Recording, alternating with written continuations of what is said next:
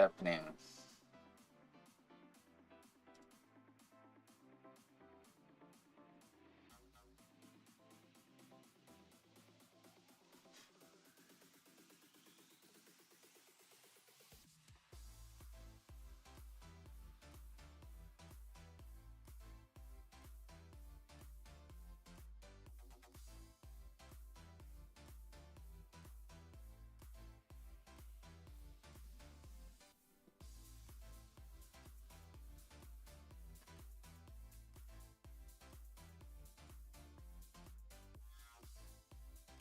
All right.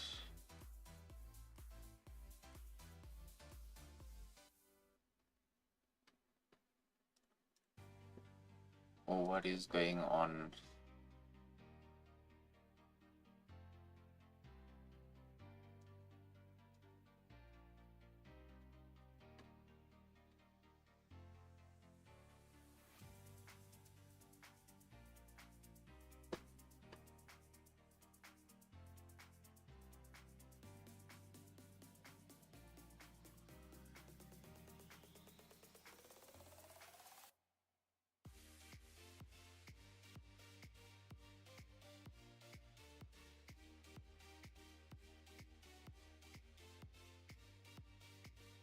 Okay. Well, a few things. Lots of stuff happening around the world right now. Lots of bad things. People attacking each other.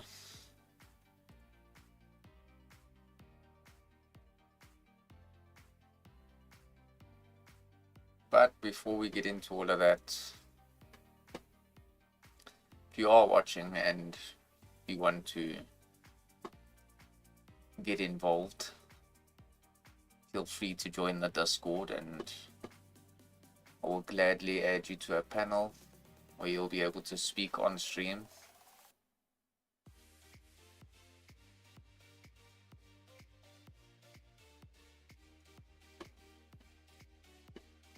Let's just have a look here.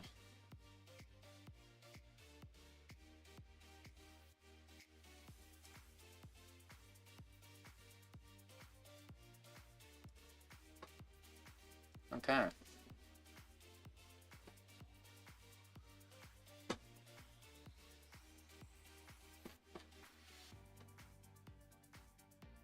So I'm just taking a look here at X, seeing what's going down.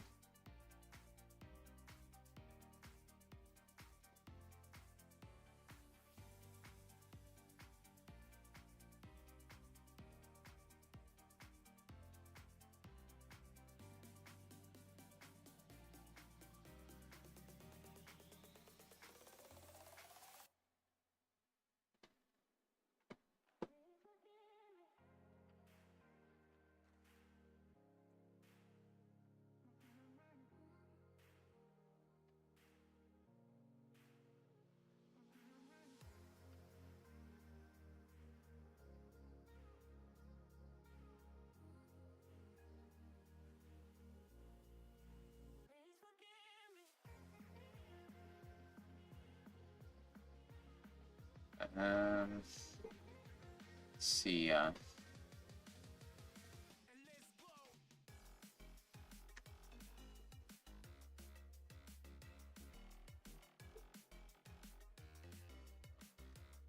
Don't know why my computer's acting a bit weird.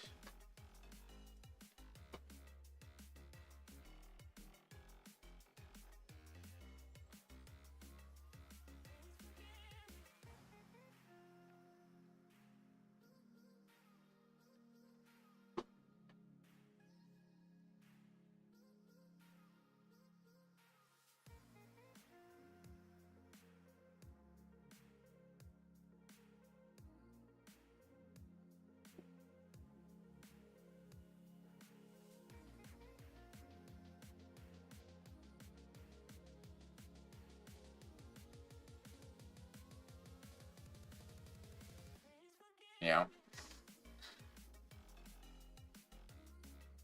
So again, I want to discuss in the stream a few things, and I'm not too overly concerned about how many current viewers I have. It's more to publish content, so that I can get the content out there, and hopefully in the future I do have people that come and join the stream and engage in a way that helps to get more people talking. And my concern specifically is that of Western civilization. So there's a lot of discussions that need to be had on things like multiculturalism, mass immigration, and the narratives that don't go challenged enough. Because essentially what's happening is we are allowing invading forces into our nations with a culture that is not compatible with ours. And this has brought a lot of violence to our nations, which we should not be accepting, we should not be welcoming. The West is not a dumping ground for the entire world.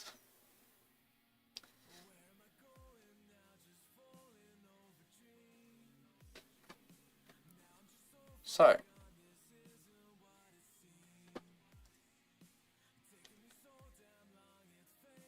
very recently we've had this guy that assaulted a Ukrainian asylum seeker, and ultimately this guy is supposed to be homeless and has some sort of mental issues.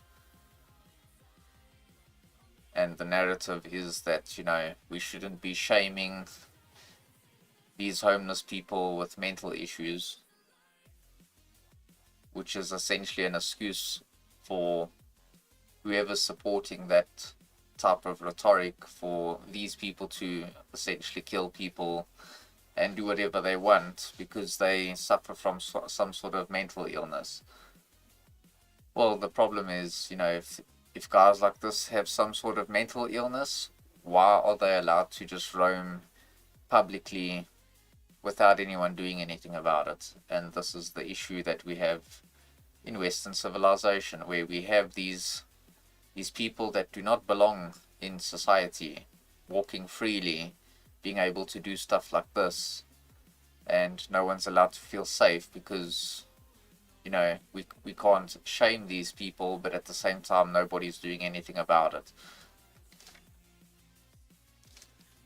We're importing cultures that ultimately are going to conflict with ours, and we are being lectured by all these people coming into our societies how we need to assimilate to them, and not the other way around. These people coming into our societies need to essentially assimilate to ours, and we don't pander to people that are coming into our countries, into our nations, telling us what we should be doing when they are the foreign racial aliens, they are the foreign cultural aliens, they are completely foreign to Western civilization. They don't belong in our societies if they cannot assimilate. And this is the law of multiculturalism. They don't belong because they are not part of the Western civilization. They have no concept of Western civilization. Therefore, they do not belong in Western civilization. It is as simple as that. Now, a lot of people might brand me as racist or xenophobic or Islamophobic, anti-Semitic, whichever the label. I do not care. At the end of the day, whoever tries to justify this is essentially being fooled into what they should believe, because they believe that, we are all just humans. And while I'm not disputing that we are in fact all humans, this doesn't equal all of us being the same. And this doesn't equal all of us living in a society where we all coexist without issue, because all of that would literally contradict all of history, and history tells another story. So I believe that, in Africa, black people can have their nations, they can do whatever they want in their nations. I'm not concerned about that. I'm not concerned what China does in theirs. I'm not concerned what India does in theirs. I'm not even concerned in. I'm not even. I'm not too bothered what the entire Middle East does in theirs. But what I do know is Western civilization, which is white nations. That is the nations that I am focused on, because this is the nations that represent who I am, where my culture comes from, and who my people are. And we are being forced to accept all these people into our nations that just cannot coexist with us. When we allow them in, they take advantage. They want to lecture us about how we're supposed to live. They want to lecture us about Western humanity. This is the hypocrisy that we have to deal with in the West. But these same people do not go to African countries. They don't go to Asian countries. They don't go to the Middle East. They don't go to anywhere else except the West and preach this type of humanity, if you want to call it that, to anybody else. We're supposed to accept all of the Middle East, all of Africa, and everyone else that wants to essentially come to our countries because they are fleeing some sort of war or poverty-struck countries. But the West cannot save the entire world. It is up to them to go back to their countries and save their own countries for their own people. Because we cannot fit the entire world into the West. And if we did, where does that leave the rest of the world? Are we going to empty out every single African country, are we going to take every Indian out of India? Are we going to take every Arab out of the Middle East and put them in the West because their nations cannot cope, their nations cannot survive? No, this is not the way. We need to make a decision here, and if these people cannot fix their countries on their own, then we have to look at alternative ways. We have to look at how we can make their nations better for them, because importing them and all their people into our nations is not the answer.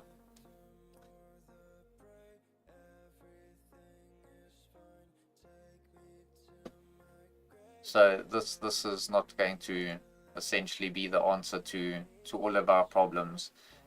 And sometimes when that narrative doesn't work, then they use a different excuse, like we need these immigrants essentially to keep our societies going, and that these people are going to fix our countries.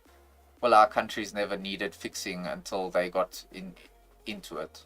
So this is another false narrative that they are pushing. The other one is that we have a declining birth rate, so in order to save our societies, we need to mass import a bunch of third worlders, to keep our societies going. But we don't need this. If we want to destroy our societies, then it is a decision that we make. But we don't need to import the rest of the world to destroy our societies for us, because Europe and all these other nations have existed for hundreds and thousands of years as well. Like Europe, for example, has been around for a very, very long time. The European people have been around for a very long time. We haven't needed to rely on any other people to survive. We've allowed other people to come into our nations because they get a better life there. But this is a privilege, not a right. If Africa's managed to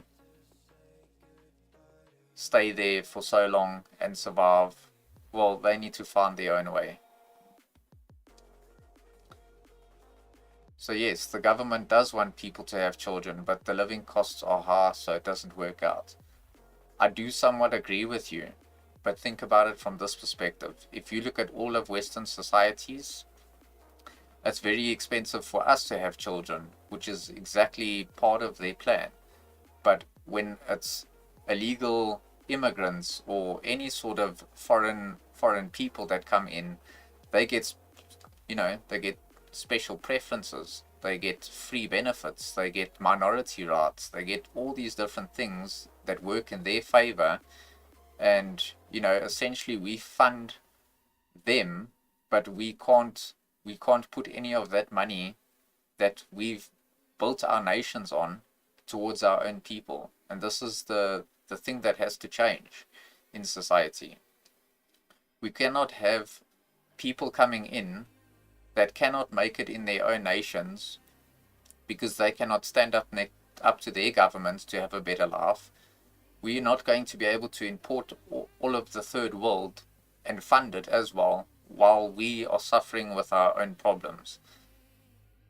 So if the West has a declining birth rate, well then instead of funding all these people to come in, giving them free benefits, giving them special preference, and putting them before our own people, well, that should send a big red flag to everyone in the West. So if we have bigger problems than the people that are coming in, then we should be focusing on our own problems, not the other way around. I don't see any Muslim country taking in Palestinians. Yet there's Belgium, UK, Sweden's got a bunch of Muslims now. There's all these European nations specifically that have decided to take in all these people. But where's the Muslim nations? And then the Muslims like to preach at us like, where's our humanity? Because the myth of Western humanity died with Gaza and all that. This is absolute nonsense. We've done everything in our power to help these people, and it's not our fault that Israel's bombing them. Yes, to some point our nations are aiding Israel, and this is a problem. But it is not our decision that we are making. This is ultimately the Zionist occupied governments that we have that are making these decisions and using our money to fund it. So this is where we have to draw a line in the sand and say, no, we don't want to have the entire world flood our nations, demographically replace our countries with foreign people in the name of saving everyone else in the world while we are at a decline. We should be putting ourselves first, because we cannot save the entire world until we've helped ourselves first. This is the way that the standard should be set, and we should be removing these globalists and corrupt governments out of power completely. And if voting doesn't work, then unfortunately the drastic measure has to be taken. This cannot be set any other way, because when tyranny becomes a normal thing, then they expect people to essentially just bow to this and conform to the tyrannical governments and do as they say. But these people are never the ones to suffer. These people are earning huge salaries where they live in gated communities where they don't have to suffer the same way the average citizen has to. And this is a problem. Because these people are not the ones suffering. It's the average person in our nations that have to suffer. While we can't afford to have children and all that, these people are earning millions. They're getting paid by, the NGOs, the globalist people that are essentially doing this to our nations. The World Economic Forum has said this multiple times. I mean, they actively promote something called replacement migration, on the UN website. I mean, this is a 177-page document that they boast about. And this is not a conspiracy theory. This is something that you can actually Google and find. We need to focus on the 1% of wealth people and the government who lets them in, because if we just focus on the immigrants, nothing would happen. But the 1% and the government, which are the reason for these high immigration in the end, they profit a lot. I do agree, but it's not a, this or, it's not choosing one side or the other. You can be against illegal immigration and essentially stop the immigrants from coming in, but you can also do that by, like challenging your government. But my problem is that some people still believe that, going out and having your protests and doing all of this is going to achieve something, when we've seen all across the West where people have protested against mass immigration and absolutely nothing has changed. If anything, it's got worse. It's got worse for, not for the immigrants, it's got worse for the native people of their countries.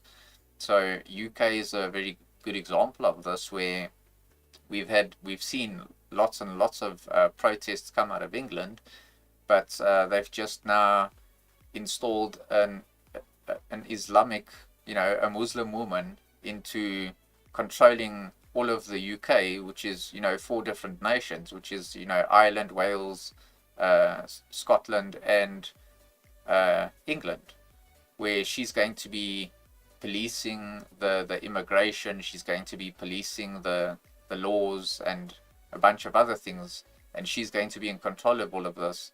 And she's also openly admitted that, she's all about open borders, and she puts Islam first. She doesn't put the interests of the nation first. So while I do agree that, going after the random foreign person, the random illegal immigrant, or, I don't believe that most of these people are asylum seekers, because Pakistan, for example, is not fleeing any persecution, or they're not in any type of war or anything, yet Pakistanis are claiming asylum. A lot of these people come from, like, a lot of the African people, they're coming from, French soil. So French is not their country, but they are coming from France to the UK. What are they fleeing? They're not fleeing any persecution or anything like that. In fact, these people that are coming from France to the UK are the same people that are causing problems in France. I get your point, but these high officials are the reason for the immigrants and profit billions because of it, and making us less focused on them profiting. Yes, that is right. That is true. But what would you suggest the solution is? Because protesting is not going to help. Voting is not an immediate type of solution, because essentially you would have to, get your country to declare an election, unless you wait until the next election that you have upcoming. So if voting is not going to sort it out, and voting is the reason that we got into the situation in the first place, and protesting is not going to achieve anything, because they essentially don't care about your voice and what you have to say, then what would your solution be to all of this? Because in my personal opinion, I think what people have to do, specifically in the West, is they have to not take no for an answer. They have to do it by force. And now we can stand on business in such a way where, we can make them bend the knee towards what the overall population is saying, and saying no to this mass immigration. And, things have to change a different way. But for me personally, I don't see that there's going to be some sort of a peaceful resolution or a peaceful solution to any of this. I think this is ultimately going to end up in some sort of conflict, and I don't know if there is any other way, even if I wanted it to be. Now, I don't want people to get violent. I don't want there to be like a civil war or anything like that. But what choice is the government's leaving the people? Because if they're not going to listen or do anything any other way, and they're actively going to work against the people of those nations, what position does that put those people in, other than reacting with that they're going to rebel against the whole government, which is effectively going to cause a civil war. It's going to cause a lot of unrest. It's going to cause a lot of violence. I'm not saying illegal immigration is good, just these high officials are the main reason. No, I definitely agree with you. So I agree that the high officials, the politicians, are the ones that are ushering these people in. I'm not disputing that. It's 100% them.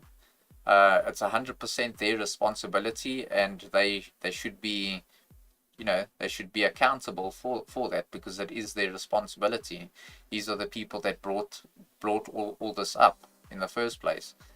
But it doesn't mean that you should not have a problem with the illegal immigrants that are coming in, because these people are also doing a lot of things on their own accord. So a lot of these people are also committing crimes. They're essentially sexually assaulting women. They're breaking into places. They're doing all these different other things. So it's still okay to be angry at these people as well because of what they're doing. Now, I'm not saying that anybody has to go around lynching random foreign people, because you don't want to just stereotype literally everyone. But at the same time, if the government's not going to take any action, if they're going to keep protecting these types of people, it's going to lead to a lot of frustration with people, and then you're going to have that whole thing where people are going to start turning on the immigrants as well. Because essentially the message that they're going to try and send is, well, you know what, if the government's not going to do anything, then we're going to go after the people that are causing all these issues, committing all these crimes, and that's essentially going to start making all these illegal immigrants afraid. And again, it's going to cause a lot of unrest, and eventually it's going to lead to some sort of a conflict. So this is why I say, if you can't protest and have your voice be heard, where a government's going to actually listen to you and make changes for the better, if they're not going to do that, and they're in fact going to cover it up, the logical thing that people are going to do is go after all the illegal immigrants. Even though I still fully agree that they should go after the politicians, because it's the politicians who are responsible. But unfortunately, that is not how people are going to see it. They're going to go after the people that are also committing the crimes. So, it's one thing for people to go and storm a Congress or whatever and make their demands, but these people are just average citizens, where they don't hold any political power. They don't hold any power in Congress to change policy or anything like that. So they're going to lash out, and they're going to go after everyone. So I've seen multiple times where they call out all the politicians. I mean, I can just search Keir Starmer on X, and you'll see everyone that calls out these people. They do it in protests. They do it everywhere. But that doesn't get anywhere. That only goes so far. And, Keir Starmer, for example, he'll still sit there and keep telling himself that he's fighting all of this. He's trying to get rid of the hotels. He's trying to stop the boats. He's trying to do all this.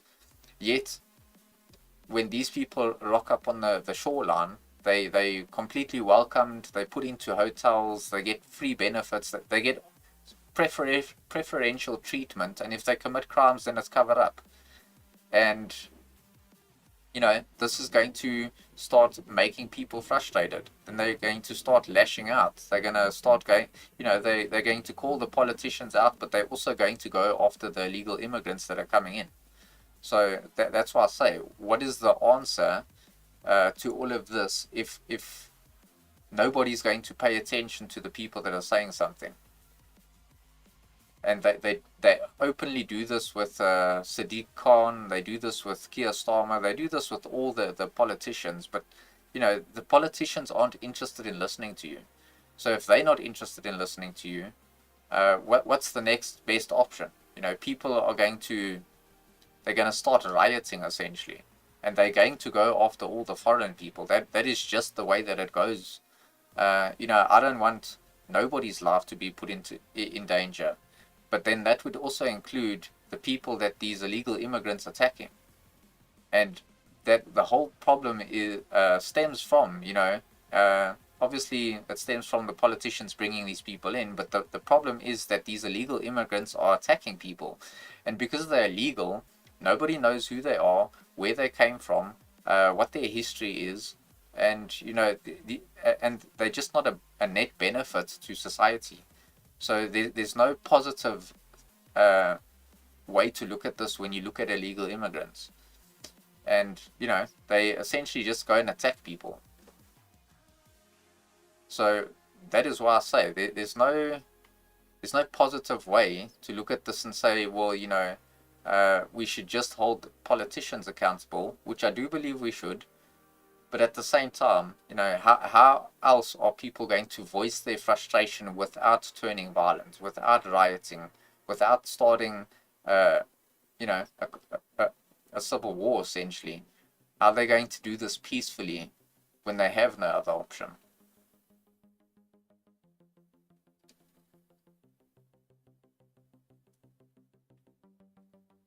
Again, it's like this video.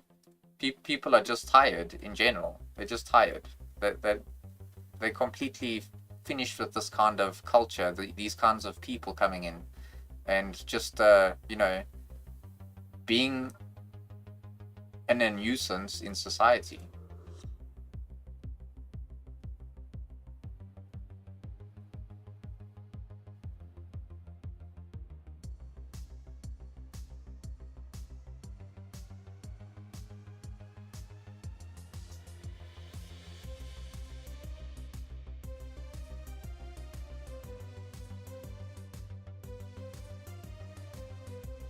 I even saw a video of a woman in France that essentially she was being told by an African that because he made advances on her and she rejected him, he essentially said, oh well, I could just kill you. Like this is the type of people that we are allowing into Western civilization. And this is ultimately, it's suicidal empathy, and that's the downfall. Diversity was never our strength. And when I say our, I mean I'm a white guy, so when I say diversity is not my strength, I mean that it's got nothing to do with me, doesn't benefit me at all. But diversity is their strength, because they are uniting as the non-white people against, the so-called white supremacists in society, and they want to take that from you. Sadly, voting really doesn't matter, because if you look at Italy, which has a prime minister which is anti-immigrant but recently let in 500k work visas, yeah, well, this is what I'm trying to say. So, I wouldn't be completely against immigration, but that immigration has to be very closely monitored. And if these people cannot be vetted for, where they are not a benefit to society in any form or way, then they should be denied completely. Because right now that is not the way that it's going.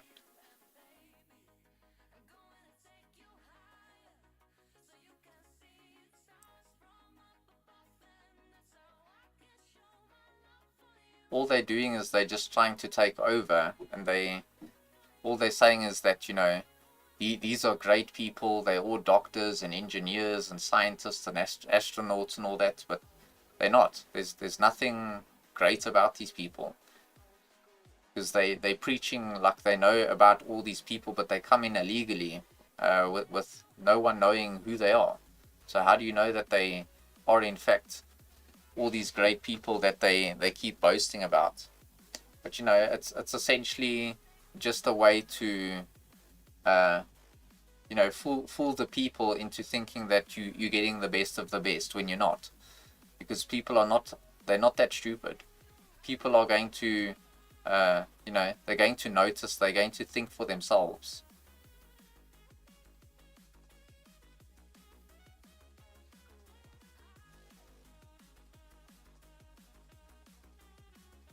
And it's this, like this is just a meme, but I mean it's pretty much on point.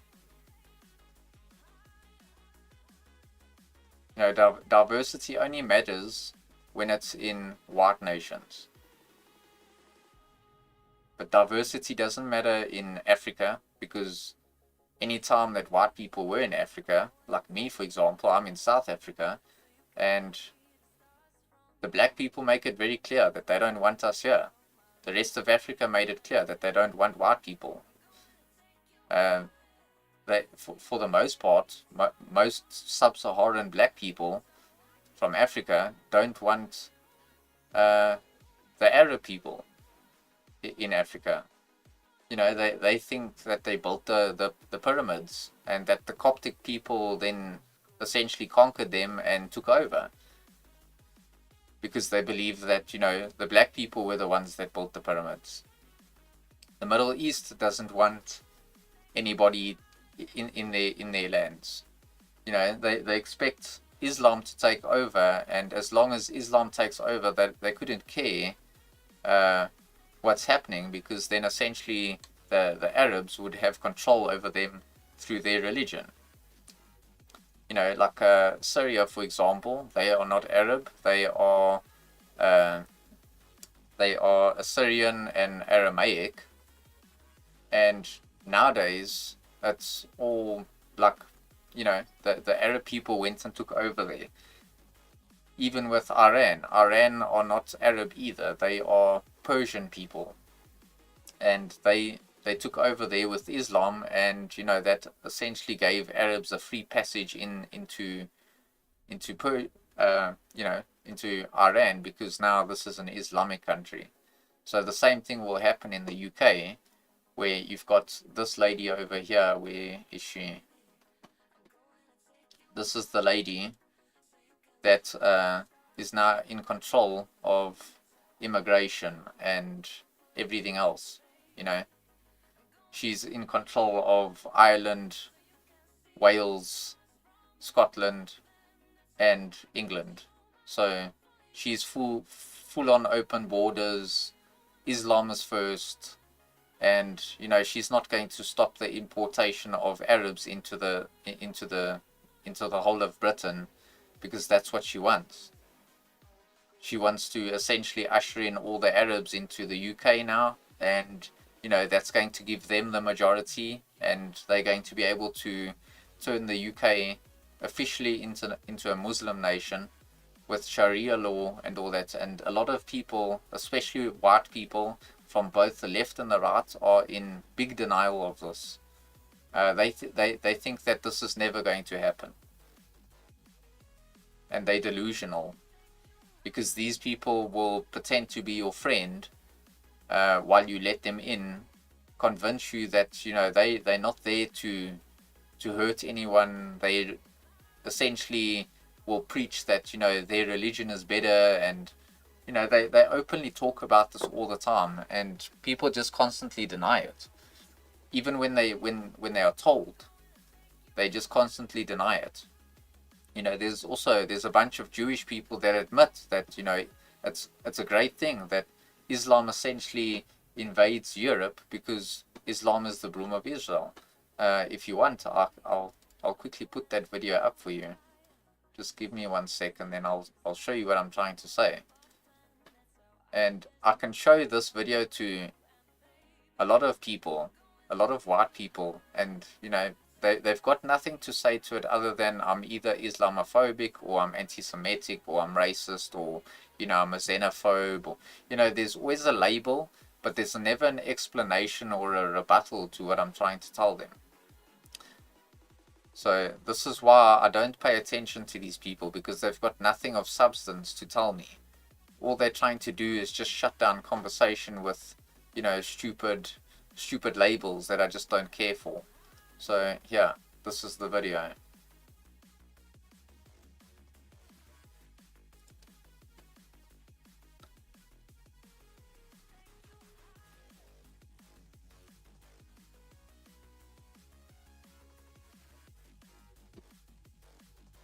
Maybe I can try and make it a bit bigger. I'd have to play it through a player maybe.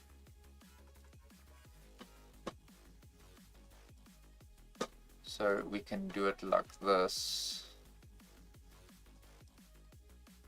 Let me just add a source here quickly. Go window capture. We will add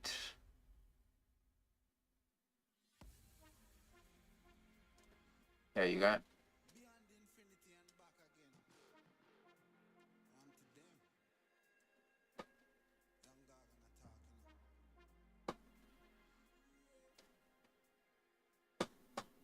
So what I can do is just pause that quickly. I'll rewind this.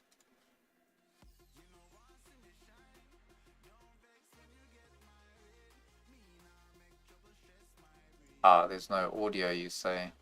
Hold on. We will definitely have audio now.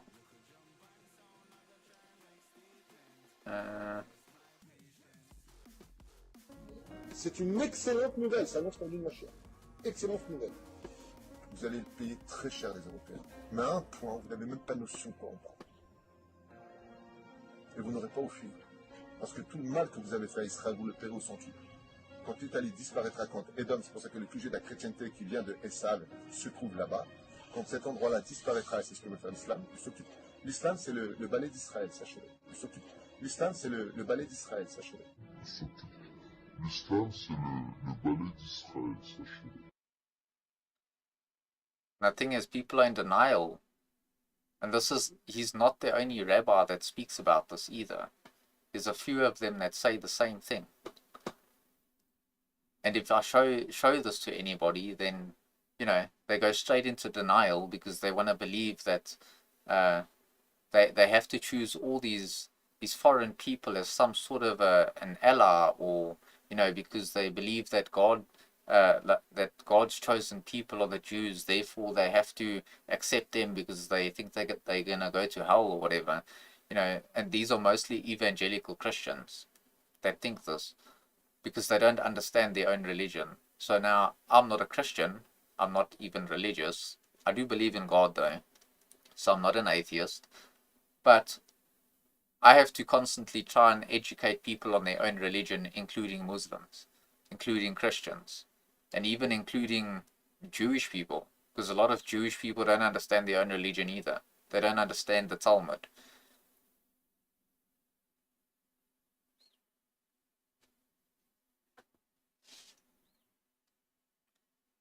So I believe that we will win in the end, but, we're never going to win in the end for as long as people are being docile and ignorant and, trying to constantly figure out which side that they have to support.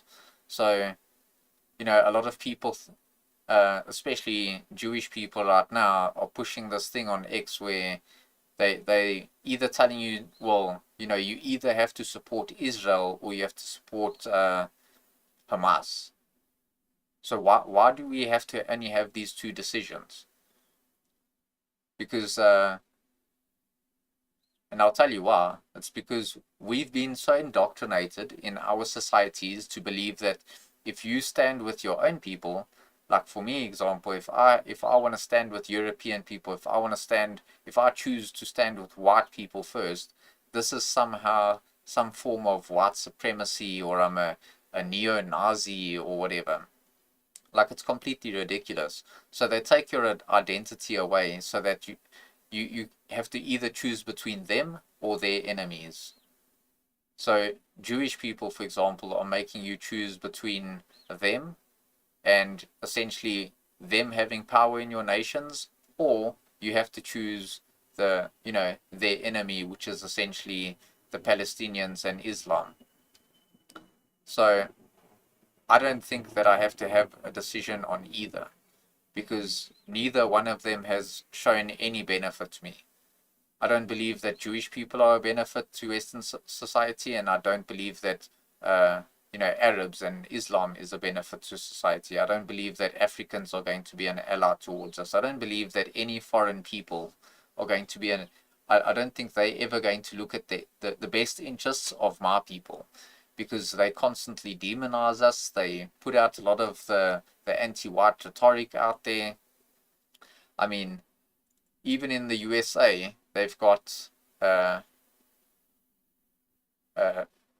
it's essentially part of the critical race theory that they are taught, that we should abolish white people.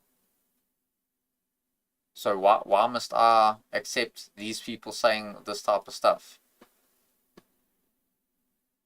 This is what they publish in Harvard, and this is done by it's published by a Jew.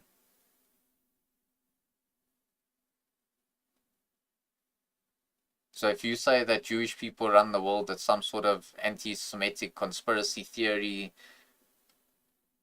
but it's really not, because it's not Muslims that opened the floodgates and let all the foreign people in our nations, because they don't have power there. While they are causing problems in our societies, they're not the people that put them there. A lot of our governments are run by Jews, and if they aren't Jews, they're generally Zionist type of people. So I'm not just putting the blame squarely on Jews. While they are a major influence in it, it's the Zionist people that essentially want to usher in all these people. It's the globalists, like World Economic Forum, even the UN is part of this. I mean, yeah, I'll give you an example. Replacement migration. Oops.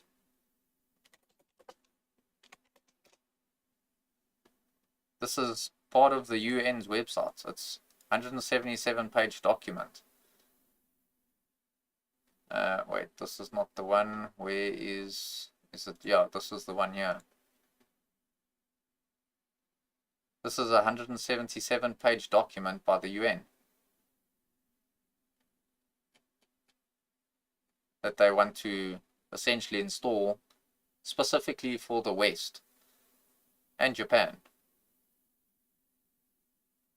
And then they've got something else. They've got international migration. So this is another one that they've got.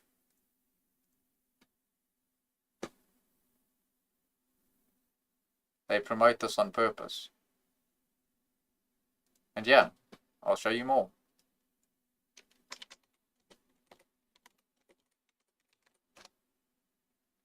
Oops.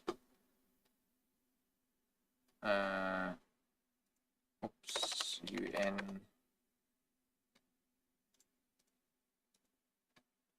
Another thing that they do is they promote multiculturalism in our societies, so that we can be accepting of these people when they come in. So if you think that you're not being, you're not being essentially programmed to allow this to happen, people don't understand this. They don't understand why they're doing this. They will tell you that we are all the same, that we are all just human. And yes, we are just all humans. But the problem is that in all of history, even though we are all human, it doesn't necessarily mean that we're all going to coexist in the same spaces together.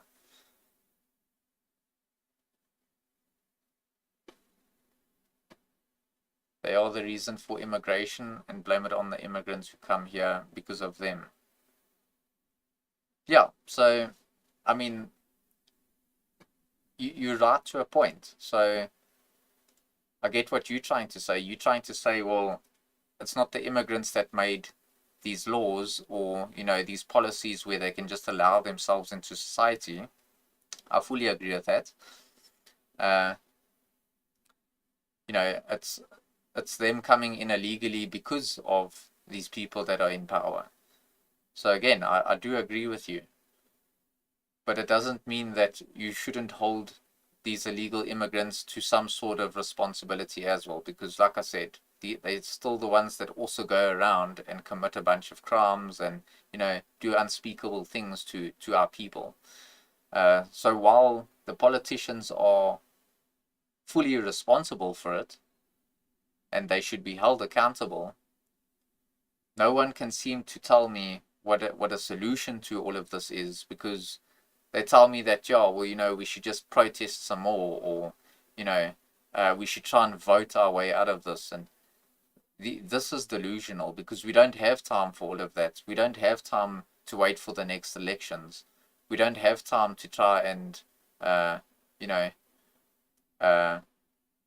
essentially try and form new policies while the wrong people are in power, because they're not just going to give up and say, okay, well, you know what, you wanna go the other way, so we'll just let you do what you want. No, they're going to fight you every step of the way to make sure that you don't succeed. And then the thing is, their voter base is going to do the exact same thing. They're going to actively work against you to make sure that you don't achieve what you're trying to do, because they are also against you. So it's not just the politicians, it's also the people that vote for them. So while you can hold politicians responsible for the policy that they've made, you have to equally hold the people that vote for them, who put them in those positions of power to do this.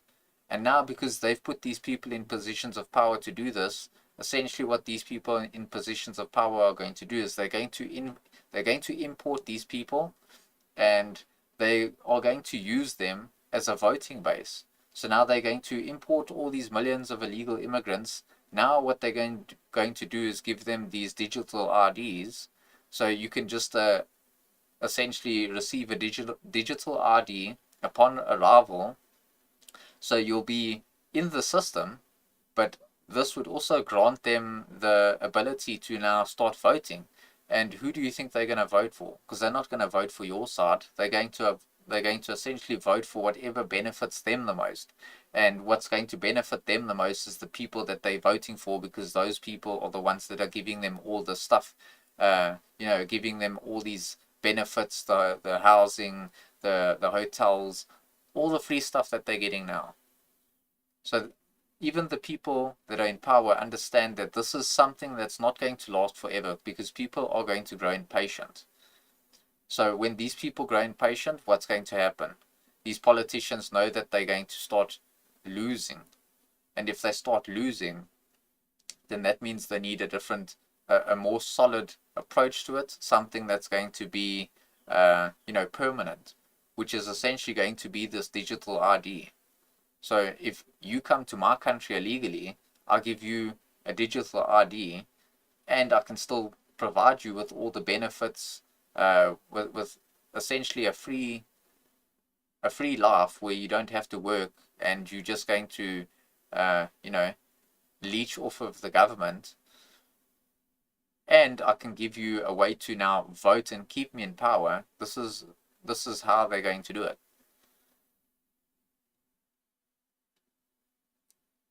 Legal immigrants aren't good, but the reason they exist is because of them making the population focus on the immigrants rather than the main problem of them coming. Yeah, 100%. But it's like I said, you can't just look at the politicians, because the politicians didn't put themselves there. You've also got to look at the voting base that put them there. And these are often all the liberal people that are speaking about, you know, asylum seekers and refugees and all that are welcome there. You know, they're not protesting against the illegal immigrants. They're all for it, because they think that, you know, essentially access to all of Western nations is now a human right. But if you had told them, well, you know, go to Africa, go to China, go to the Middle East, go to any other place, then it's suddenly, that's immoral now. Now, why is that immoral? Why is the Western civilization, why is it only Western civilization that has become a dumping ground for the entire world? It's not because these people care about them. It's essentially they just want to destroy the Western world. So anywhere where there's a white nation, that is what they want to destroy. That is why they go to places like Canada, Australia, the USA, all of Europe. You don't see this happening in Africa. You don't see this happening in the Middle East. You don't see this happening in China. You don't see this happening in India. You don't see this happening anywhere else except where they know that they can take advantage. And they take advantage. Why? Because the people that essentially allow this to happen, and it's not just politicians. You must remember, politicians get there through democracy, and democracy gets there through voting. It's the people that vote these people into power. And you can go and look. Communism is all over the place as well. That this is what it is.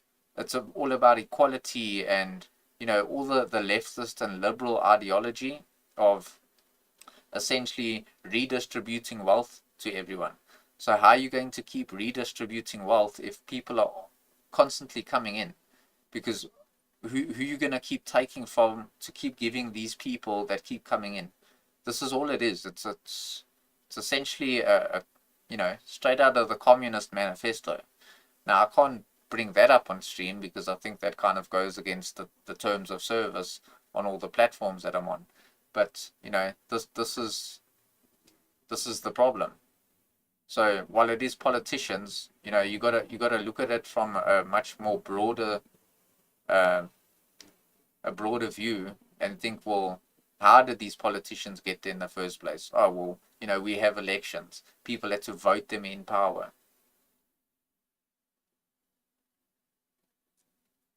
And like this lady, for example, who voted this woman in? She wasn't voted in. She was installed by Keir Starmer himself. She was not voted for in any aspect at all.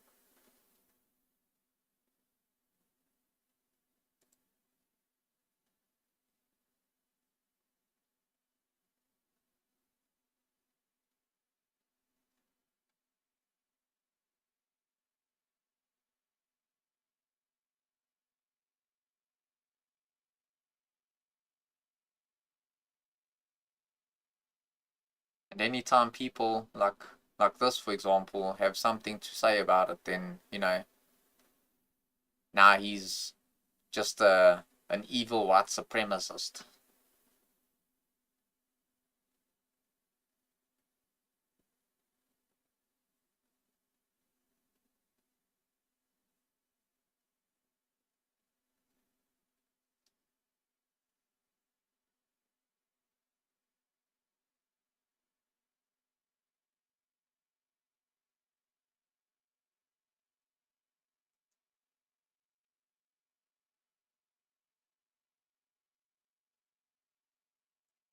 See, people will make posts like this, and then in the same sentence, they'll tell you that multiculturalism and diversity is their strength. But we know this is not true because people are not the same.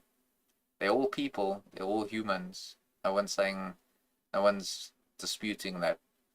But this thing of, accepting a multicultural society does not work. You can ask me. I come from South Africa. We've been dealing with this for 373 years, and it still hasn't worked. So anybody that wants to tell me, trust me, we know very well there's a reason why our history in South Africa is the way that it is. It's why we had apartheid. It's because apartheid wasn't about the oppression of anyone. It was literally about separate development. That's what the word means in Afrikaans. It just means separate development. Means that we're going to have in-group preference to our own people. Everyone can do their own thing, but a level of separation must be maintained. And people want to condemn apartheid, but even in South Africa, 31 years into a so-called rainbow nation is what they call it, communities are pretty much still segregated. Now you have freedom of movement, and you can pretty much live wherever you want. But most of the communities here are still divided up by their groups. So the Indian people have their Indian communities, the colored people have their colored communities, black people live in their black communities, white people live in their white communities, and so on and so on. It's like this with other Asians as well. That is just the way it is. It's natural law. Natural law says that, you're going to have in-group preference to your own. So you don't see a lion trying to coexist with a hyena or trying to coexist with a zebra because, nature has to be there for everyone. No, this is just the way that it is. And while those are different species of animals, you could apply the same thing to birds. Pigeons are going to be with pigeons. Eagles are going to be with eagles. Hummingbirds are going to be with hummingbirds. So on and so on. And those are all birds. But they all stay separately. They all live separately. Why? Because, they're all different, even though they're birds. This is just natural. So I believe in something called natural law, which I've just explained, because integration was forced on people. It was forced on us here in South Africa. It was forced in the USA. It's being forced in Europe right now. And this is often where problems come from, because when you force people to essentially get into each other's faces, where you are forced to accept other people around you that are different to you, this is often where problems come in, because not all cultures are the same. And when you're going to try and impose someone else's culture on a group of people, this is always going to cause issues. Black people don't want white culture, white people don't want black culture, and it can be said about any other way regarding anybody. So forced integration is always going to cause some level of issues. And, while you might have a black friend or a Muslim friend or whatever friend that you have, that's fine, that's great for you. But that's on an individual level. We're not talking on an individual level, we're talking on a level of society as a whole, where cultures are going to be imposed on each other, because we're supposed to have this forced integration where people are going to they're going to have problems. So if you wanted to have integration, it should be done by consent. So if I live in an all-white community and I'm around my people, and I choose to mix with another racial group, like a black person or whatever, that is purely my choice. I shouldn't have to be forced to mix with another racial group if I don't want to. I shouldn't have to be forced to be around another racial group if I don't want to. If I choose to go to Japan and experience the Japanese people, their culture and everything about them, that is my choice. If I choose to go to the Middle East to experience Arabs and their culture and their religion and everything else, that is my choice.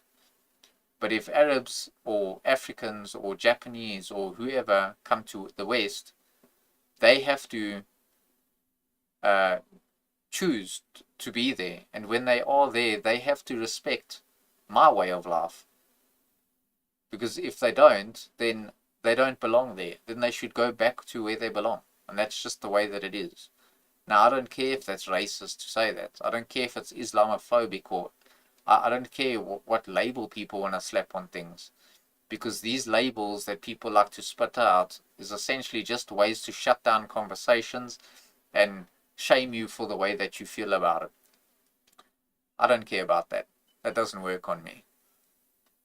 I'd rather you call me racist and still have a peaceful life living among my own people than have to be considered accepting and tolerant while we have our societies in the current state that they're in, because it's clearly not working. despite how much people want to try and force it.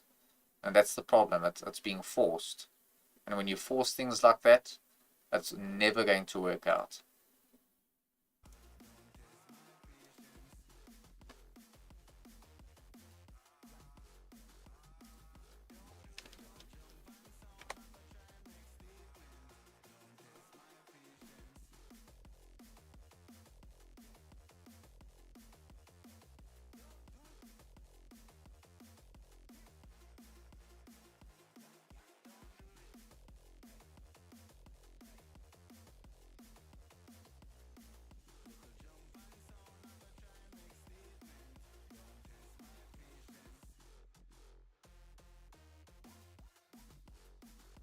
See, and this is why I'm saying people are starting to wake up and understand what I'm trying to explain now. We can admit racial integration. Can we admit that racial integration has failed? This was the US being forced to accept integration by bayonet and by rifle, in some cases even by tanks being pointed at them. And this is the so-called multicultural society that everyone's trying to fight for. This is the tolerant society of multiculturalism. And this woman here was an asylum seeker from Ukraine, where this guy just blatantly stabbed her for no apparent reason, had no interaction, didn't say anything. She sat down, he whipped out his knife, and within 1 or 2 seconds later got up and, murdered her. That's the so-called tolerant multicultural society that we're supposed to be forced to live in. Which is not a society that I want to be a part of.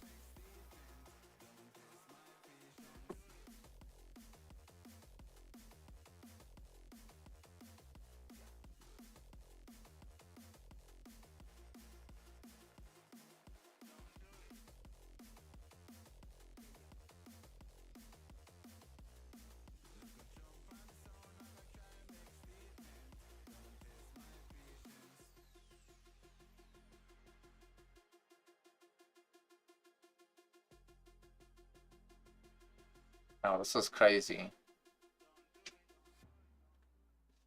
And this is the result of mass immigration, is that it allows these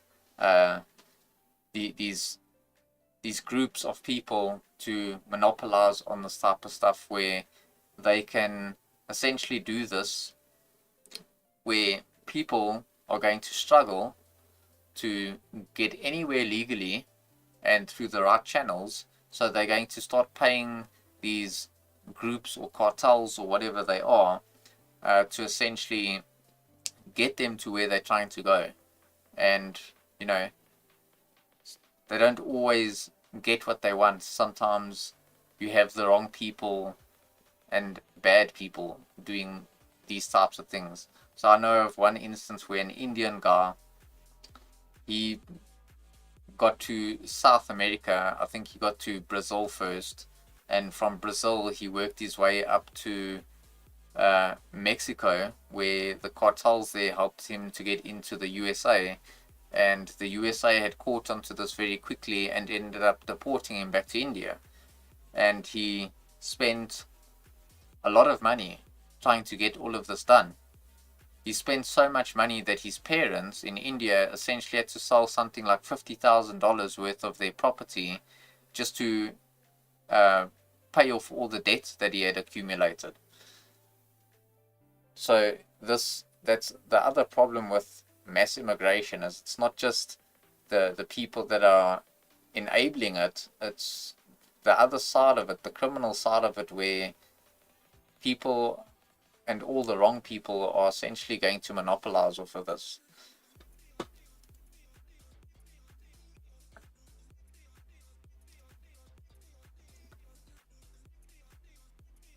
Give me a minute or so and I'll be back now.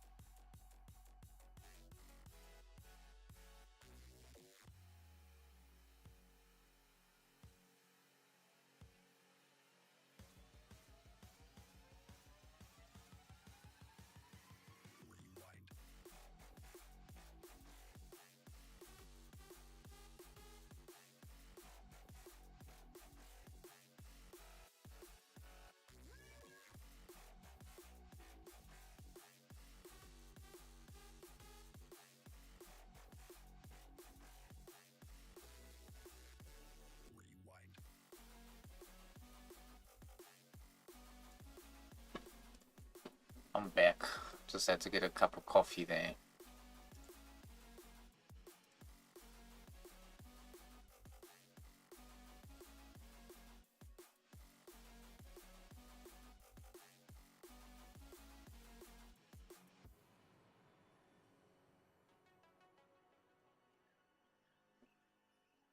Crazy.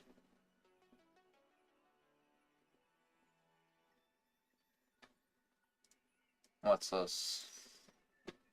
Where is the condemnation of Egypt? To open the border and allow the passage of civilians fleeing civil disorder in Gaza. Sorry, they're fleeing from what now? From who? They're fleeing from civil disorder, also known as civil disturbance or civil unrest. Well, they are probably disturbed and not very well rested, considering there's a genocide going on. See, the problem with people who keep trying to bring up Egypt and the border to Gaza is there's a little bit of truth to it. It is somewhat worthy of criticism how the Egyptian border to Rafah is being administrated. Like this guy, Ibrahim Al-Organi, which I probably am mispronouncing. He's a local influential figure, business magnate, private militia owner who's also nicknamed King of the Crossing being the one between Egypt and Gaza. Now, he gained some attention back in 2024 for allegedly using his connections within the Egyptian government and his power and influence over the border crossing to personally profit over $88 million over a very short span of time. Yeah, you remember when everybody on TikTok was sharing GoFundMe links to raise money to help families cross out of Gaza? That's where a lot of that money was going, which was facilitated and tolerated by the Egyptian authorities, right?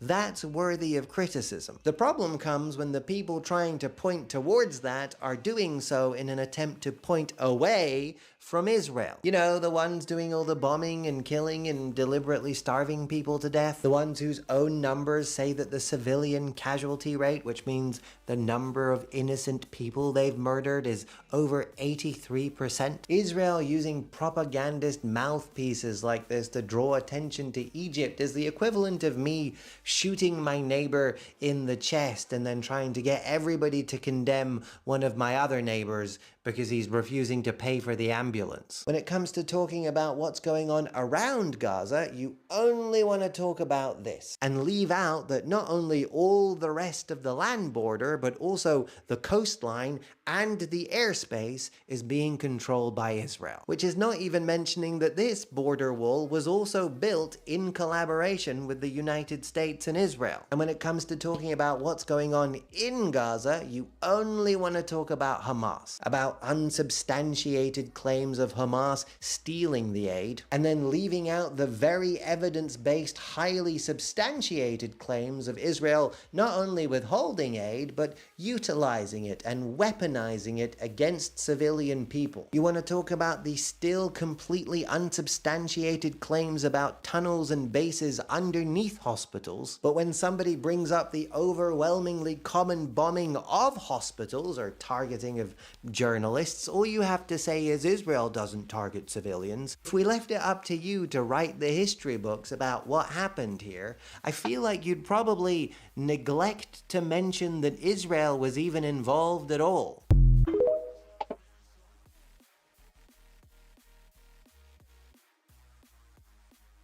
Interesting.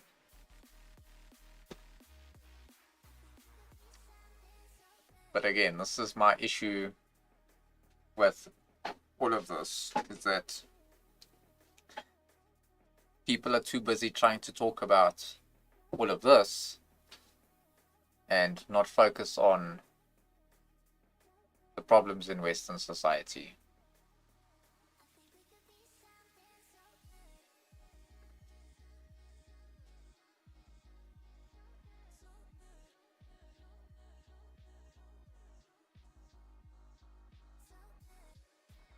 The West is expected to save the entire world, but we're not allowed to. We're not allowed to save ourselves. We're not allowed to talk about the destruction of our own societies, because then you're just a racist bigot.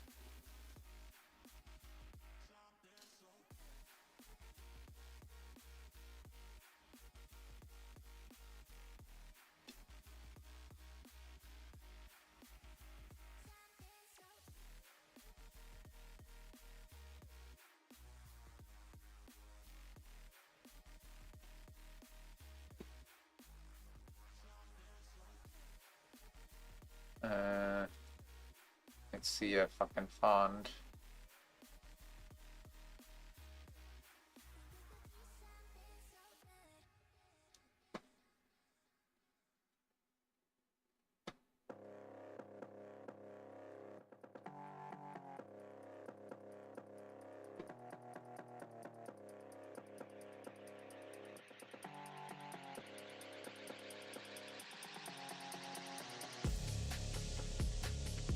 You're more than welcome to, if you like, you don't have to, but there is a Discord that you can join, and what you can do is you can join a panel with me, and you'd be able to speak to me through essentially a Discord voice call.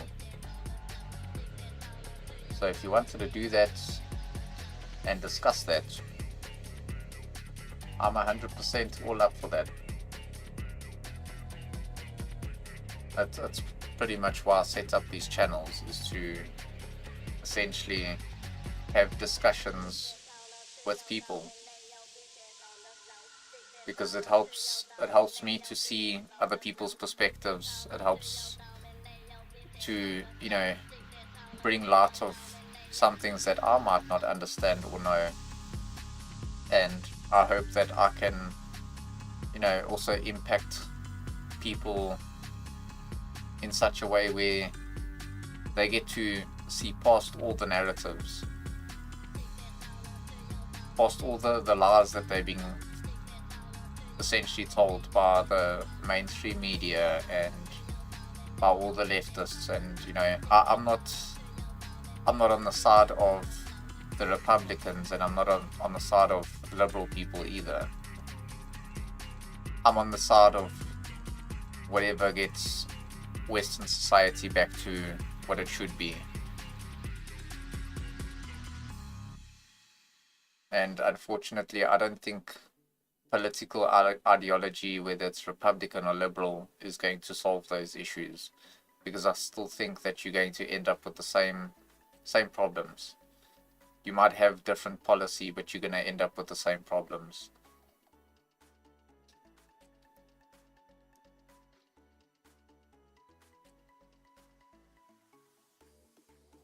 So I don't want to say I take sides with any of these groups, because I think both sides have their flaws and both sides have their problems, and I think both sides need to be criticized equally.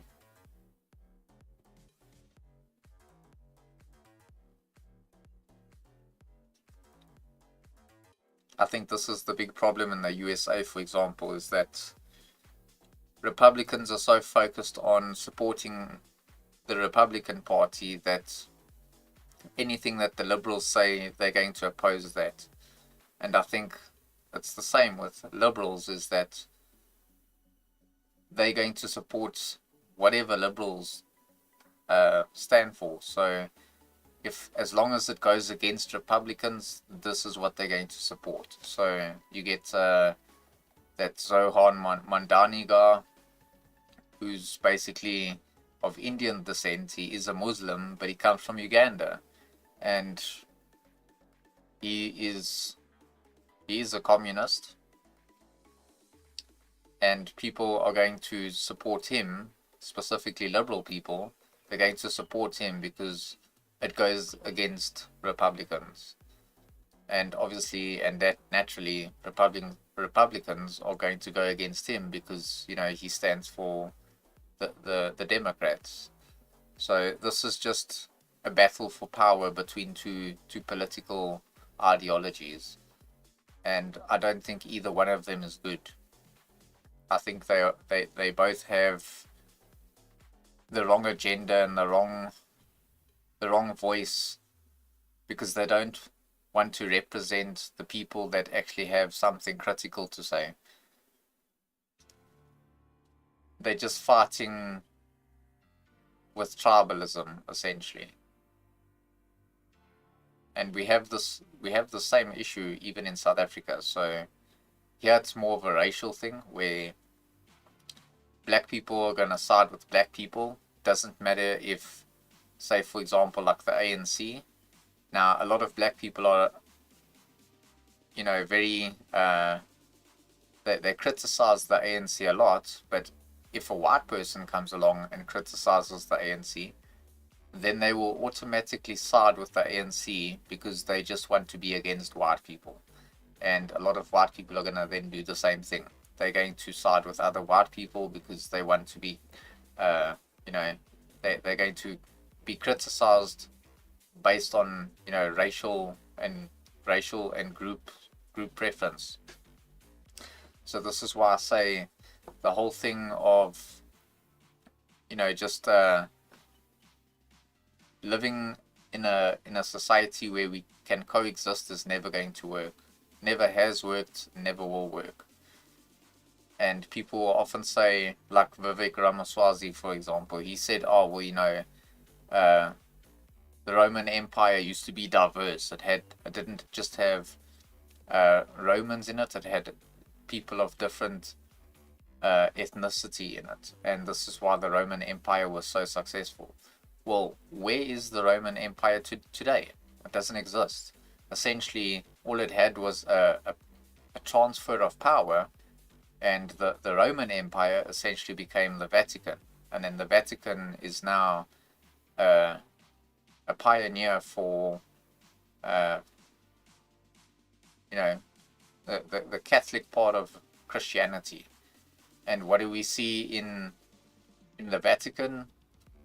Is we see a lot of the wrong ideology that is not representative of Christianity itself, where you now have to accept immigrants because this is what they preach in the Bible, that if you're a Christian, then there's no such thing as different racial groups, everyone's just the same, and you should always welcome your neighbors, and so on and so on.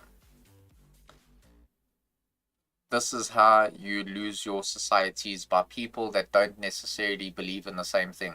So they might embrace it because it benefits them, but it won't benefit the people that are welcoming them in. And like I said, it's going to sound very racist or whatever when I say stuff like this, but that to me is not an argument. To call something racist is not an argument to anything. It's just essentially a way to shut down the conversation and, try and shame me in some sort of way for my beliefs in this. So I don't care about that, like I've stated a few times already.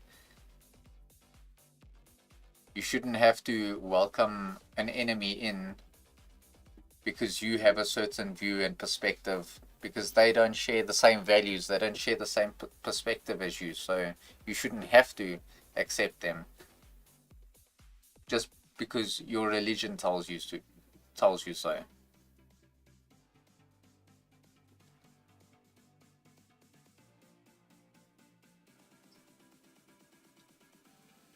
See what this has to say.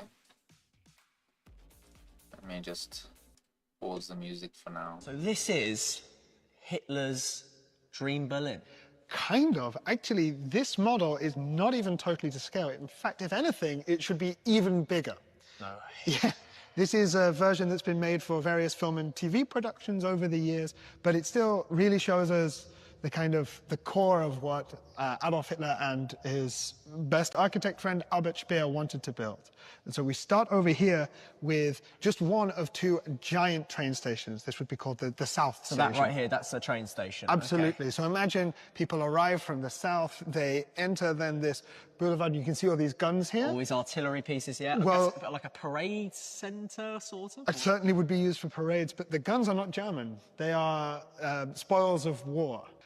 Hitler's Brandenburg Gate, if you will, and what can I say? Nothing can be big enough. The biggest is obviously the best, and therefore we need a triumphal arch that's 4 times the size of the Arc de Triomphe, and so big that the Arc de Triomphe can fit just beneath the arch there. And that is insane.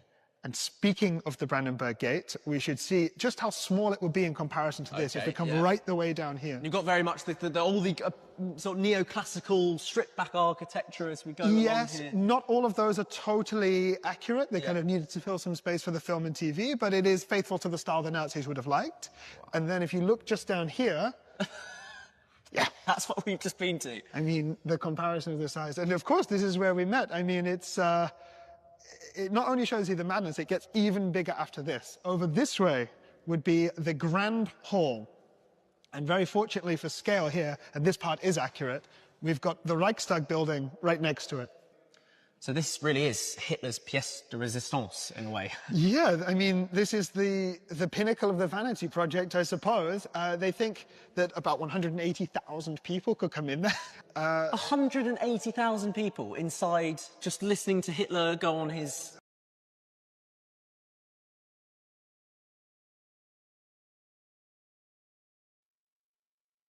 Yeah, I could go down a whole loophole of that, but I don't know how well that's gonna go for my channel.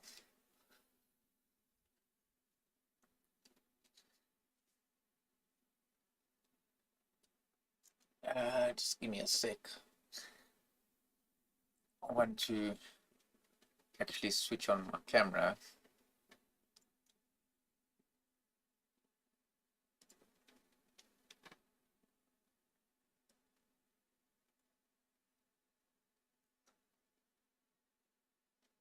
My curtains aren't doing me a justice though.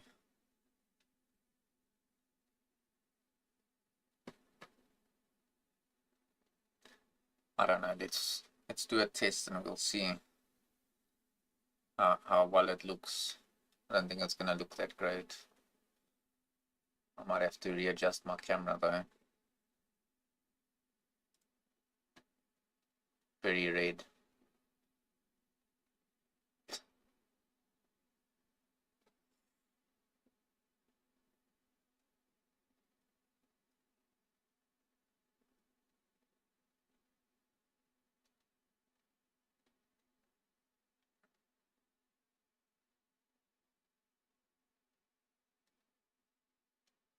I don't know, maybe we just leave the camera off for now.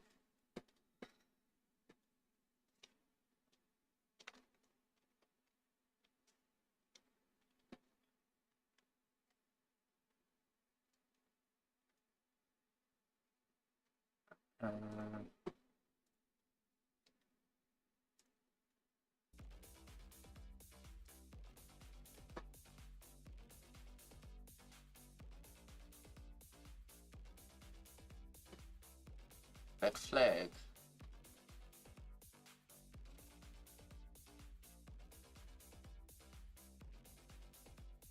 That looks like my flag.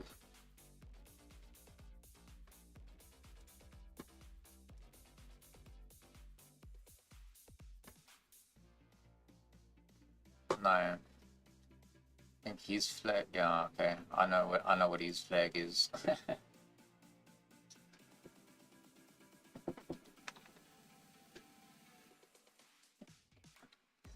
My flag represents Lower Saxony, Germany, which is lower.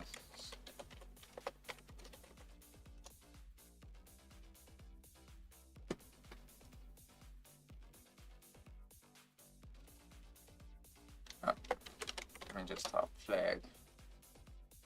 Oh, that's my flag.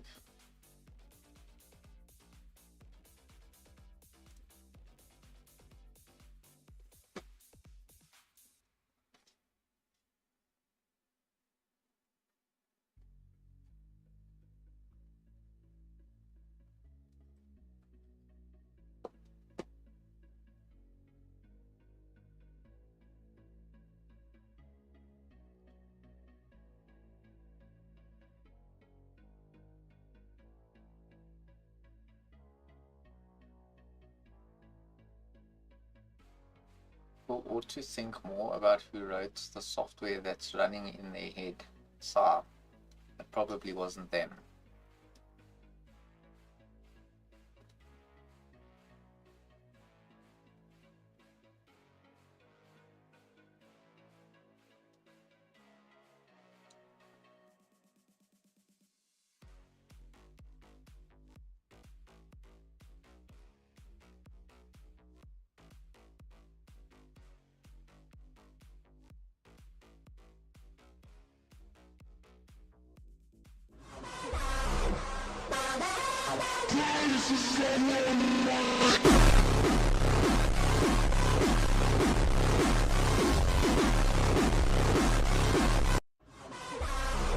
Okay.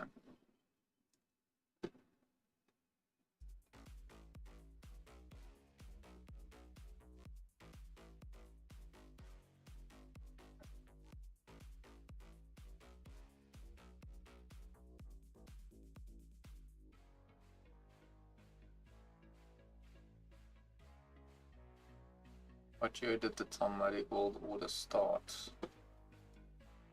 I think it was like 8, no.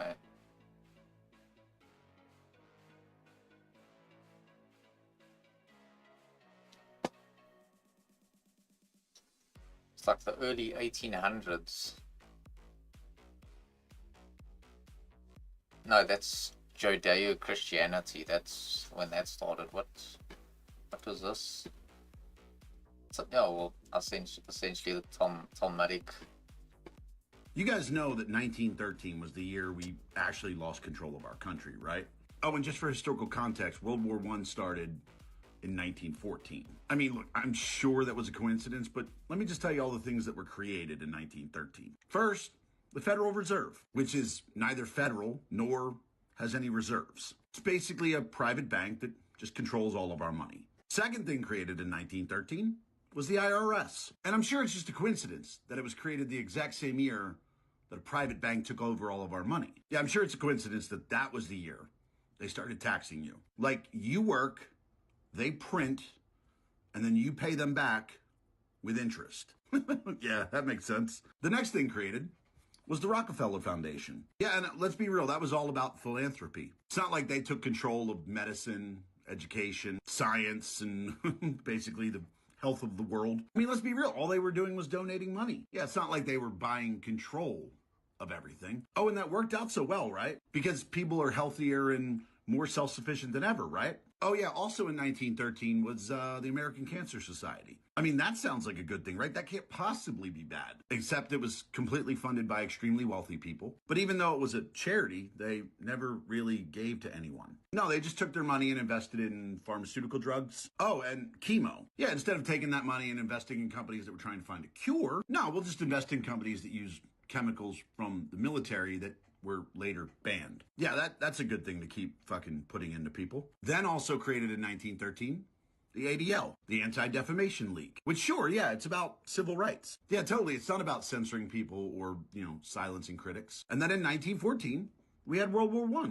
And that became the first war ever that private industry profited from war. The private industry that's owned by the same families that created the Fed, the IRS, the Rockefeller Foundation, the American Cancer Society, the ADL. Again, just a coincidence. Oh, I'd also like to point out that a year prior to 1913, 1912, yeah, that was when the Titanic sank. And it's funny how 3 of the wealthiest individuals on that ship were the loudest voices opposed to central banking. Oh, and there's also the little tidbit that JP Morgan was supposed to be on that boat, but he canceled at the last second. But yeah, that's conspiracy. That's tinfoil hat talk. So what's happened since 1913? Well, the dollar has lost 99% of its value. Our debt has just become like a number that we ignore. Middle class getting fucked daily. War is now an industry instead of a conflict. Oh yeah, and your money isn't real anymore. Like, it's just not real. It's not backed by anything. It's just numbers on a paper that private bank prints. So guys, look, if you're worried about America being conquered or, a rebellion or it being taken over, I just want you to recognize that you're more than 100 years too late. That shit already happened in 1913. Yep. All currency now is called fiat currency. So if you don't have it backed by a resource, essentially there's one group of people that can control that through the World Bank, which will loan you money and charge you interest on that. It's pretty much why Saddam Hussein, Gaddafi, Hitler, even JFK were taken out, just because they spoke against it. Well, JFK spoke against it, but the other 3 essentially tried to get rid of the Reserve Bank, which is the World Bank. And yeah, they got eliminated for it. I mean, Gaddafi wanted to have his own bank where he could lend money to people with no interest. Hitler did the same thing. Saddam Hussein was trying to do the same thing. And JFK spoke against the World Bank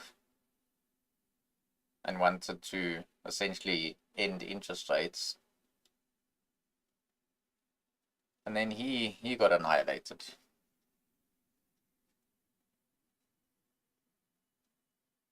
So sick of these people.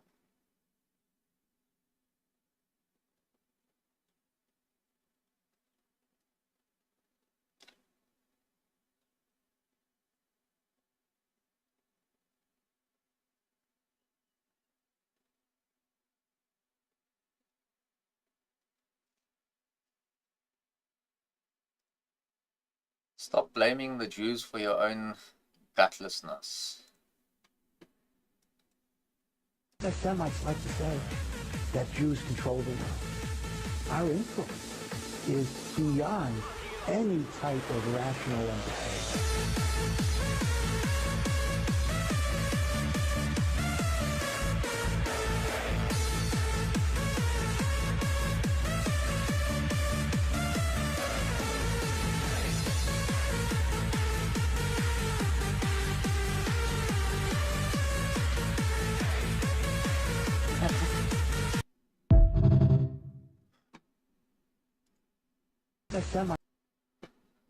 That's funny, it actually reminds me of this video. Not quite as funny as that one, but maybe you shouldn't tell anybody that I said this, but you know all those tropes about Jews controlling the world, or at least wanting to control the world? They're actually true. Our goal as Jewish people for the last 3,300 years, since the revelation at Sinai, has been to control the world. The Jews will control the world, whether the Goyim likes it or they hate it. That's a fact. It's written in a book that the Goyim admit that it's the book of God. So there's no argument here. In Isaiah chapter 63, the day of the great and terrible day of the Lord, it says that the Lord will come out from a place called Edom and he will crush Edom. Now, I'm just a broadcaster here, okay? In Jewish understanding, Edom is really talking about the Christianity. Asking what's going to be with the Goyim when Mashiach comes. Will they be destroyed and annihilated? Someone asked, who cares? Okay. As a nation, they'll cease to exist, even as individuals. Every individual, no survivors. Not only as a nation they'll cease to exist, even as individuals. As Goyim, they're gone. Their personality, as they exist b'fnei atzmam, as they would exist independently of Klal Yisrael, they don't exist. They're done. In modern terminology,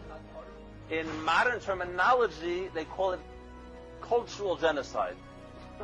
There's a term for it by the progressives. It's called cultural genocide, and they use the word genocide. So that's there's the opinion who says v'karka kol b'nei sheis that they'll be annihilated. They basically learn there's going to be cultural genocide. That you know what the goyim as they exist as goyim b'fnei atzmam, that's done with. Batul u'mavutul. The Jews run the show in the world, not because they want, because that's what God wants.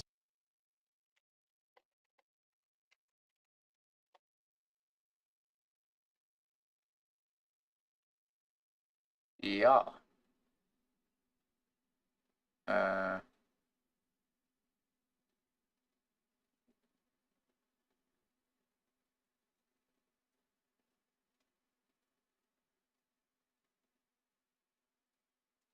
Let me see if I can quickly find this.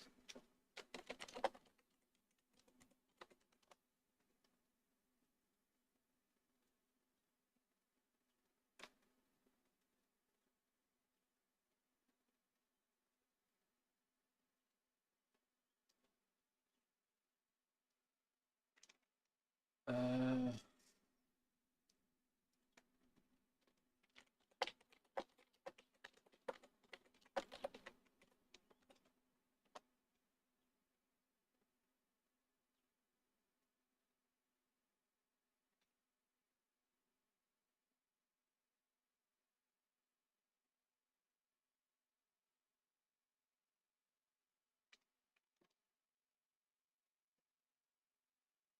so these guys are talking about Edom, which is essentially Esau.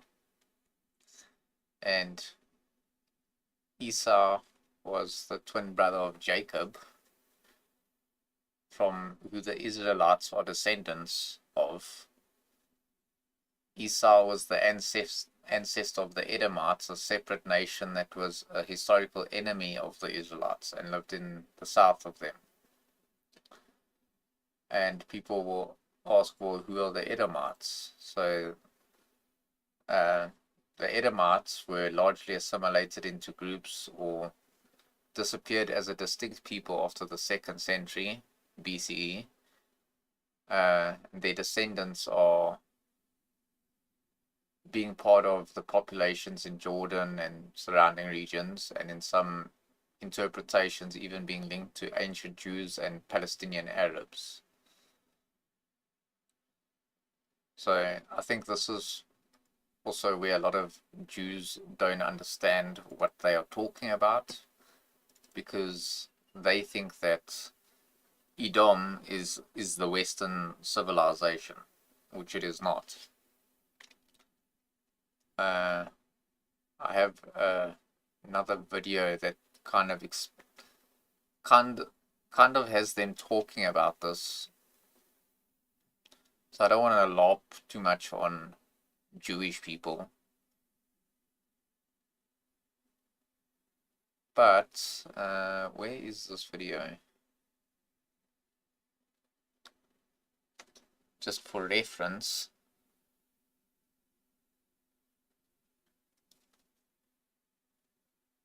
Here it is. The West represents the evil of Esau. And they will be wiped out by a very low class of migrants who are going to enter. And he's saying that among the migrants will be some very evil people, and they're going to destroy your country. But they're going to be people without knowledge, without any contributions to society. They will be the lowest possible class of people, and they will be the ones to destroy you. So he says they will come, and suddenly Edom will no longer have any wise people. The leaders of Edom are going to lose their minds.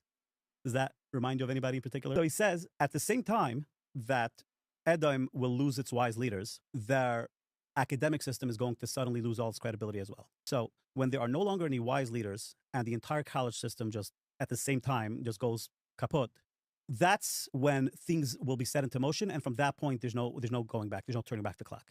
So he says there will be this conflict between a coalition of Edom, a Western coalition, and Yemen. And the literal translation of the word is panic. You will panic around Yemen. Your warriors will panic around Yemen, and you'll flee. And so the Malbim explains that Edom is going to have powerful armies all around the world. And when this conflict happens, they're suddenly going to forget how to execute just basic war. And it's going to be very humiliating for the West that they're not able to figure out how to defeat these Yemenite warriors. And they're all going to flee due to fear of a massacre. And so then Edom is the Christian world. What is going to happen to the West in the end of days? And when you're at the peak of your power, you'll be destroyed by the least suspecting cast of characters. And it'll happen from the most unlikely source. And even when you realize it, it'll be too late. You're not going to be able to stop them. He says that this lowly group of people are going to destroy you so thoroughly that even after your complete destruction, they're not going to be satisfied just destroying your civilization.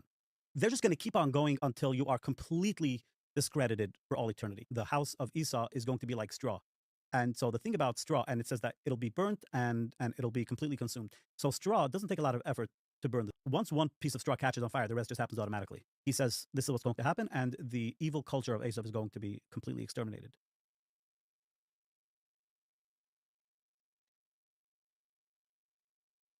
Yeah, so again, doesn't really make sense, because if Edom represents the Christian world and the Edomites are the people of Jordan and surrounding areas, they are not predominantly Christian, they're predominantly Islamic, and they are definitely not Western. So I don't know how that represents Western society. Maybe their scripture kind of says, from scripture that was written a long time ago, that they were Christian maybe back then, because, Islam is the youngest religion in the world. And I'm sure Islam wasn't a thing yet, because Islam only existed, I think, from the 7th century, from the time of Muhammad. So anything after the year 610, I think it was. So maybe Christianity was the religion back then, but today that's just simply not accurate anymore, because they're not Christian, they're Muslim. And they're not Western, they're Middle Eastern.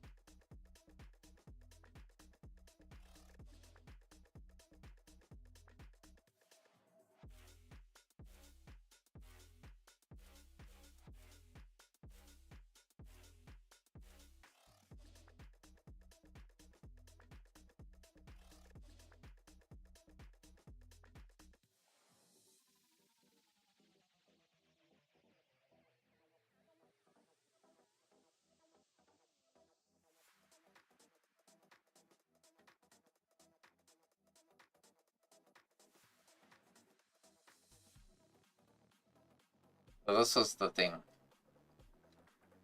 So protests are going to happen,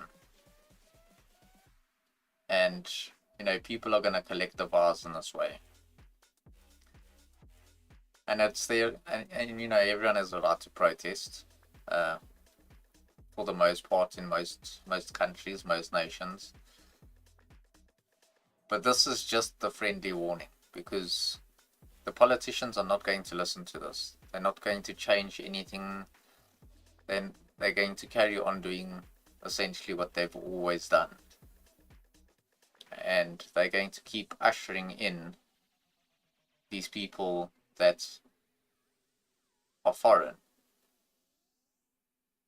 And this video will represent the type of warning that people are sending to politicians. But I don't believe that this is where the change comes. The change is going to come where their voices are not going to be heard by the politicians.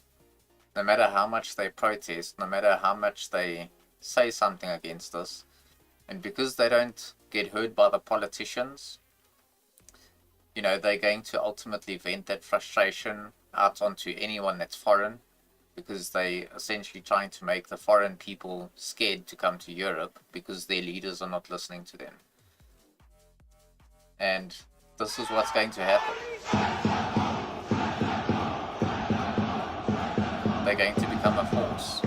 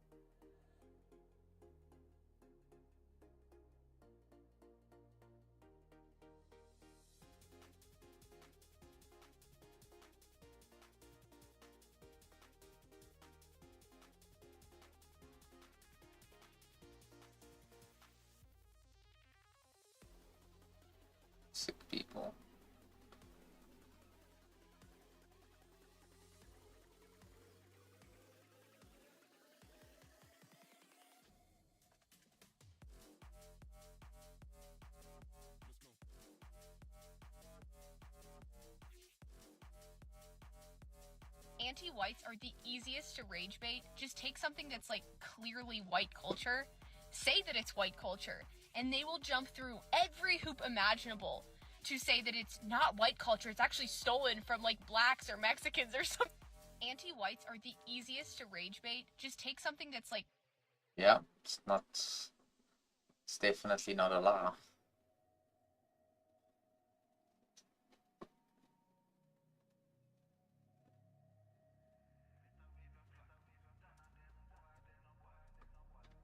Let's say your party does take power, what would you do with all the immigrants and stuff? That's an issue that gets very touchy and complex. Well, what I'll say is this. Australia is going to be a free white nation. Australia is going to have a singular white identity.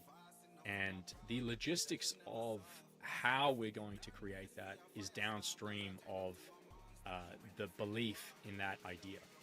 So there's about 1,000 ways of going about it. There's many different policies that you could put in place. Like, to start with, you'd stop immigration, just full stop from the third world. You'd allow a little bit of migration, perhaps from Europe, and America, but you'd more or less stop immigration completely from non-Western countries. I would deport within the first year all of the so-called student visas. We have millions of Indians and Chinese in the country that are here on so-called skilled labor visas and student visas, and it's fake. They don't have a skilled, like, you can get a skilled labor visa and be a fingernail technician. I mean, it's just crazy.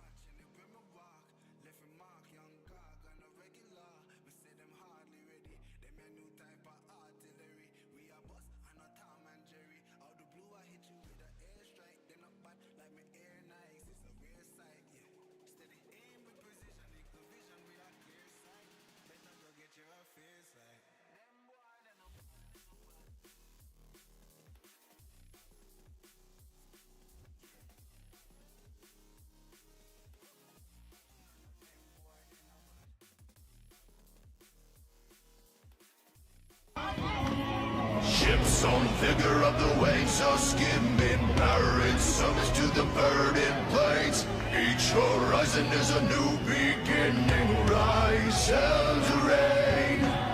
Far from the fjords and the ice-cold currents, brave and soar over new frontiers. Songs and sagas of a painted German, shields and spears. Vows of favor or the thrill of thunder, pulled together for the clan and kin. Clank of hammers and the crash of thunder. How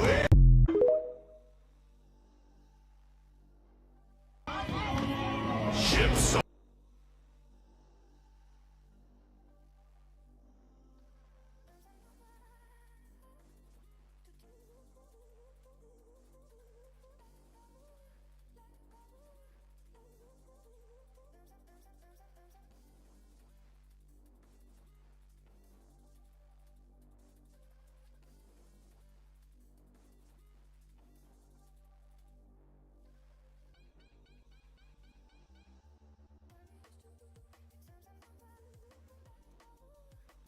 El gobierno de España cree que una cosa es proteger tu país, proteger a tu sociedad, y otra muy distinta, bombardear hospitales.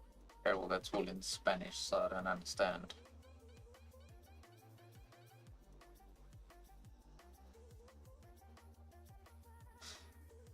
We are not Washington, D.C. Trump, do not send the National Guards to Chicago, gang.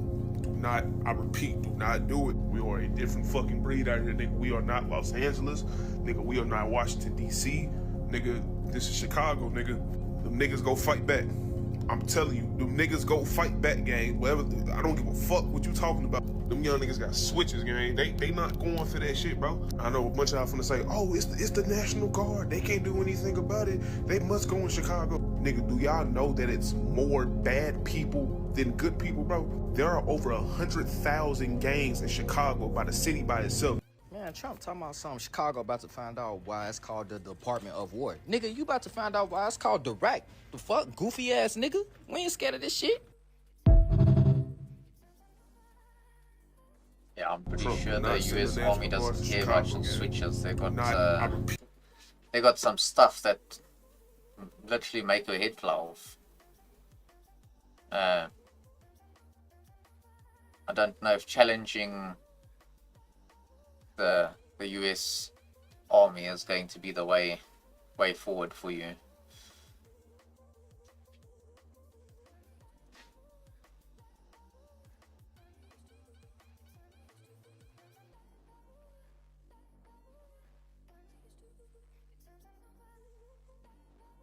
Illusion.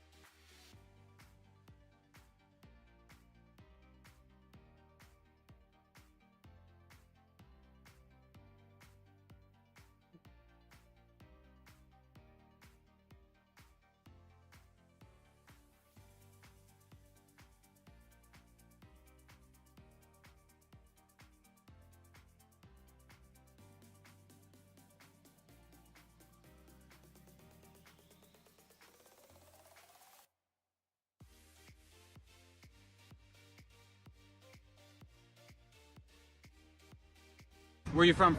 Louisiana, Texas area. How long you been in San Francisco? Since June. If you're gonna be homeless, it's pretty fucking easy here. I mean, if we're gonna be realistic, they pay you to be homeless here. When you said that San Francisco pays people to be homeless, what did you mean by that? You mean that literally? Yeah. I mean, I get $620 a month, dude. From general assistance, or how was that hard to get? Fucking phone call, bro. A Wow. fucking phone call. 200 food stamps and $620 cash a month. Wow. Forget about it. Why wouldn't I do it? You know, it's fucking free money, dude. This right now is literally by choice. Literally by choice. Like, why would I want to pay rent? I'm not doing shit. I got a fucking cell phone that I have Amazon Prime and Netflix on. The cops told us this morning, like, oh, it'd be easier if you guys packed up in the morning. We wouldn't have to come out here. And I'm like, well, what are you talking about? He's like, oh, okay. And then went on. Where are you from? Louisiana. Crazy.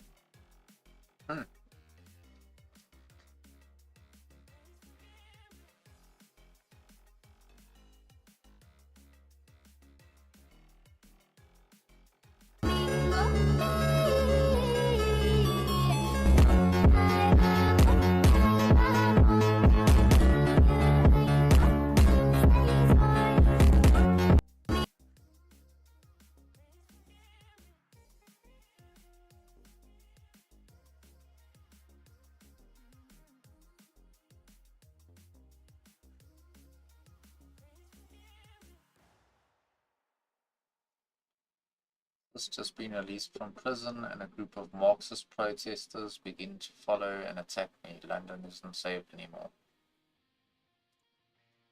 A load of people were fucking spreading the same shit as you were. Which was?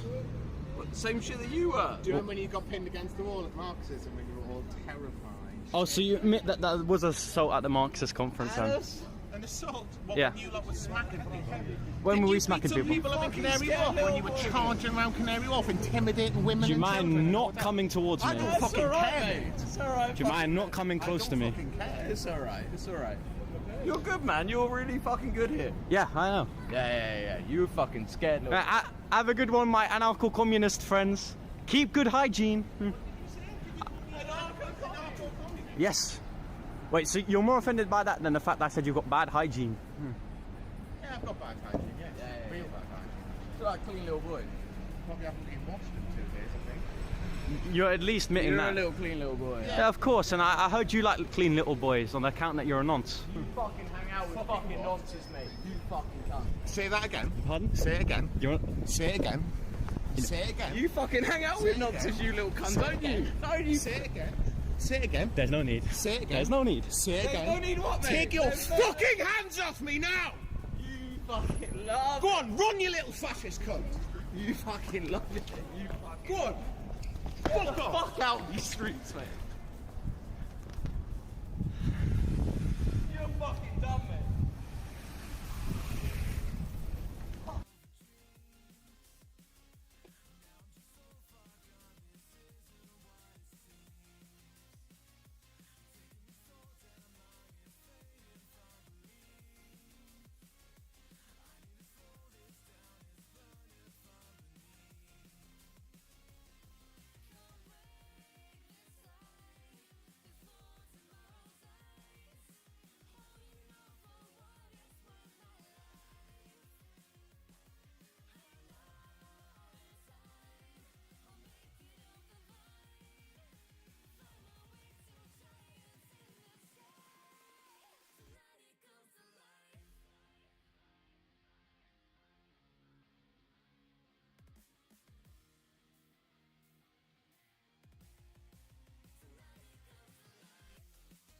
Yeah, we speak from experience.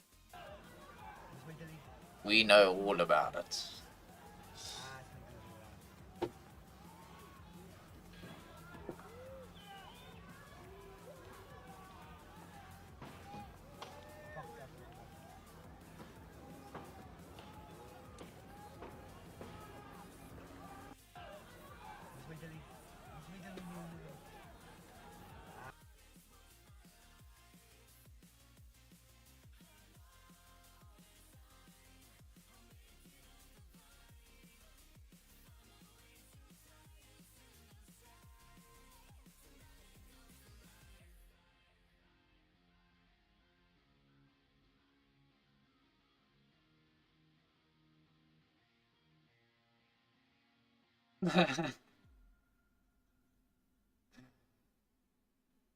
Ugh, they try so hard.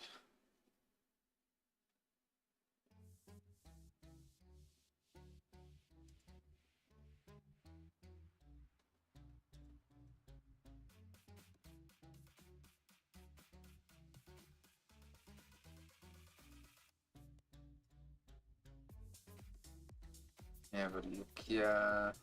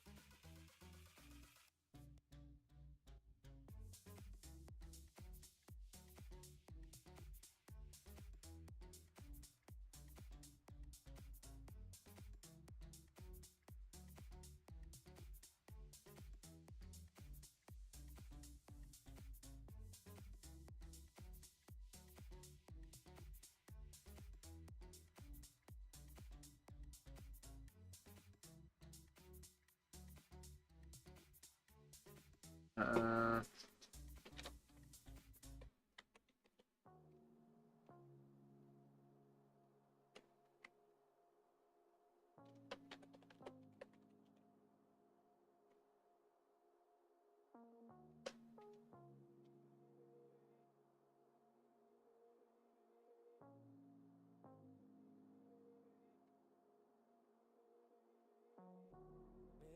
Mirrors on the wall, staring back at me. Stranger in the hall, frozen by the scene. Portraits seem to fade. He lost his centerpiece. Can't recall his face. I hope he'll rest in peace. Haunted by my mind, victim or the prey. I know where he's champ. It's all good, dude.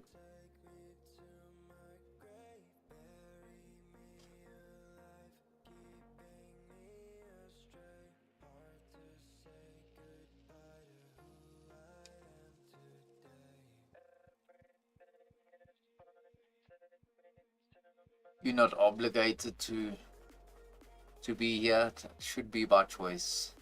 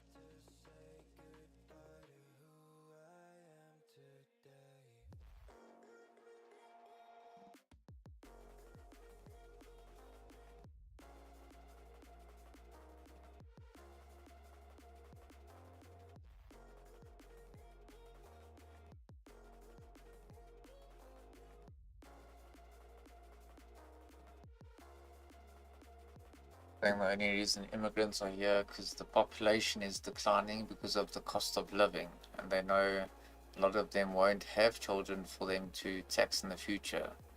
The declining population meaning decline of the economy for the rich, and the immigrants make a lot of kids. So think about it from this perspective, right? So I mean, if you want, I did extend the invite to you earlier, but maybe you weren't here. But if you want, you can hop into Discord with me. I do have a Discord where, you know, I run a panel, and then you could have this discussion with me on stream if you like. But if not, it's fine. There's no obligation. But what I will say is this: so think about why our people are not having kids, right? And you already understand it's because of the cost of living. But how does that make sense to you when all these people that are coming in from the third world, so from the Middle East, from Africa, from India, from all these different places, we don't have enough money to support our own families, but our nations have more than enough money to usher in all these illegal immigrants, put them into free housing, give them all the benefits. I mean, there was one instance where a Muslim family had been living in the UK for something like 2 decades. They've never had a job in their entire life in the UK.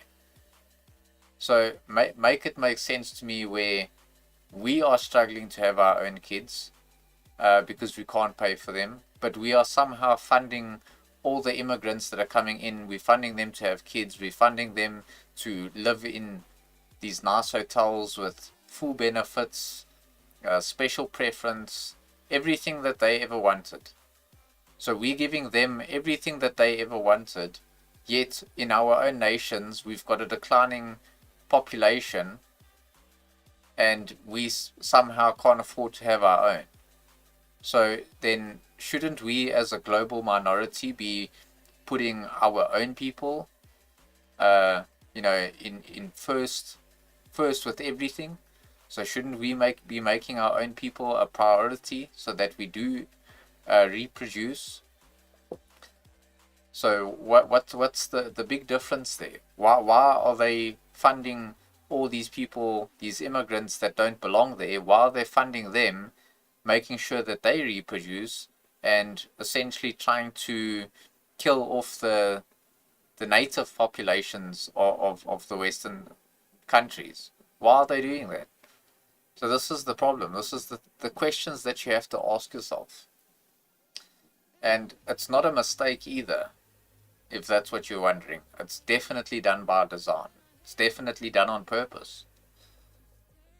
But people have to start asking themselves these questions so that they can understand and recognize the problem.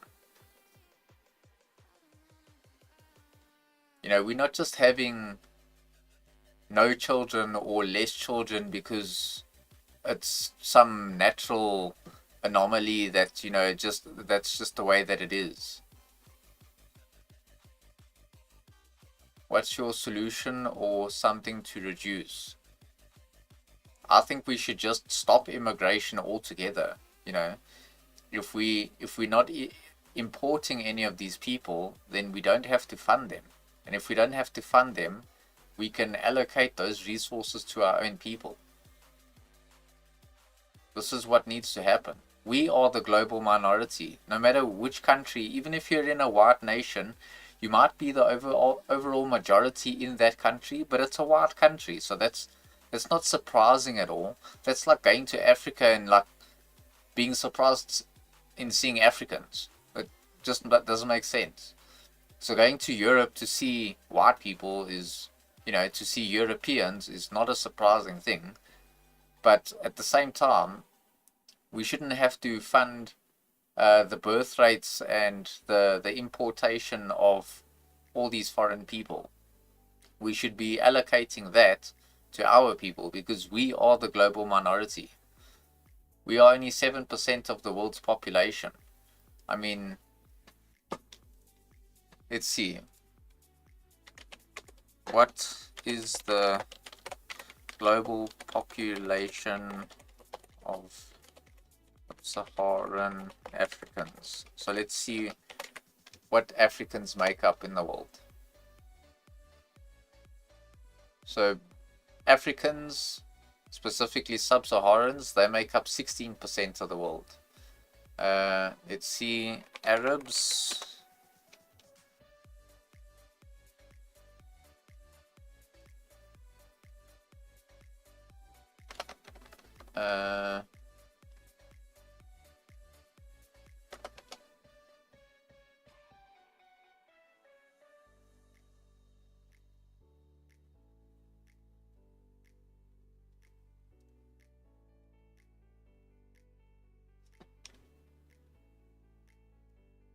Or if we're talking about Muslims, then they're about 2 billion, but Muslim is not a race, so. And then let's check the Chinese. The Chinese percentages. Chinese make up 17.2% of the world's population. Indians, probably going to be up there, more or less the same. 17.78%.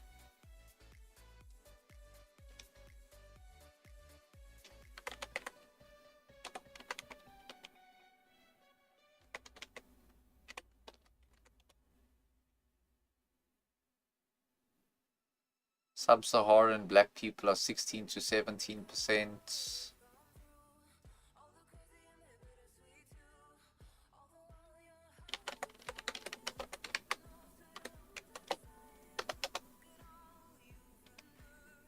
The Middle East is roughly about 11%.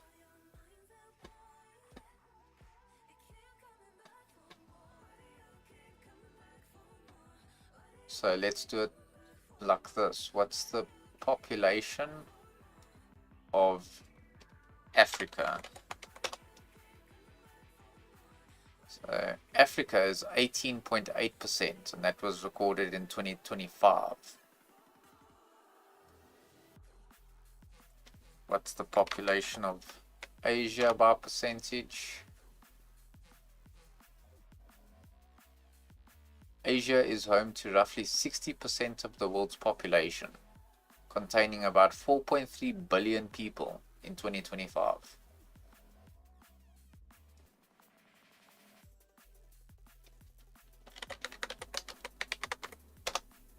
Middle East has 10.7%, but you know, some Arab people are considered Asian, so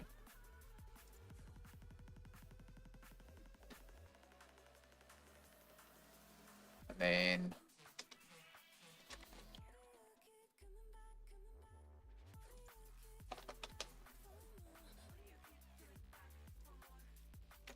Europe.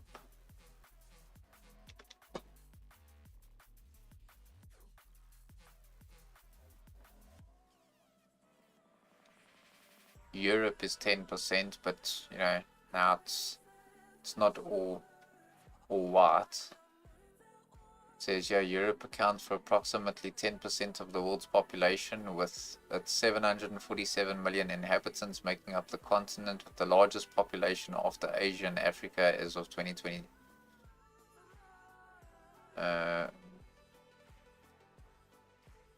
Context: Asia and Africa are more populous, with Asia holding about 60% of Africa and 17% of the world's population respectively. And then what is the global population of?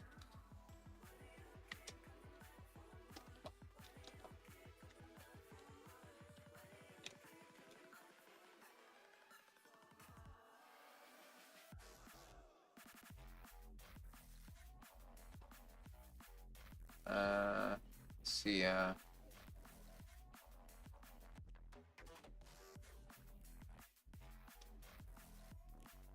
So the total population in the world estimated that white people are is about 8%,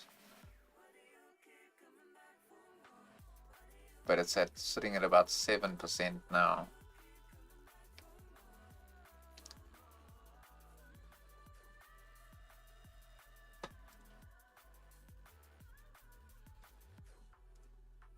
%, and declining. So that's the problem. We need to stop funding all the people that are literally global majorities, and we need to start you know, putting our resources to our own people,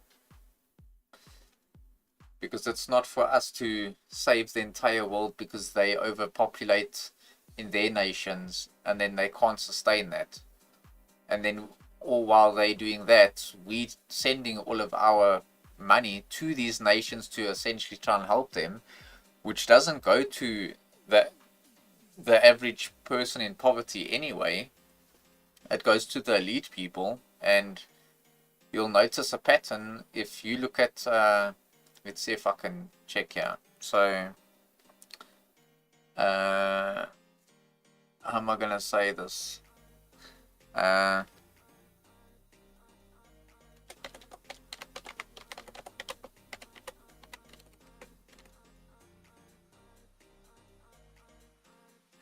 Let's just do graphs like this.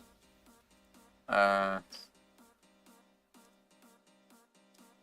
me type in here.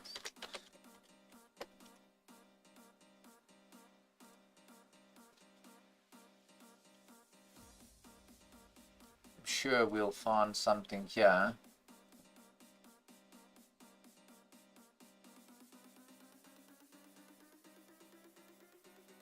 this is 2023. So why is it mainly, you know, why is it mainly poverty-struck areas that have such high birth rates, despite them being in poverty? And why is it all mainly, you know, Western civilization that's having kind of a decline in birth rates? Why is that?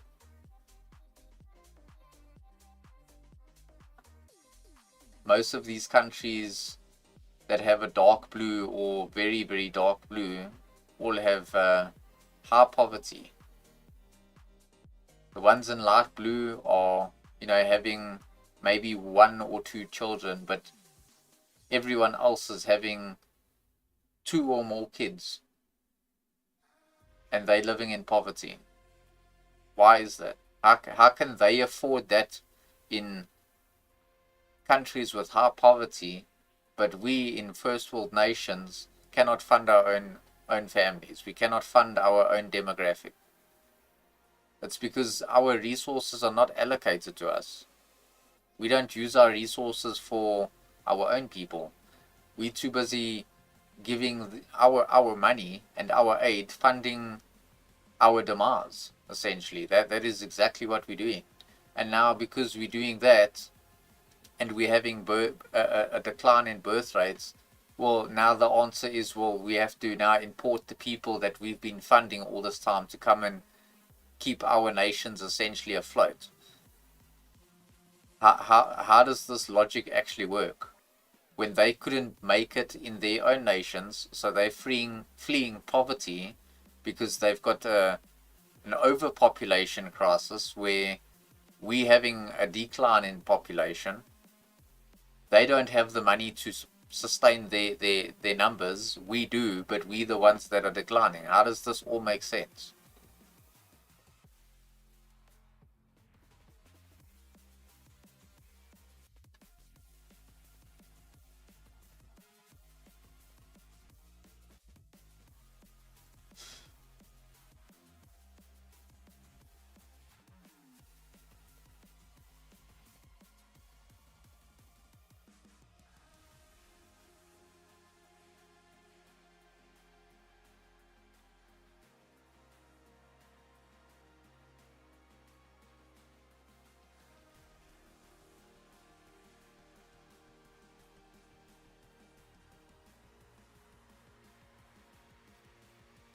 Now the thing is,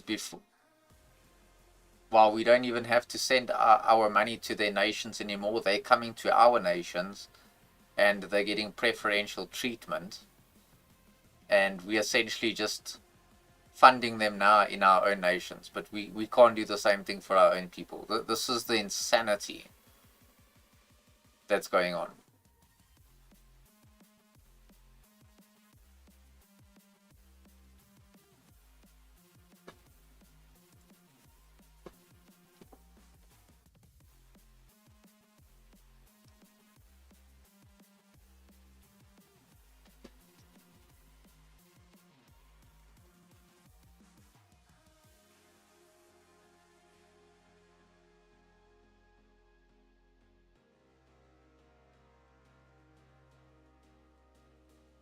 So if kicking them out,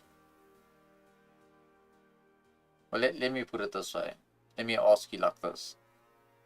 So if voting isn't the solution, the politicians that are in power are against us, and they're not going to listen, what would you say your solution would be?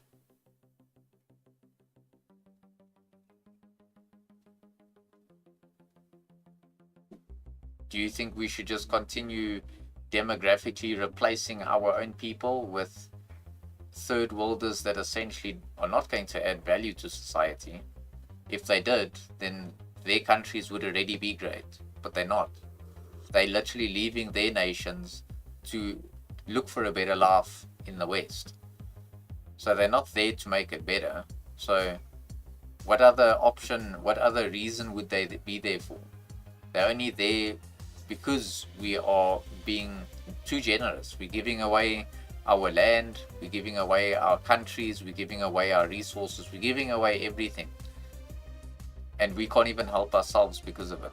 We're too worried about everyone else. We're told that we have to essentially put everyone else first, but we don't even think of our own people.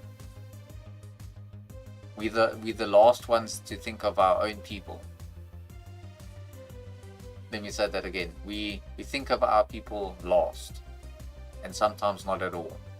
We're too busy worrying about what's going to happen with the Jewish people. We're too busy worrying about what's going to happen with Palestinian people. We're too busy worrying about how can we save all the Africans that are starving in Africa.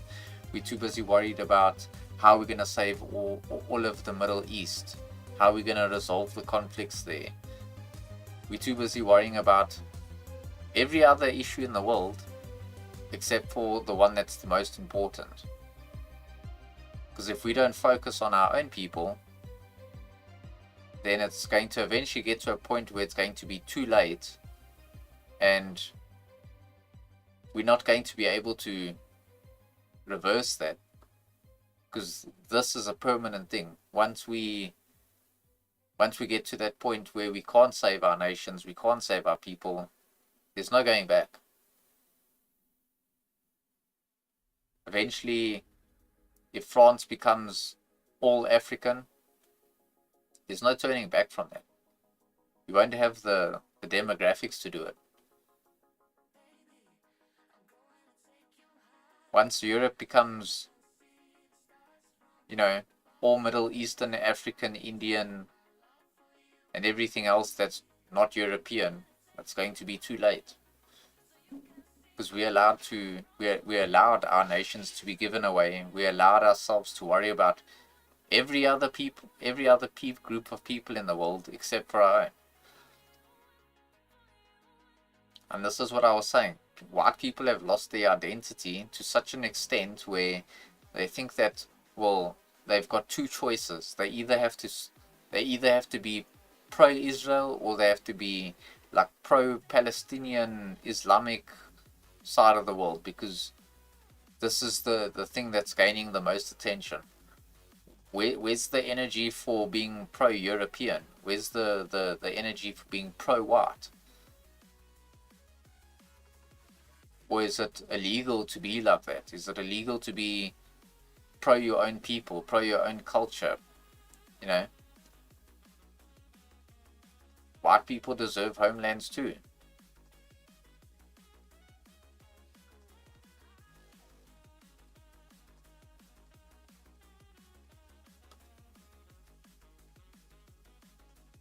But we're told to focus on literally everyone else except our own. This is the problem that I have.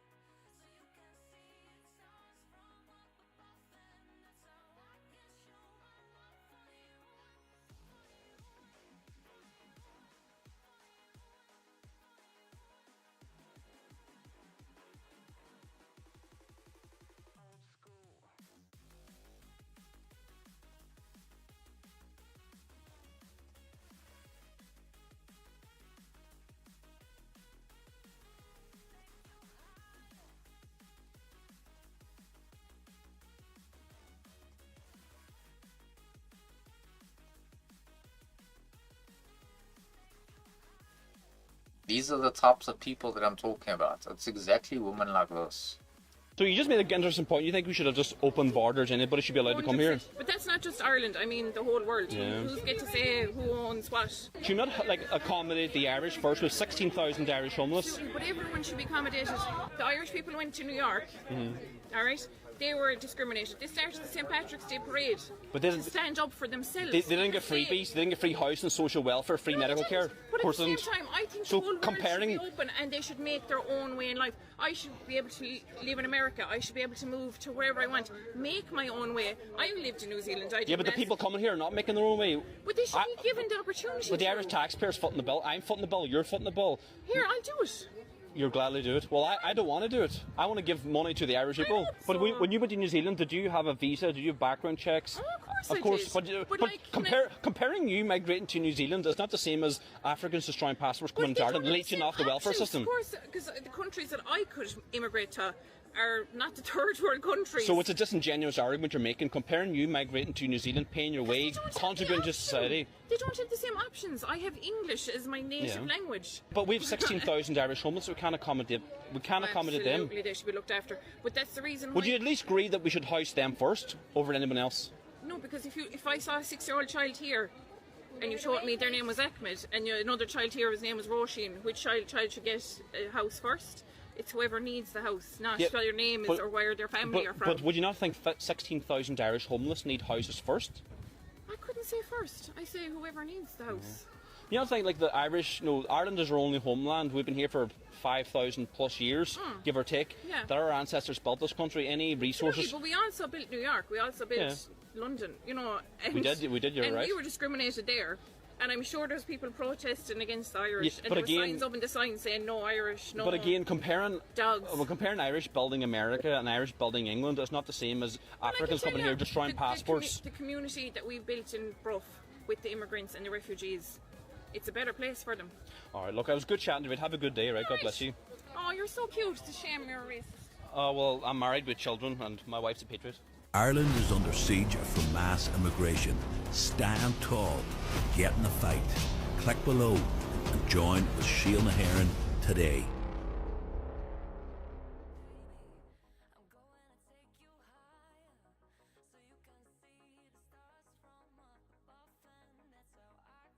One sec.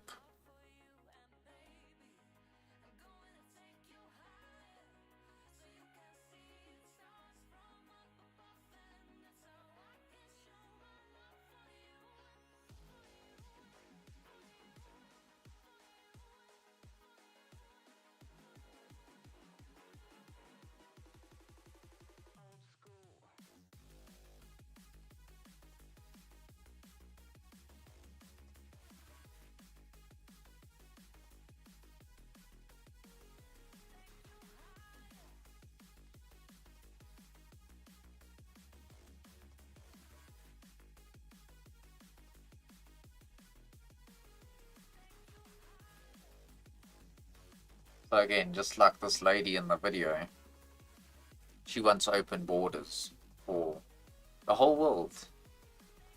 But now, do you think she's gonna go to places like China, for example? Do you think she's going to go and tell the Chinese government that they must open their borders? I don't think so.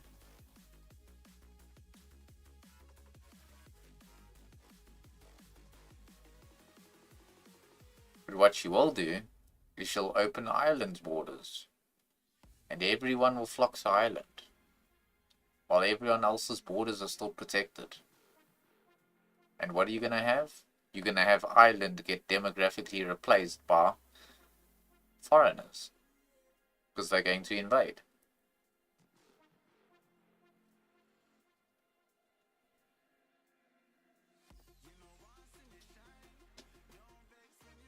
And this is the problem that I have with these types of white people, is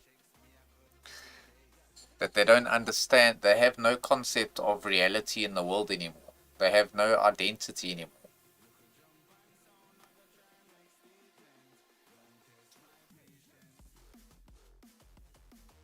They think that everything that our ancestors, our forefathers had built, created and left for us must be accessible to the rest of the world now.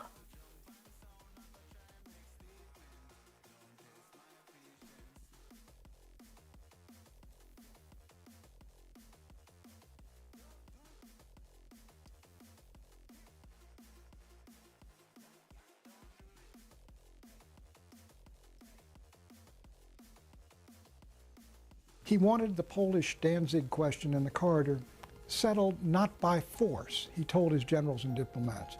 And that's understandable given what he demanded. What did he demand? A German flag over Danzig, a town of 350,000, political control for the Germans, let the Poles keep economic control. He didn't demand the Polish corridor back, and if he wanted war with Poland, that's what he would have demanded. He demanded a quarter-mile rail and road corridor across the Polish corridor between Prussia and Germany, which had been separated foolishly at Versailles by giving Poland this strip of German land between them. On the 26th of March, he said, I don't want this issue settled by force with Poland. Why? He wanted Poland as an ally. He had an agreement with Pilsudski, who died in 1935. He liked Pilsudski. These people were right-wing neo-fascists. And Hitler liked the regime. And what he wanted from the regime, he thought the regime was a natural ally, just like Mussolini, just like Admiral Horthy, just like General Franco, just like the Monsignor Tiso in Slovakia. He thought are natural allies, and in return for giving him Danzig back and a rail and road corridor, he wanted them in the anti-Comintern pact that he was pulling together of Germany, Italy, Japan against Moscow. Brits gave the war guarantee on the 31st. Hitler went berserk. In 2 days, he ordered Case White, and that is preparations for an invasion of Poland as of September 1 at the latest. But then he kept making offers to Poland. He still wanted to deal with the Poles. He didn't want war. And then the British, of course, and the French are in Moscow trying to cut a deal with Stalin. And so Hitler's watching this, and the Poles refuse even to talk to him about Danzig. And Henderson, the British ambassador, says, why wasn't I told of the generosity of Hitler's offer of April 25th? So Hitler is increasingly frustrated. Poles have joined the West against me, so he forms an alliance with Stalin. Even that, I think, was not designed necessarily for war. It was designed diplomatically to get the Brits out. And what he did, that was on the 23rd or 24th of August. And so Neville Chamberlain's still prime minister. So Chamberlain, what does he do? When Hitler announces this Hitler-Stalin pact, Hitler thinks that this brilliant pact, we got the Soviets on our side and we're there, and clearly Poland's going to be divided again and the Brits can't do anything about it. They're not going to stand up behind their guarantee. The 24th, Chamberlain reissues the guarantee to Poland and forms a military alliance with Poland. What did Hitler do?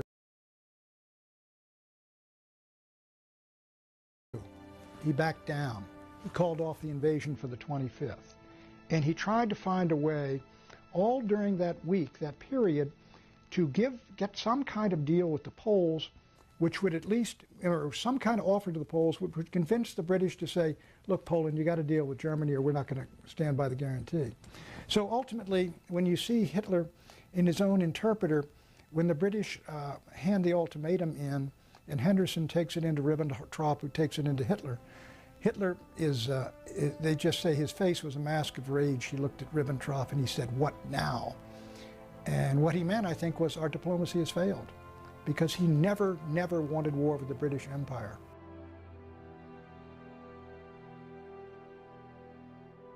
Denn es ist ja klar, das deutsche Volk empfand keinen Hass, weder gegen Engländer noch gegen Franzosen.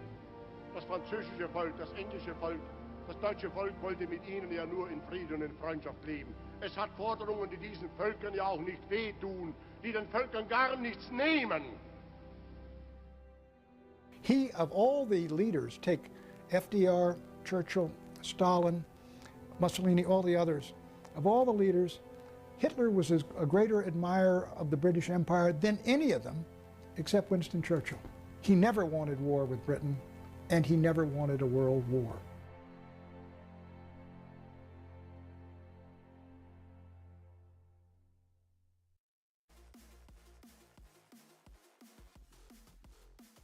He wanted the Polish Danzig.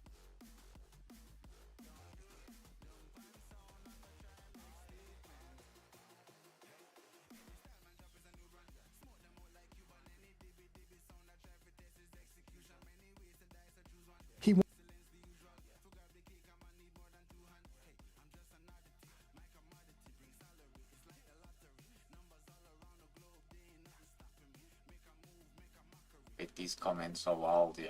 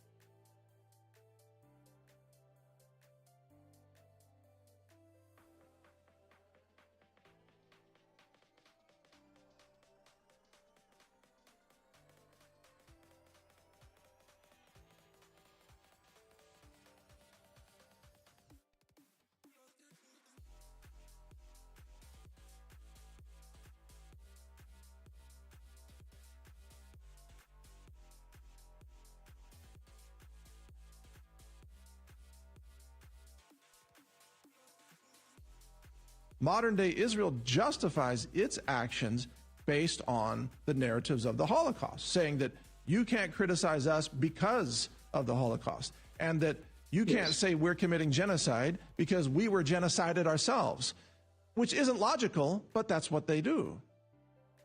It's understandable. I have two adopted children, and I have seen patterns in the way they try to act and react that I see. If I see Israel as a child that is raised, it has a traumatic past, no doubt about it.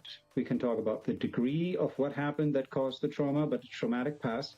And then it was given free reign. Everything Israel wanted, it was given. So if you raise a child that has trauma, like you get a small adopted child, like I adopted, and it was traumatized, and then you give in to every demand that it has, you raise a monster, not in terms of a terrible creature, but a human being that will actually terrorize its social surroundings because it is feeling entitled to get every wish granted. That's what Israel has become. It is a nation that thinks it can get any demand it has, and it has an entitlement to do so. And we treat it like, yes, you can have anything you want. Plus, what we see, remember, showing fictitious horror movies to minors is illegal. However, when it comes to the Holocaust, we have sometimes fictitious, sometimes real footage, mislabeled, that is forced shown to minors during history lessons, starting, depending on the country, early on in school. And this traumatizes people. In Israel, it's particularly intense.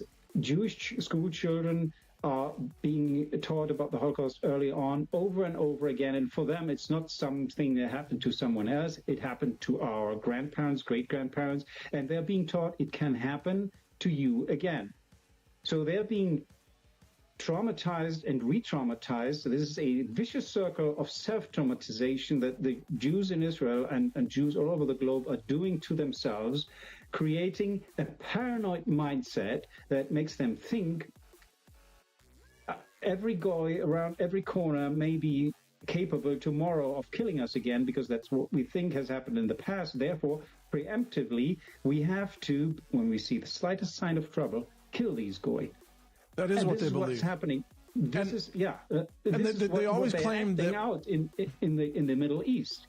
They're preventively wiping everything off because it's the Samson option. If you are out to kill us, even though it's not necessarily true, or in this case it's completely exaggerated and twisted, there was a little incursion of a few Palestinians into some territory, but that didn't amount to an attempt of killing everyone in Israel. But that is kind of the mindset they are in, locked due to self-traumatization with a twisted form of history that turns them into paranoid, genocidal maniacs. And this is a constant nightmare they live in. Trauma, being caught in trauma and paranoia is a nightmare. I know what I'm talking about because I share a little bit of that history. I have been traumatized by German persecution like Jews have during the Second World War. I have seen and was offended in earlier years of my youth that Jews who used to be able to speak or even live in Germany, speak German, get freaked out when they hear the German language. They hate the German language instinctively and don't want to hear or speak it anymore. I've come to the same point. Now, I'm speaking English to you, and I would have trouble speaking German because I'm so disconnected from German. If I hear German people speaking that are not friends and family, I have this instant adverse reaction myself. So I know what trauma due to persecution and paranoia coming from it does to you. But healing this means finding common human grounds with people, trying to talk it over, trying to normalize your life, not revisiting the horrors, exaggerating the horrors, and grinding them in over and over again, generation after generation, re-traumatizing new generations. This just makes matters worse. Well, and they're amplifying the trauma. Israel today believes that when it attacks all of its neighbors, that it is acting in self-defense. And so, but it has a project of greater Israel, which is massive expansion that will require the extermination of millions of people in countries like Saudi Arabia, Lebanon, Jordan, you name it, even Egypt, or even Turkey for that matter. So, but Israel, because of this indoctrination, they only see that as a form of self-defense. So you're right. There's a self-traumatized, genocidal paranoia that drives the modern Israeli culture.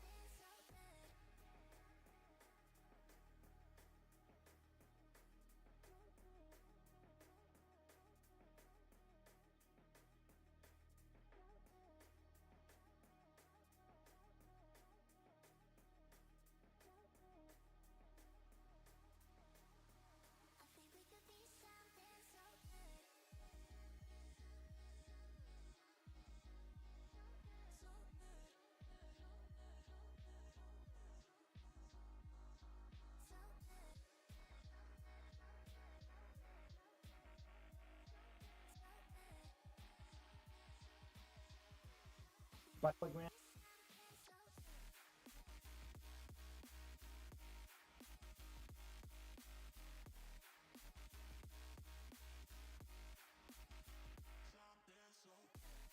Camp, if you're still there, what's your solution?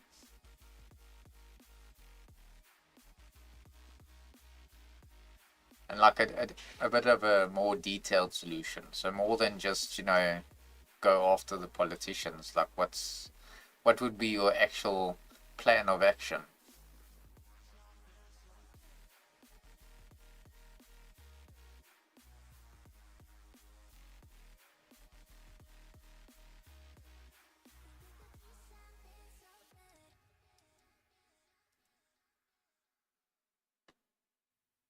Вот как вы относитесь? Возможно ли, чтобы Россия как-то присоединилась к НАТО? Я сказал, а почему бы нет? Сейчас изложу.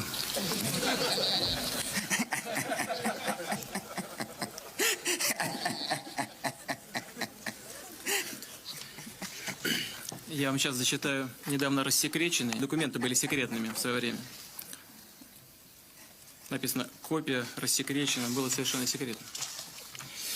Значит, это нота советского правительства 1954 года, направленная странам, участницам НАТО. Здесь написано следующее.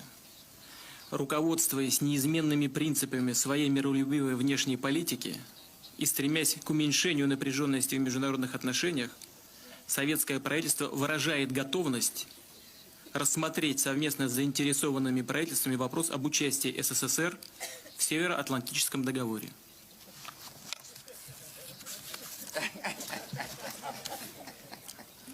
А вот ответ. Нет необходимости подчеркивать совершенно нереалистический характер такого предложения. Это ответ. Значит, помните, где-то год назад примерно, может быть, на вопрос о том, вот как вы относитесь, возможно ли, чтобы Россия как-то присоединилась к НАТО, я сказал, а почему бы нет? И сразу же бывшая госсекретарь, госпожа Олбрайт, не помню, где она была, где-то в командировке в Европе, сказала, но это не обсуждается сейчас. Вы понимаете, дело в том, что мы же задаемся вопросом, это военная организация или нет? Военная. Нас там видеть не хотят? Не хотят. Она двигается к нашим границам? Двигается.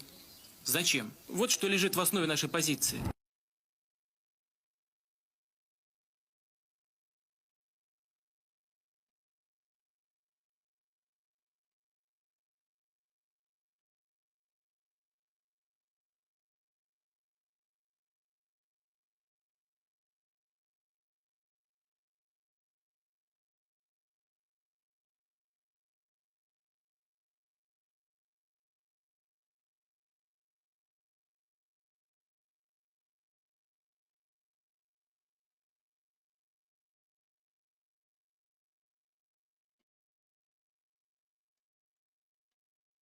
Meanwhile, here in Europe, I haven't seen a ton of the migrant situation because I'm normally in like really nice places. Capri is like a little tiny island. It's super expensive. You don't see any migrants hanging around. They wouldn't be allowed to come here. Same with downtown Madrid. Same with, the main tourist areas of Rome. So I haven't seen it, but I know there's massive, massive problems here in Europe, and it's been going on for years. They've been actually bringing them in. It's all part of the Kalergi Plan, which is something that a Jewish guy started. It's very clear that the Jews want to exterminate the European race. Richard Coudenhove Kalergi, who is the father of the European Union and who was funded by the Jewish bankers Rothschild and Warburg. Now, this man wrote a book called Praktischer Idealismus in 1925, in which he stated that the Jews are a master race and that the Jews can only assume the throne of rule over the world by weakening the European race, and that the means to weakening the European race would be to dissolve all the European nations, destroy all their cultural heritage and their national traditions, and replace that with the European Union, and then to invite in Africans, Middle Easterners, and Asians to dilute the blood of Europeans through miscegenation to the point where they became a degenerate mixed race. Well, I'll go on with that. Look at the definition of miscegnation.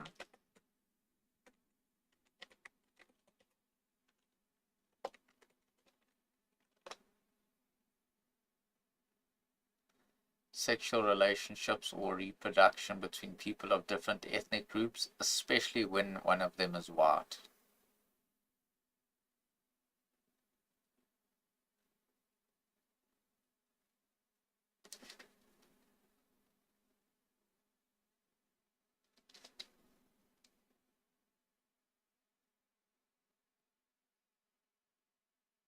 Isn't that something, eh?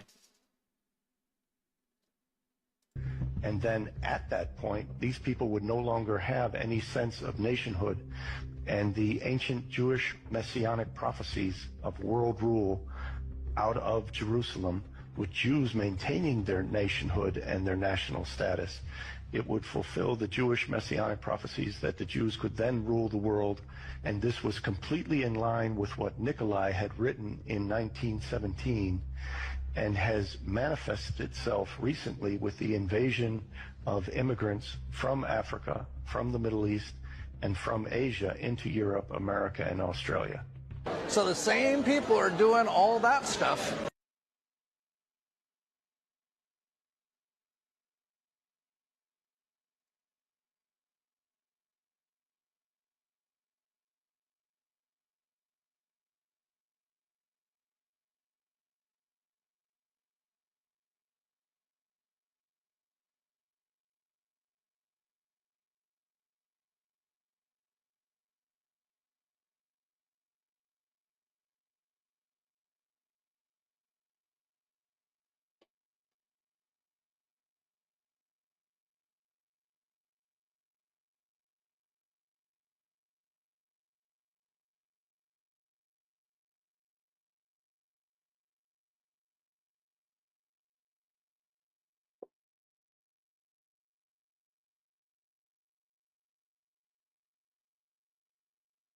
The Kalergi plan, the genocide of white people. Future man will be mixed race. As for Pan-Europe, I wish to see a Eurasian Negroid mixture which with great variation of personality types. The Jews shall take the leading position since Providence, God, has given Europe a spiritually superior race of nobility called the Jews. The white race of Europe should be destroyed and replaced with a race of Eurasian Negroids who can easily be controlled by us ruling elite.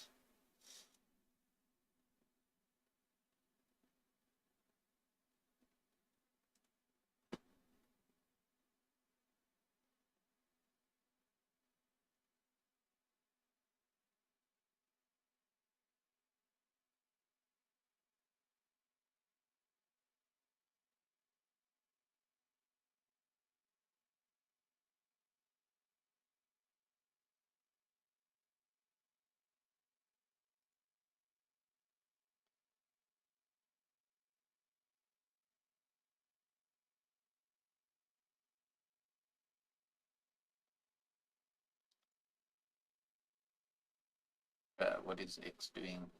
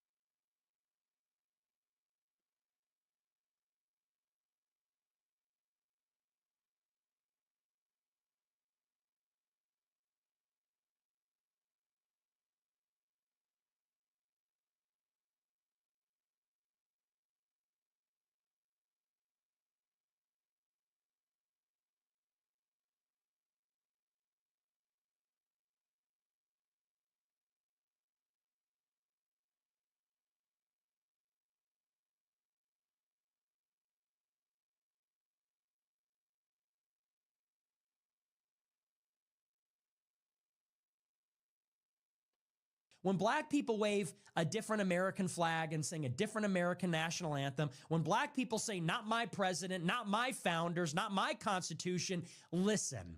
When Jewish people say, the greatest blessing is I was born Jewish and I'll never forsake another Jew, and I just hope America doesn't become like Hitler, listen. White people are the only one buying in. We're the only ones buying into this individualist, everyone's great, hold hands, and we're getting fucking killed over it. We show an open hand extended, they cut it with a razor blade. We go to embrace them, we get a knife in the back. We invite them into our home, they slit our throat while we're sleeping. So you know what? Get the fuck out of our home then. We're not going to embrace you. We're not going to extend an open arm in friendship.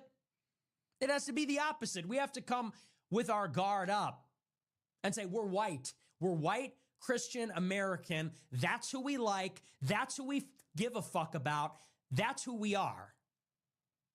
We'll start being American when everybody else is American. Oh, we're all American, right? Except for on Mexican Independence Day. Except for on Juneteenth, right? Juneteenth. Except for on Rosh Hashanah. Fuck them. We're the only idiots saying, hey, it's all red, white, and blue. They bleed black, Jew, and Hispanic, and whatever else. And there's some exceptions. It's obviously not every single one, but that is the attitude we have to adopt. We can let their stragglers be individualists and our stragglers be individualists, but we have to close ranks and say, this is who we are. We're going to protect our own fucking people. We're going to protect our kids. We're going to look out for our people. And that's why we used to be successful.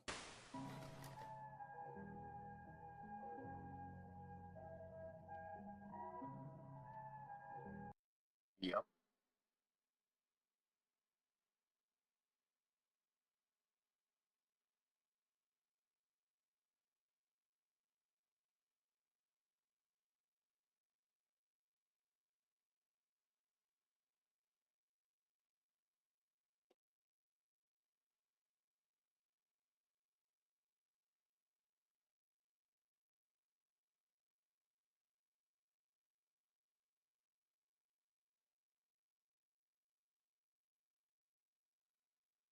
What are these people doing now?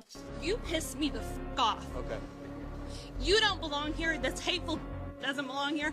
And all of y'all that believe this, get your heads on straight. You are reason why we are falling apart as a fucking country. Gotcha. And I don't want to hear, oh, do you know the percentage of that happens every fucking day? Didn't. I don't want that. Doesn't matter. You came to me. We're in a public area. Okay, so should I break the camera then? Give me a break.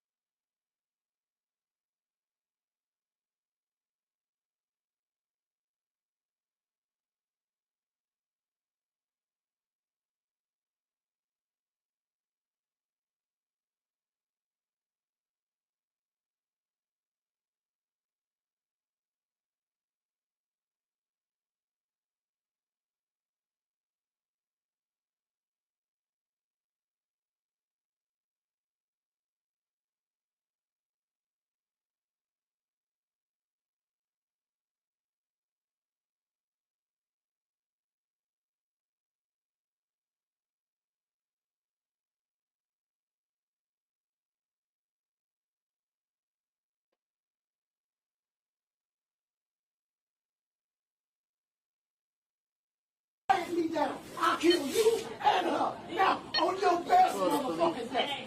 On your best motherfucking day. Back up! Fuck you! No, fuck you and leave. Now, fuck you! Fuck you! Fuck you too! I think I should, don't you? Piece of shit, motherfucker! Fuck you! Now, fuck you! Put your hands on me! Put your motherfucking hands on me! Put your motherfucking hands on me! I'm in the dollar store now. Yeah, I'm gonna be out in the parking lot waiting for you, and her. Now, I'm gonna blow your motherfucking brains out, bitch. He's, you pay, baby. To who? He's paying at the register Now, right now. fuck If you. he leaves, he's... My name's Rhonda. Fuck you, Right bitch. on the little yellow like a Yeah, baby car, okay. convertible. Let's see with if you be fire real on big it. and bad in 5 motherfucking minutes. But now he's threatening. Yeah, I know you won't be bad. Black. You don't have no No shirt, motherfucking head, khaki bitch. shorts, no Is you paid shoes, yet? bald head, Fuck you, motherfucker. no shoes, and Fuck 2 you. male Fuck customers you are and trying your to back mama. him down, and they're going. Now, I'm fuck afraid you, they're going to go cracker. at it. You hear him? Fuck you, cracker. No, but he said he has in his car. He come back and kill the manager. Here and now Thank you, baby. he said in front of all of us, "I'll kill you," didn't he? Come back and kill you. And he's calling him a cracker. Rhonda. Already. Fuck you, Already. fuck you, and fuck you. He's leaving right now. Yeah, he's walking out the door. And the 2 male white customers are waiting out here. Hello? Yeah, come up to the Dollar Tree. Okay. Fuck all that. Bring the big truck. Come up to the Dollar Tree. Come I on. can't hear you with him. Shaved. Bald head, shaved. Sunglasses, black sunglasses. He's got a band with a wire attached around his right arm above his elbow. He's still screaming at Let's see everybody. if you stay there. And you're just I'm gonna listening. kill you. I'm going to kill you. He just said I'm going to kill you. Now, let's see if you like He's that with standing that at the door motherfucking right black now, truck. screaming at the 2 customers. Let's see if you like that with that motherfucking black truck. Let's see if you like that. Yeah, Let's see now.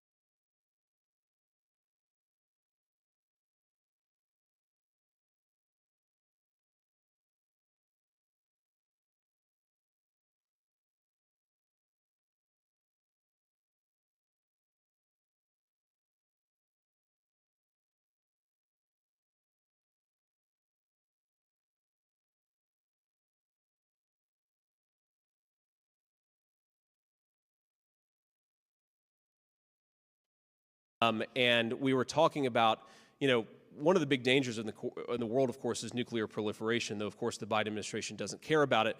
And I was talking about, you know, what is the first truly Islamist country that will get a nuclear weapon. And we were like, maybe it's Iran, you know, maybe Pakistan already kind of counts. And then we sort of finally decided maybe it's actually the UK, since Labour just took over. But I was talking with a friend recently, and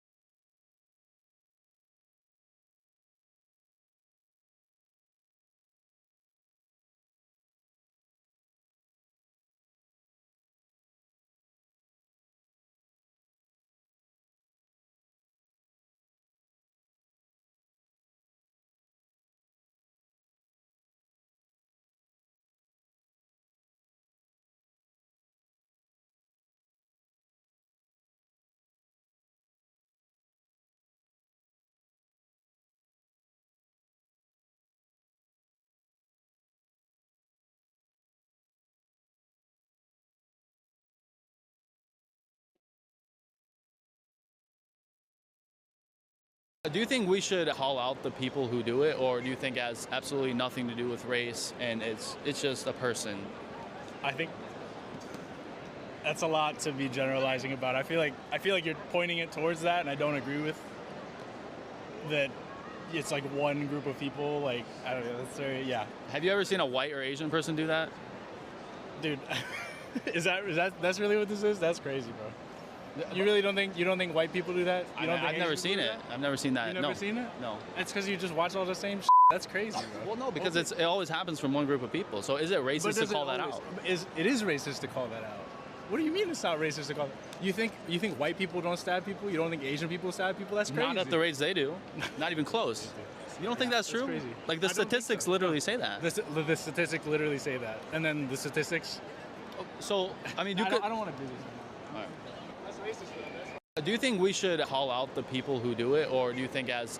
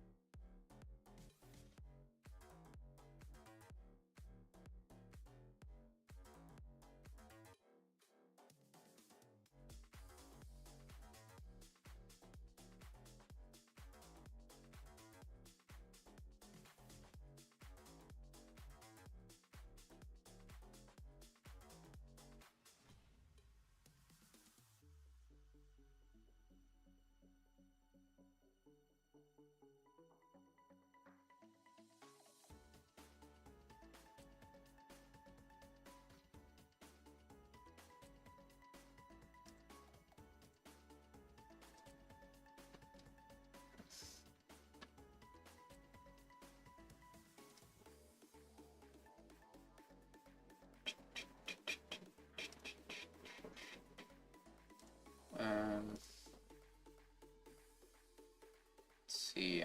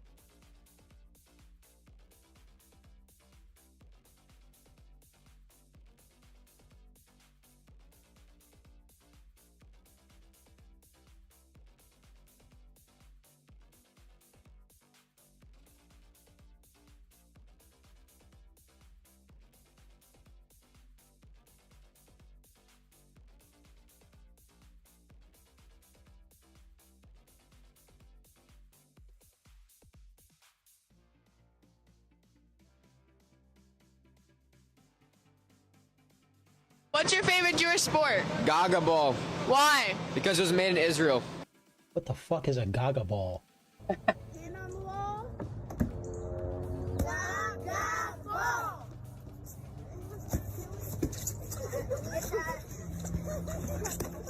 This shit look whack. Hell no. What's your favorite Jewish sport? Golf. Why? It's fun. Golf is not Jewish. What? Hell no. What's your favorite Jewish sport? Probably maybe penny pinching, charging goyim's interest. That's a sport you guys have. Killing Palestinian kids and innocent people. You guys are very good at that. Playing the victim, the best at that sport. What's your favorite Jewish sport? Gaga ball. Why? Because it was made in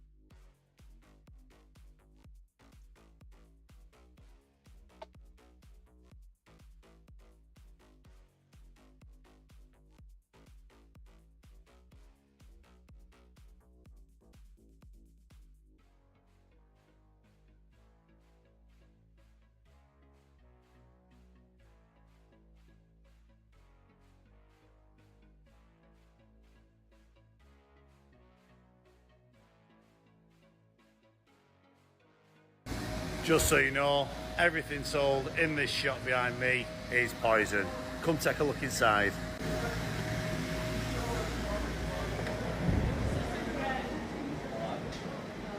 Poison, poison, all poison.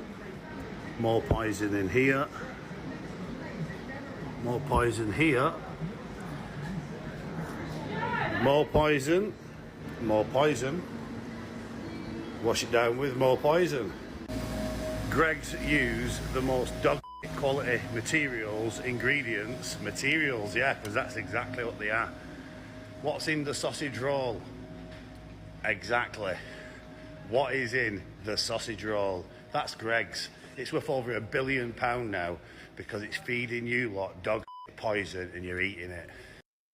Just so you know, everything sold in this shop behind me is poison.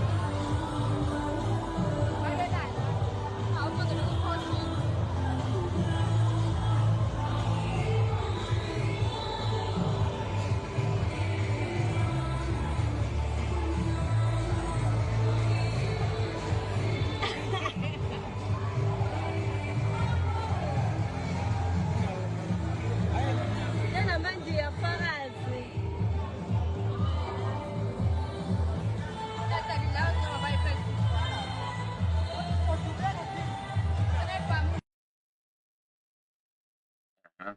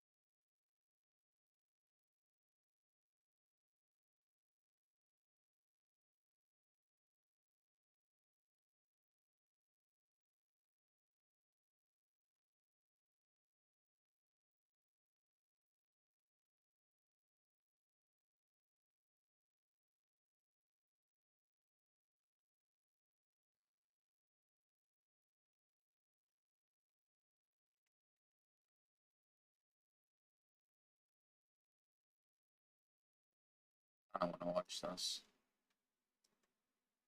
It's a little bit long though. Live on Channel 5, this is the 10 o'clock news with Deborah Norville.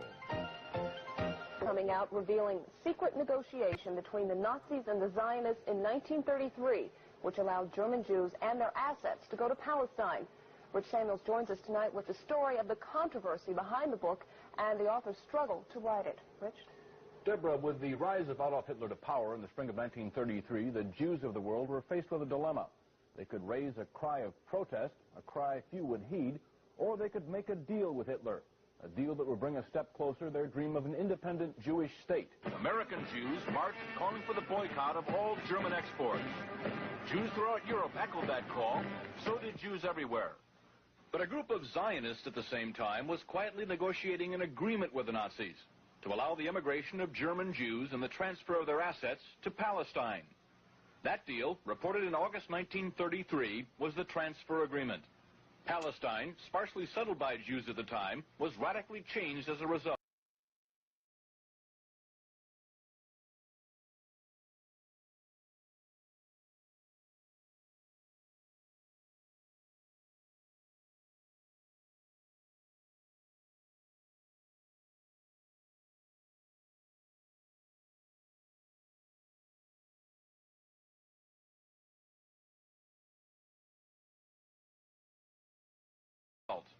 I lived in Palestine from 1933 to 1936, and we saw every week transports of German Jews coming to settle in Palestine. German Jewish settlement of Palestine was, for a time, official Nazi policy. These photos of Jewish life in Palestine, along with a lengthy text, appeared in 1934 in the Berlin paper Der Angriff. A Nazi Visits Palestine was the title of the multi-part series. A medal was struck by Goebbels in commemoration. On one side, the swastika. On the other, the Star of David.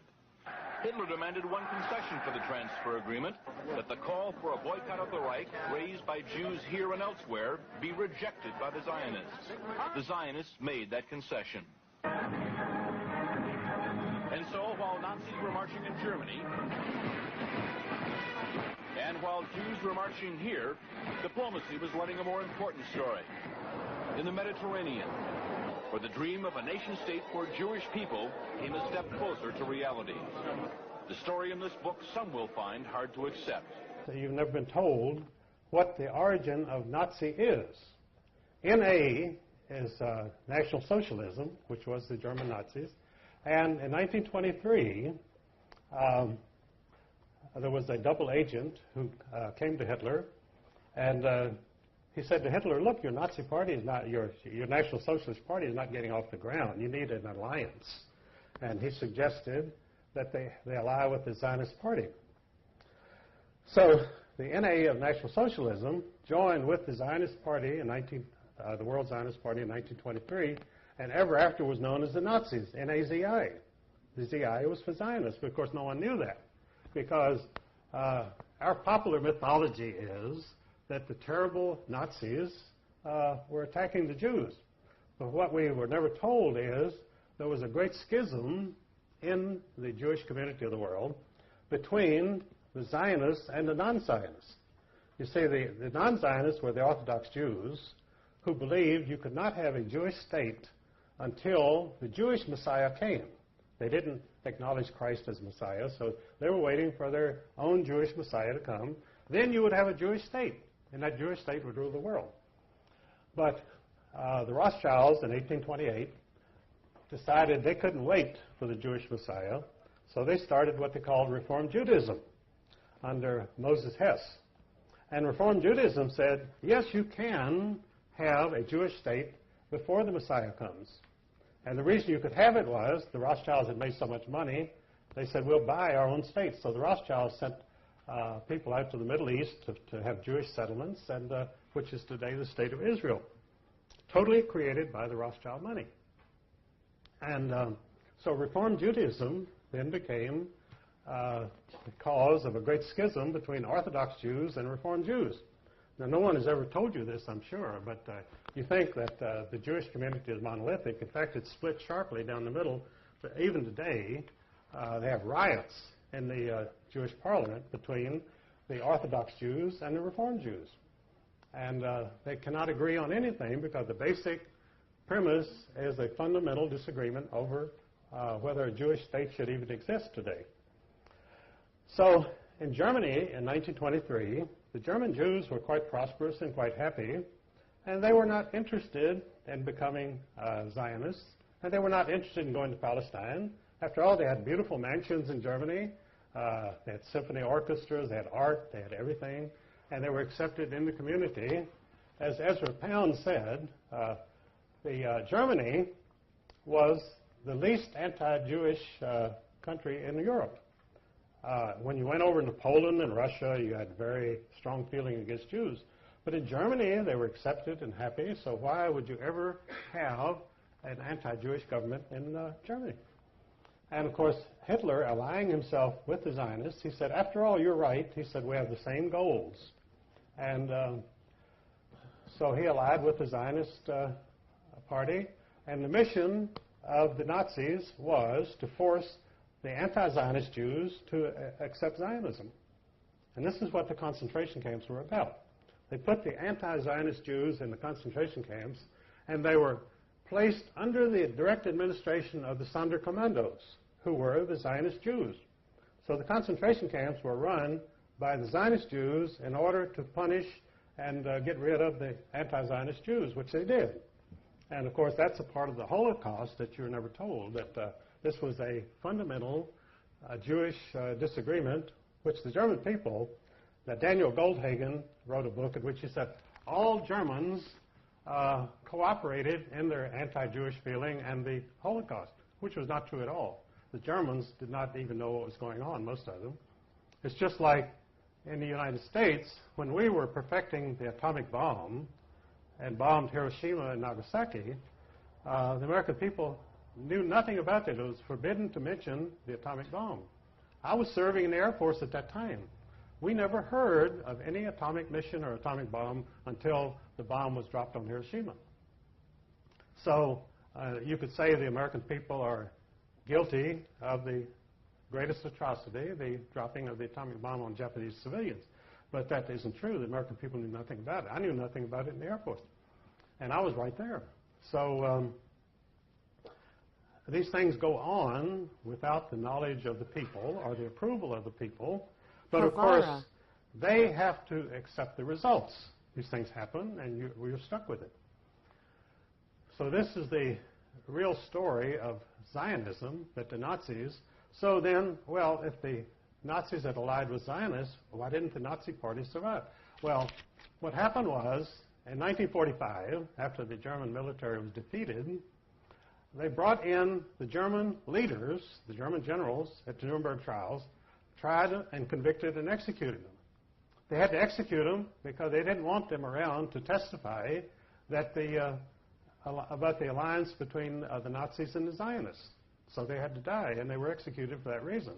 Because, they told about the atrocities that the German generals had committed.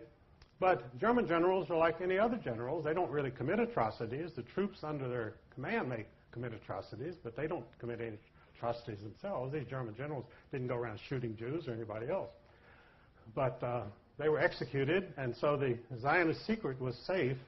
And now the Zionists were now in command of the world because their National Socialist allies were now gone from history, and the Zionists had a free reign, so they set up the State of Israel.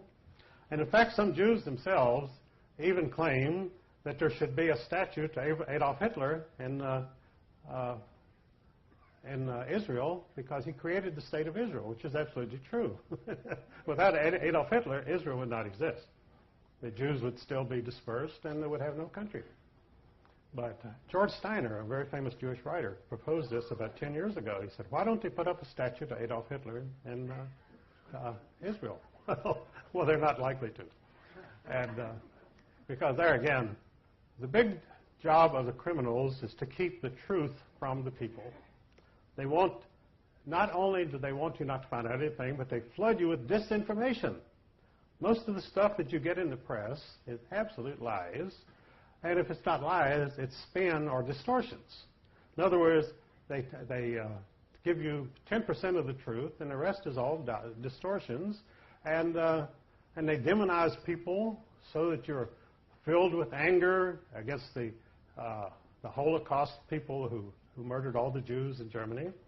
And and people do get very angry because of these things, and they don't even know what they're angry about because they're not told the facts, and never will be told the facts because the press is totally in the hands of the bankers. Because news is a high-budget, capital-intensive operation. You need a lot of money. You need a staff covering the whole world, and it's a very expensive situation. So the average truth seeker is not going to start his own television station or newspaper because he doesn't have the $100 million that you need to even get it off the ground. So we're reduced to meetings like this, which are very good. And we also, God apparently was merciful on us, and he gave us the internet. Because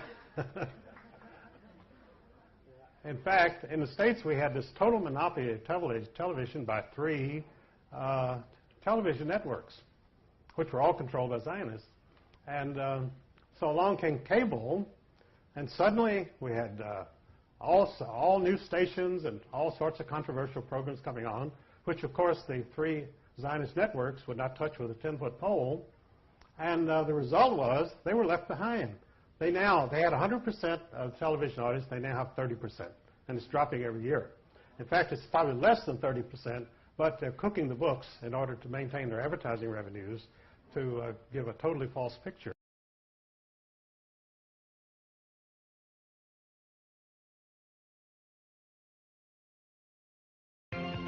Live on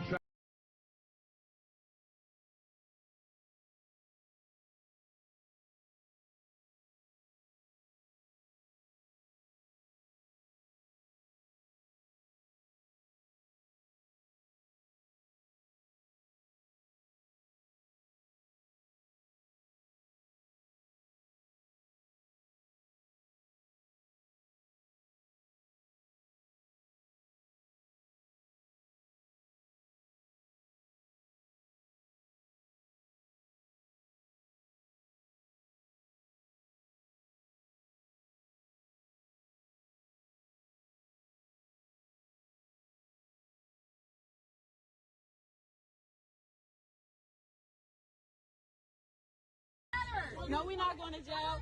Fuck you and your ladder, bitch. Fuck your game. That's why it's in a motherfucking lake. Fuck that. And you. And you. Shut the fuck up if it's not your fucking business, okay? Fuck up out of here. Yeah, get the fuck up out of here. Fuck that. Fuck. Don't ever do my sister like that. You could have let her use it one time. Stupid ass. Don't matter. Fucking kids now. You don't think you're gonna watch the fucking kids fucking drown? Fucking idiot. Now if we fucking throw your fucking kids in the water, then what?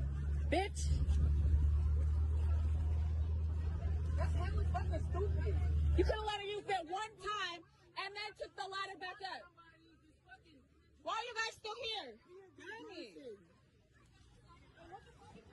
No, because we're talking to him, and then she want to open her fucking mouth and like, oh, she shouldn't be swimming here then. Shut the fuck up. It's okay. Yeah.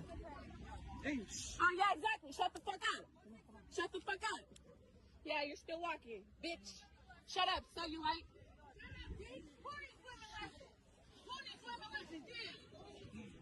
Yeah, run them out. Run them out. Fuck up out of here. Fuck up out of here. My leg, bitch. My leg, bitch. Oh, fuck you very, very much. 'Cause we hate what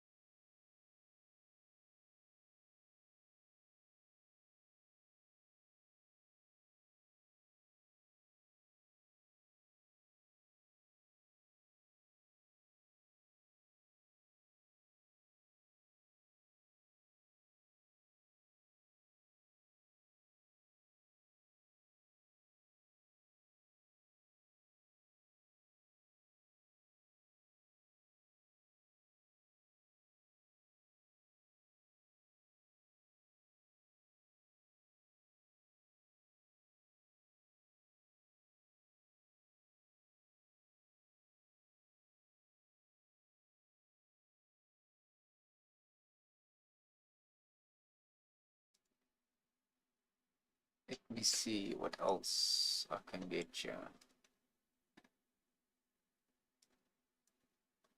Let me get in here quickly and see what this is all about.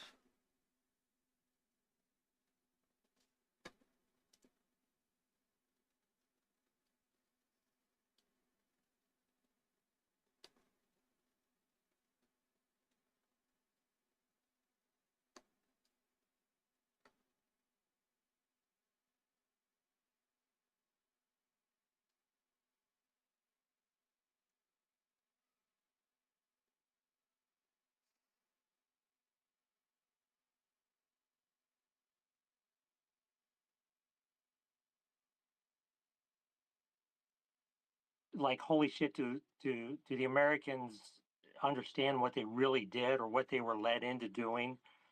And it's extremely, it's really like in the past, probably the past 4 or 5 months, it's become for me something that's really unsettling, especially considering what we're seeing in Ireland and the UK and in Poland and Germany and other parts of Europe in regards to how those nations are being torn apart. And you come to the, you get to the, I get to the thought, my thought process gets to where we're in America here, the spark is going off on in all of us that are in this um, um, discussion, and we understand it, but what we're like, what are the things that, I mean, I know having these discussions are important for our brothers and sisters in Europe, but to like here in America to get that education pushed out to Americans to get them to understand that in regards to the question of the Jew, that I think that's of the utmost importance. I mean, because it's extremely troubling to know that the brother wars and the sectarianism that is pushed by the Jew is like really big. I mean, a really big issue, and it's something I don't know. Like we've seen in Northern Ireland with the Protestant Catholic divide. I mean, you look into that, and you'll find that who's behind it, the Jew, and you look at all the nations, like especially from the North American perspective, with the subversion and the destabilization of South America, Central America, Mexico. Again, some may say not directly Jew, liberation theology via the Catholic Church, which I think to a large degree is controlled by the Jews now, not in previous times. At the risk of sounding rude, brother, could I reel you in and get could we just format it as a concise question, right? So what is it going to take for people to have awareness of the encroaching white erasure that is ongoing, the injury that is being committed against white well-being every day? What is it going to take to get more people to be aware? Would this be the essence of the question? Yeah, I agree. That is it, and it's like if we can't realize, I mean, if the majority can't realize it now, like I don't know how deep the brainwashing is, but man, it's short of a miracle and short of us that know and understand, it's going to be a huge task to do that. I yield. Thank you, brother. Wait, so I wanted to touch in on that just a bit, right? To give the question some respect. You know what I mean? Yeah, go for it. Put a little bit of thought. I attempt to have some high IQ discussions, and we are the best and the brightest in these discussions, I would say. Enough glazing the audience, though. So, what is it going to get for more people to be concerned with securing the future for ourselves and white children, right? Ensuring the existence of our people and a future for white children. What is it going to take for more people to be concerned with this, with white well-being, right? Well, for many people, it comes to them examining what it is that is going on right now and deciding, okay, is my comfort, are these conveniences worth long-term white erased Haiti hellholes, right? Are these comforts and conveniences worth our children getting stabbed in the buses, right? Our folk getting violated, being ritualistically beheaded. Like, ultimately, people are going to need to decide if they have had enough. And for many people, they are caught, they are cemented in this paradigm of just saying, all right, eat, drink, and be merry, for tomorrow we die. But the thing is, I never die. I am the carrier of a torch. I am the bearer of a torch that has been passed through for generations, right? The same flame that was burning within my brothers as they sieged, as they lopped off the heads of the invaders, the Ottoman, Turkish, Islamic hordes, you know, the winged hussars, right? So we do not die. So it comes down to people recognizing what that they value. Not everyone is going to make it through this bottleneck, brother. The best and the brightest will survive. So take comfort in that. This is a process of separating the wheat from the chaff. So this is how that like ultimately those of quality are going to come on board, and those that cannot be bothered, those that are more committed to comfort and convenience, are going to perish therein. So plant your seeds in fertile soil, and that is enough verbosity, as my father might say, diarrhea of the mouth. I think that it is a little more profound than that. But with that all said, go ahead, Nunya. How are you doing today, brother? Yeah, good morning, brothers and sisters. Thank you for the mic. I appreciate it. Light power. Obviously, brother wars are a no-go. There's many precepts that talk specifically about our government and our spiritual well-being and lots of good stuff, right? I wanted to go back to, you asked, what is the symbolism behind putting your hand on your heart, when you hear the nation's anthem. I don't go to sports ball. I don't watch any of that kind of shit. But being retired military, I still recognize that as one of the songs that really gets me pumped up, right? And when I put my hand on my heart or I raise my hand to salute, I'm thinking of all my brothers and sisters that died, not just the things that the nation itself has become or done. I'm thinking about all the brothers that lost their lives, my grandfathers, your grandfathers, all of us that sacrificed to make the nations, what they are, specifically talking about America. And, you read precept, was it 41? Yes. And, I have read all the precepts. I have them sitting in front of me. I read them every morning. And precept number 14 has always been my favorite. And I think if we can understand precept 14, which is it's kind of I don't want to say it's odd. It's cool that it's 14. We have the 14 words. And it states in accord with nature's laws, nothing is more right than the preservation of one's own race. And if people could understand that and feel pride in the fact that their forefathers have built civilizations, built the very civilizations that we use today, the houses that keep us safe at night, the vehicles that we drive around in, the guns that we use to protect our families. If we could keep precept 14 in the uppermost part of our mind and understand that, and more people could understand it, then a lot of the things that are happening wouldn't happen.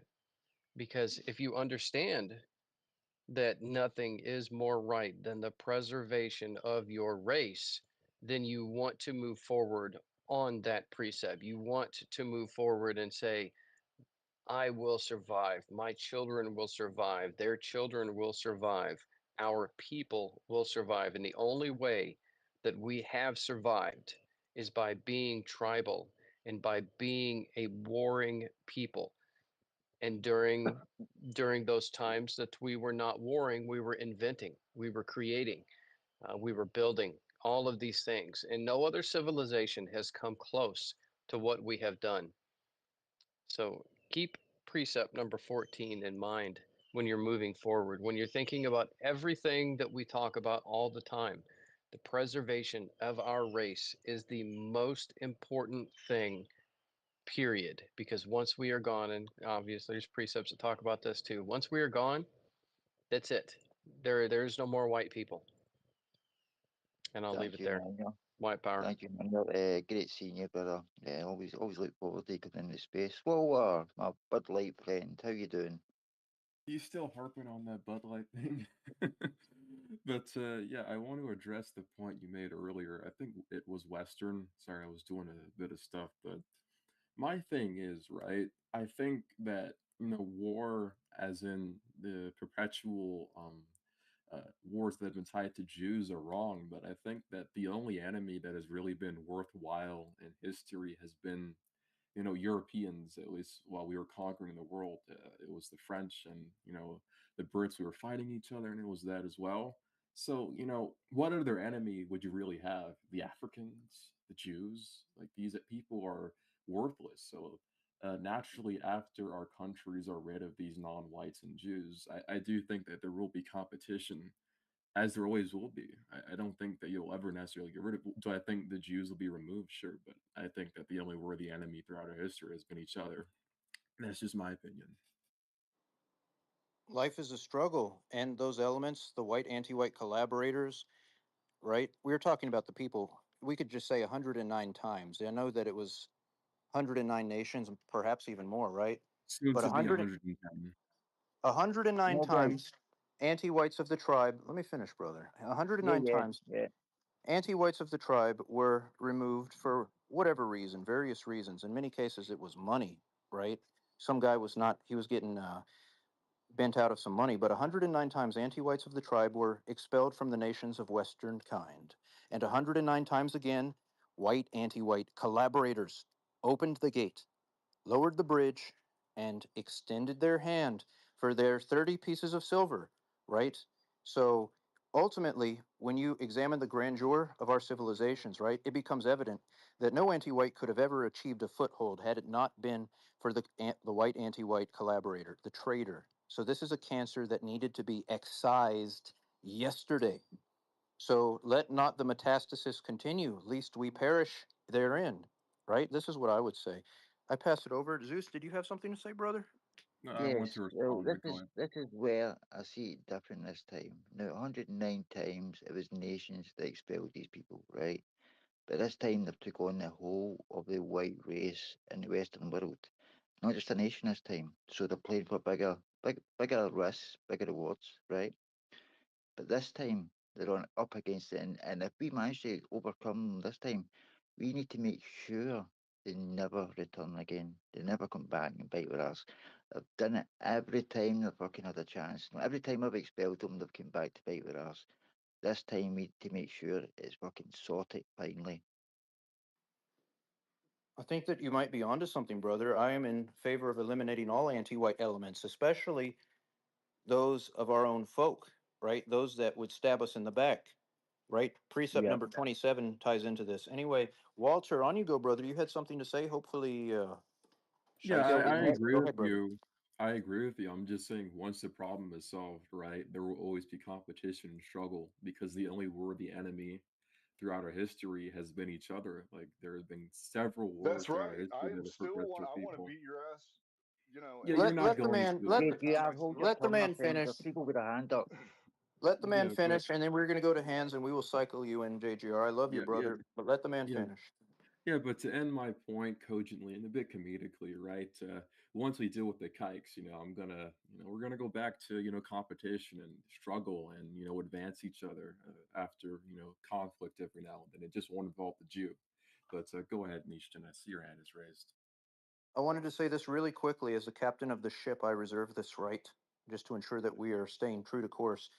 There is always going to be competition, and you need strong leaders with a pistol in hand to make sure that if there's any dissidents, that if anyone wants to stage a mutiny, then they get dealt with, right? Anyway, so Nietzsche, did you have your hand up, brother? On you go. Yeah, it's just to say that the polls in and Spear won against Sabre. Is there any other polls that you want done? Blonde versus brunettes. saggy udders versus firm and compact. I do not know. This is some food for thought. Blondes win. Do cope and seed. We win. Blonde supremacy. I could have blonde No, children. this is another thing, guys. Go ahead. The socialist left today, right? No, they're degenerate. They're the people who, no, when we turn and say we don't want these people here because they're rapists and paedophiles, the left turn and say, well, we've got our own rapists and paedophiles. But where do you think the paedophiles and rapists come from? They're politically left. It's their side that's harming our children. So not only are they harming our children, these people, they're also the traitors and we're missed. So they're committing treason, they're harming our children, they're degenerates. The left, the political left in this country is a fucking problem and they're dangerous. They need to be dealt with. No ifs or buts.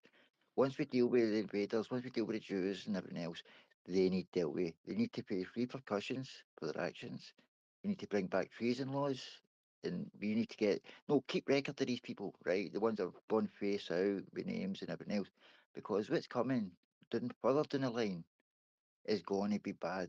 And these people are responsible for that. So we need to keep records of who these people are. For further down the line, when we get a chance to drag these people into court and face the justice for their actions. Because we need to make sure these people face the justice for their actions.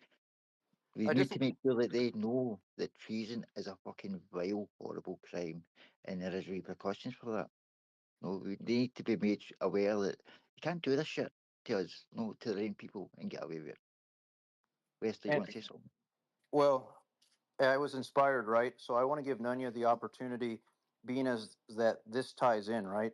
Nunya, if you're prepared, then recite precept number 27 for us, brother. I apologize, brother. I cannot. I am on the toilet. Oh, on the throne? On the throne? Okay. All right. So precept number 27 reads as follows. It is not constructive to hate those of other races or even those of mixed races, but a separation must be maintained for the survival of one's own race. One must, however, hate with a pure and perfect hatred those of one's own race who commit treason against one's own kind and against the nations of one's own kind. One must hate with perfect hatred all those people or practices which destroy one's people, one's culture, or the racial exclusiveness of one's territorial imperative. That is precept number 27. And it's, Right? it's very apt. Was that loud? No, I said it's very apt. It's an apt precept. Oh, yes. It covers exactly what we're talking about here. No, it's like, no, these people who have done this on the other side, who's kind of protecting the enemy, being on the enemy side against us, need to face repercussions. No, there's no forgiving these people, guys. No, we can't just turn and say, oh well, he's made a mistake. No, we'll forgive you. Or let's hug and make up. No, that cannot happen, guys. Too much water's been under the bridge. They've done too much to us in order for that to be forgiven. We are going to have a new street. It will be known as 1488 Trebuchet Way. This is where that they will be directed. Yeah. Yeah. Anyway, Walter, Trebuchet a good idea. You think so? I was just gonna Yeah. say, why not The kids can Rockwell enjoy Street? it so they can. What? I thought that Walter was. On you go, Walter. Yeah, I was just gonna say, why not Rockwell Street? Makes a bit more sense, comes off the tongue a bit. Just saying. Well, we will have such discussions in the future, right? And also the folks communities exist as we speak, right?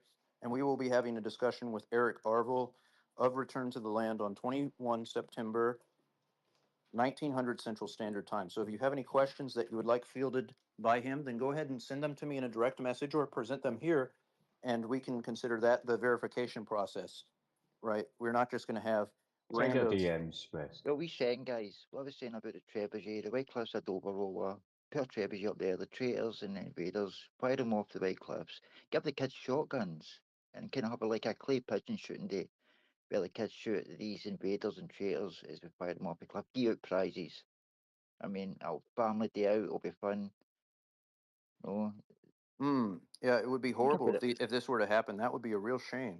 Anyway, yeah, this might be food for thought. Absolutely, brother. We have Paulie. Go ahead. I think Paulie's got his hand up there, Western. Sorry. Paulie. Paulie, and then the angry goy. Hey guys, I just wanted to say that, I mean, this is, I like the fantasies of like what we're gonna do to our enemies once it's time, but we really need to start. I think what the white nation right now needs, we need a game plan like for the beginning steps of how to get there. You know what I mean? This is what Amen. the focus has. This is what the focus has to be. The focus has to be what's the first step, and you know, what can we do right now in our situation? You know, what we're gonna do and who we're gonna deport and all that stuff. We need power for that. So the goal is to seize power. And you know, what are the preliminary steps? What are the first steps? What do we got to do? So what I'm doing in Canada is I'm going to join the Second Sons. I'm going to go and train. I'm one guy. I'm only in charge of my body. What can I do with my body? I can make it strong. You know, I can get together with guys. We can train it out, and we'll go from there. And we'll see how the public sentiment changes as the country goes to shit, which it will, because the majority of the public is still sleeping. So we got to just prepare for all those things. We got to prepare for reality here. You know, who we're going to trebuchet later is, you know, that's later. I'm not thinking about that. We got to think about what's going on now. Anyway, I'll land it right there. Well, but you're right, Paulie, but that the trebuchet thing was just a wee bit of a joke to lighten with a wee bit, my friend, just in case you didn't know. Who was next? Western, do you know? It's the angry goy. It's really problematic. I anticipate what he's going to say. He's going to say that there weren't 40 beheaded babies. What's next? There were no masturbation machines. Anyway, who let that guy in here? We're going to get them the hell. Go furiously angry. Yeah, before that goy barrages us with his hate speech. Before that goy hops in, I just wanted to say this: that Paulie, I really appreciate this focus, right, on the reality, right? We could talk about the castles in the sky, but we need to build the communities on the ground, right? Anyway, carry on, Goy. Yeah, just wanted to say thanks for his insight into the wee problem I've run into with the Polish kind of indoctrination. But it's very, very interesting. Thank you, guys. Thank you, Goy. Leo, you just came up, my friend. Have you anything you'd like to add? I've not heard from you yet. Oh no, I just joined in because Walter's here. Oh, Leo, what's up, Walter? brother? I hope you're doing well, brother. I haven't seen you. Oh yeah. You gotta stop posting that in the group chat, by the way, Leo. You're gonna get me in trouble with that. But good to see you. Leo, are you in the States or are you in what is that? Is that Norway or Sweden? The flag? Oh no, I'm Australian. Australian, got you. How's things over there? Honestly, like I saw that I went to like the march a week ago, right? And I also was just in my town in the local area, and yeah, I kind of felt a vibe shift. Yeah, people are sort of even in the like. I remember I was just going shopping at like this fruit shop, and there was this like Muslim family that was like walking really slowly, and it's a really busy area, and there was this like Australian family was like, "Get out of the way, you're being too slow." I don't know. Just sort of like there's a few like very small things like that. There was also like Palestinian protesters in my like town as well, and they were like so small in number, and it was all like boomers. You know, like I feel like the overwhelming. Like I was actually surprised, just by how like I never thought we were actually going to get this popular. Essentially. Wait, Leo. Wait, Zeus, is this all right? Really quickly, Zeus. I was just observing, Leo. You've got a very rich and impactful voice. One of my brothers was talking about the benefits of testicular sunbathing. Right? Have you been partaking of this, perchance? Right? Can you? Anyway, that is a bit of a joke. Oh no, not yet. Instead of being a redneck, we could be red nuts. Anyway, forget about that. That is a strange. Who would come up with? Anyway, carry on, Leo. Carry on, Zeus. I've never heard of that. It was interesting what he said there in regards to these demonstrations now, because even in the UK, the last Palestinian demonstration I seen with boomers as well. There was no fucking invaders. It was all boomers. But what was interesting was the Jews who were standing with these fucking Free Palestine demonstrators. The Jews are playing both sides. You know that? No, there was a demonstration in London. I think it was either today or yesterday, and it was like thousands of people British standing with the Jews. No, against an anti-Semitism march. It was called. These people. I actually have like a lot of problems with the Tommy Robinson guy. I think Yes. it's basically what he's doing is making Islamophobia sort of, or anti-Islam, whatever you want to call it. It's kind of like the one acceptable racism. You know, when that Rwandan guy went and stabbed those 3 girls, he wasn't Muslim, but you know, they caused riots over that. Like, Yep. I think that's ridiculous. Wait, does he have a problem with our brother Tommy Robinstein? You have a problem with him? That sounds very problematic. Do you know what's cringe western? When our people are out in the street singing Tommy Robinson, chanting his name as if he's some sort of fucking folk hero or god. It's like cringe as fuck. Well, they're just so inspired the way that he removes the kosher seed from his face, right? It is just such a powerful display. Anyway, yeah, I have some I just questions want to about the say, guy. Go ahead, Nietzsche. I just wanted to say the guy from Southport is Islamic. He does go to the Islamic thing in prison, and he's got that sort of fun ideology. I think that's protection, but Nick, I think he's in that to kind of get protection for that lot in there. Well, he's Islamic to me, and also, you know, when you talk about the African nation that he came from, yes, once upon a time it was a Christian nation, but it's ruled by Islamics now, so that's where it comes from. Oh, definitely, I totally agree with you. But I think he's sticking with him in there, obviously, for protection as well. I'm not saying he wasn't a Muslim before. Of course. Wait, we have our brother Leo present. While that we still have him here, I have some questions about the land of spiders. If you would entertain them, brother. So we were talking. Sure. What was that, brother? Go ahead. I just said sure. Your game? All right. So we were talking about earlier planning for the future, the next steps, right? So part of this in my mind is folks communities, being in communities that are explicitly for the folk, by the folk. You know what I mean? So in Australia, is there set up for private membership associations, private groups like a sports club, a private wrestling area, a private country clubs, right? So is there a setup for that, brother, in Australia? I think the NSN has some sort of like fitness groups and stuff like that, but that's all I know. I don't really think there's that much of that stuff going on. This is what I'm getting at is outside of something that might be explicitly identity based, right? But just for like there is a precedent for like country clubs, right, where that you can be distinguishing. Yeah. Oh, okay. Yeah. Just in that. Yeah. I don't think that's as big of a culture here. But is it legal? Is there a legal framework? Has this existed in some capacity in the land of the spiders, in the place where I don't think so, because like tree, we had the White Australia policy, so we didn't really need to. With America, I think, you know, the law legal situation, you know, had a different circumstance that probably allowed it to develop, you know, more in those ways.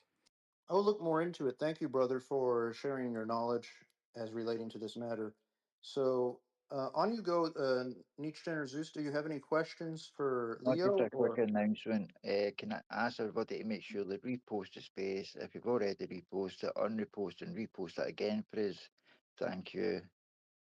And this will enable more of our esteemed listeners to participate in these discussions. So I second that. That sounds like an excellent exhortation. Thank you, brother. So I want to do, is it all right if we do a roll call? Can we do a little roll call? So we have 11 listeners in the tunnel. So I would invite them, if they would like, to go ahead and hop in and let us see what is going on. We have Finch, Shaka, J-Rock, Dicky. Who do we have here? Is Lufas? Am I misreading that? Servant of Terra. Adler, Rockstar, Daibook, Artorius, Ebo, Travis, Kelly, Raw, Anthony, Water the Cats. Baldwin, we have a cannabis enthusiast, Kitten. Whoop. Mickey, Emerald, how's it going, brother? Leo, our resident philosopher from Slovakia, friend of the family. Kiareth, Patriot Gus, Honest, Mukhtar, Backflow, Leo Polly, the Angry Goy, Walter, Nunya, Zeus, Nietzsche, and your hosts, truly, Western Kind United. Anyway, that is a bit of a roll call. So, Nietzsche, What was the one that the shadow killer or something? Who was that?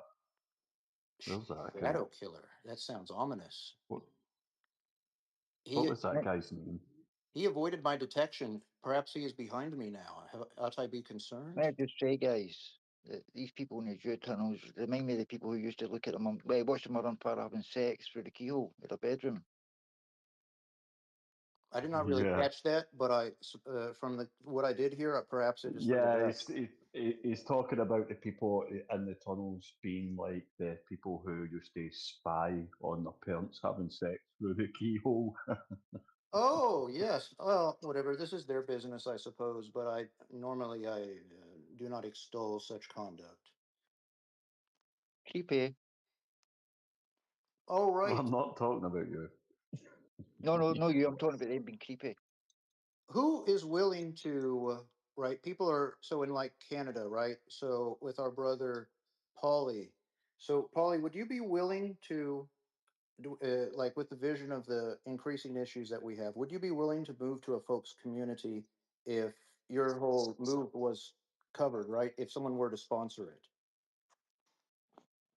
Well, I'm not even asking for that, really. Are we talking about in Canada? No, you would need to move to Arkansas or Texas, etc. You would need to move.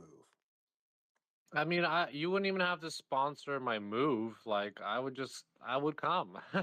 You know, like I'm still a man. I should take care of my own. I want to contribute. I don't want to be sponsored. Oh, we will put you to work. You know, they call it the Slavic people. What is this derived from? Like slave? Like we're gonna make your white ass work, boy. We're gonna put you to work. You're gonna make me Slav with an E at the end?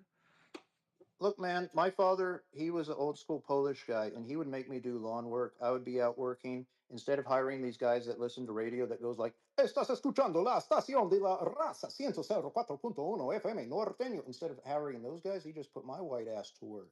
So I think that you could do some work too. Why not? I think that we all could do some work, honestly.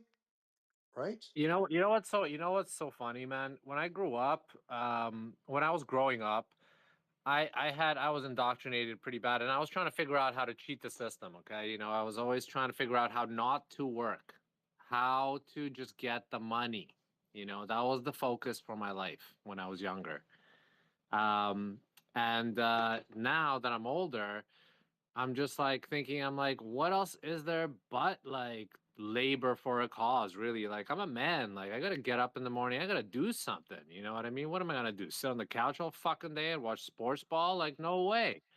Like, you got to work. Like, it's like there's only honor and hard work towards your cause, towards your community, and that's what we've lost, right? Like, we're working for ourselves. We're working for our independent unit.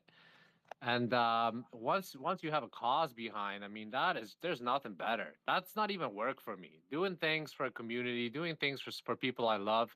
Like, I'm building my mother a shed right now. That's not even work for me. I take extra care, extra precision. You know what I mean? I'm putting a lot of love in that shed. It's more like a bunkie, but it's not even work. It's like I could do this every day, all day, if it was for my people. I'll just tell you that right now. All right, leave it at that. Thank you, brother. And I will say this, right? I have a Belgian Malinois. I have working dogs, right? So when these dogs do not work, they are miserable. They destroy themselves, they destroy the rooms. So we are like dogs. We're not that different, right? We need a task, we need a mission, right? So I will cry havoc and let loose the dogs of war, if only you will assemble. Nietzsche, on you go, brother. Yeah, I think the right communities in America is great and they should be set up. But for all the guys in Canada, Australia, UK, I think we should stay here, fight for our nations until it becomes to the point where it's impossible. And then maybe we can get a sponsorship to come over to a white community over in America. I think the white guys, especially like Paulie, should join the Sons of Canada and fight for his nation until it's impossible, Well, until it's impossible. and that's just something that's quite important, right? So the no, we know the EDL, right, has not been about for the last 10 years, right? It's been debunked for the last 10 years, right? Now, the government re-brought it out, the media re-brought it out to use as a boogeyman, to kind of use against the people of the nation, right? And because of that, Islam has now took it to use it. And what they've done is made the Muslim Defence League. The Muslims are now organised into a group that are out there ready to fucking start with us. We've got Boko Haram, we've got ISIS, we've got all these organisations up in hotels waiting for the fucking nod, right? The Home Office is now totally subverted by Muslims. No, once that MP took over, I mean, it was already full with the civil servants were all Muslim, and now we've got a Muslim fucking head inside that organisation. That's totally subverted. Local council is the exact same. We are well behind the curve, guys, and that worries me. I'm looking at our own people. I'm looking at where they're at, and I'm not seeing the agency, guys. I'm not seeing the agency which should be there for people to realise that we're in a fucking dangerous situation here, guys. No, that worries me. I don't know what any of you think. Worries me as well, West. Sorry, just it worries me as well. You are correct. That's what's happened in the UK.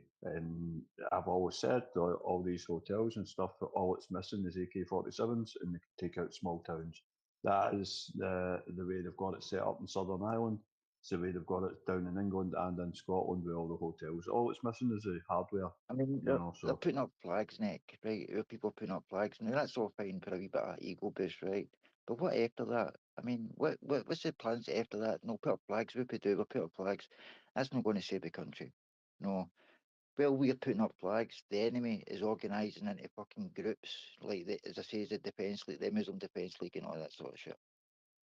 No, we're behind the curve. well, as I said, sorry, West. I know we're going to go with hands. The one thing that the white English people could do is get their arse up to Scotland. There's a reason why the SAS train in the mountains of Scotland and the mountains of Wales. The first thing they should do instead of going out and protesting and getting jailed is come up and train up in the mountains of Scotland, collectivise with the brothers up here, and then we can maybe do something and organise something. But at the moment, what I see just down there is basically people going out and protesting, acting like fucking idiots and getting arrested and getting put in for all sorts of stuff. So until we get a group of men who actually want to do something in England and actually want to do something in Scotland, the first thing and the only advice I would give that group, and I would even join it, is come and train in the Scottish mountains, because that's where the SAS train. So, There's Nick, a reason that's up here. they need to catch There's up. a reason. The majority of men in this country need to catch up with the situation where it's at the minute, because the agency's not there. They should be fucking panicking, but they're not. Western, on you go. Well, we have with us present Raw XP.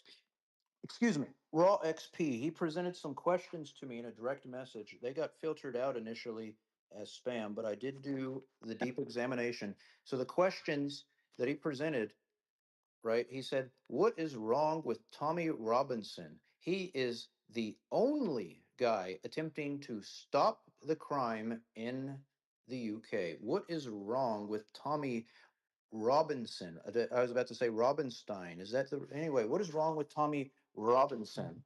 So, would anyone like to breach this subject? Is that Any all of you right? guys, because I Yes. don't know where to start when it comes to Tommy Robinson. Or actually, Right. Well, honestly, I forgot. I would so Raw XP. Did I represent your question properly? Is there anything that you would like to add before that this is addressed? I mean, yeah, I guess so. I'm just wondering, like, why is that an actual issue? Because I don't see anyone else in that country actually doing anything. So, yeah. Very well.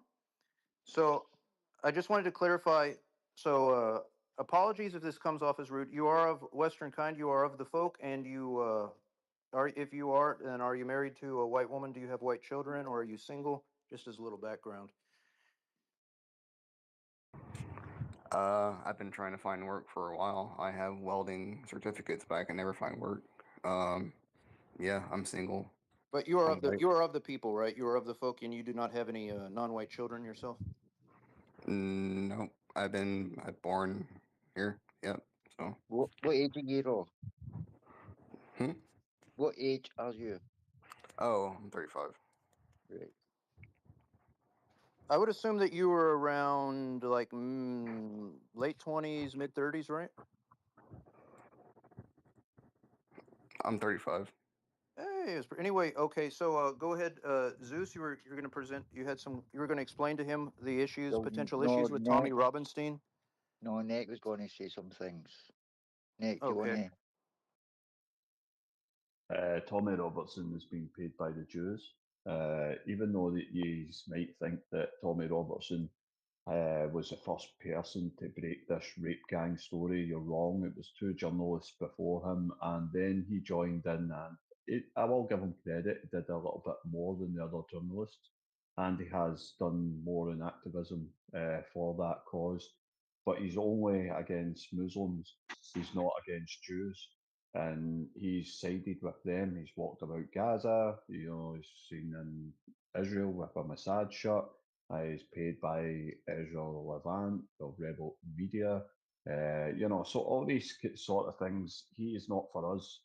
I just think that the white people of this nation need to wake up to the illusion that they think that he's going to be the savior of our people, because he's definitely not. Well, also to add to that, I'm going to extend on that, bro. So to add to that, he's kind of in with the Sikhs and all that as well, the Indians and whatever else, right? But his last two rallies, bro, right? I'd mentioned him about this and ignored me, right? When he was doing that rallies, it was for a domestic reason, right? It was the immigration problems in the UK. At the rallies, there was Dara David flags, there was Iraqi flags and Ukrainian flags. Now, three people were there to support that domestic issue. Why were they flying their flags? Why were they not flying a Union Jack or whatever, right, in support of that domestic issue? They weren't. They were there to steal the light. They were there to put their agenda across the Israelis, the Ukrainians, and whatever else, right? Now, I said that to Tommy Robson in a few messages, and he ignored me. And the next rally he did, exact same again. Other flags of other nations were allowed to fly at the rallies. Now, that's a problem. And Tommy does not give a fuck about this nation as a whole. He's only interested in Islam being a bigger problem. He's not interested in the bigger problem, and that is a problem. So if he's not for the people, then I would like to hope that people who are for the right side of history would just move to the U.S. That seems like that'd be the best way to fix everything if they are on our side. But who knows? I'm not sure. I'm leaning towards that at certain points of my consideration of the situation. Well, hold on a minute. I'm a Scottish patriot. I'll be born here, and I'll fight for and die for this land. This is my land. I wouldn't like to die in America. It's not my land. I mean, So I don't give a fuck about these niggers or Jews or anything. If I need to go to war with every one of them, I will. I'm ready. I've done my job as a father. I've done everything. I'm ready now. So I'm not leaving. It's easy for you to say, Rob, coming from an American's perspective, to kind of say that and think that. But no, this is our land. This is where our ancestors bled and died for this land to pass it on to us. We don't own this land, Rob. We are mere custodians of this land that our ancestors left to us to look after so that we could pass this on to the future generations. At the minute, we are failing as a people to do that. Dude, like every senator in the UK is fucking Muslim. Like they're fucking cooked. Fucking it's fucking ridiculous. The fat lady has not sung yet, brother. Right? When there's a white, there's a way. Well, I guess you've not. I guess you don't include the Scottish Highlands in that, in Ireland. I thought every single country in Europe was fucking cooked. I thought.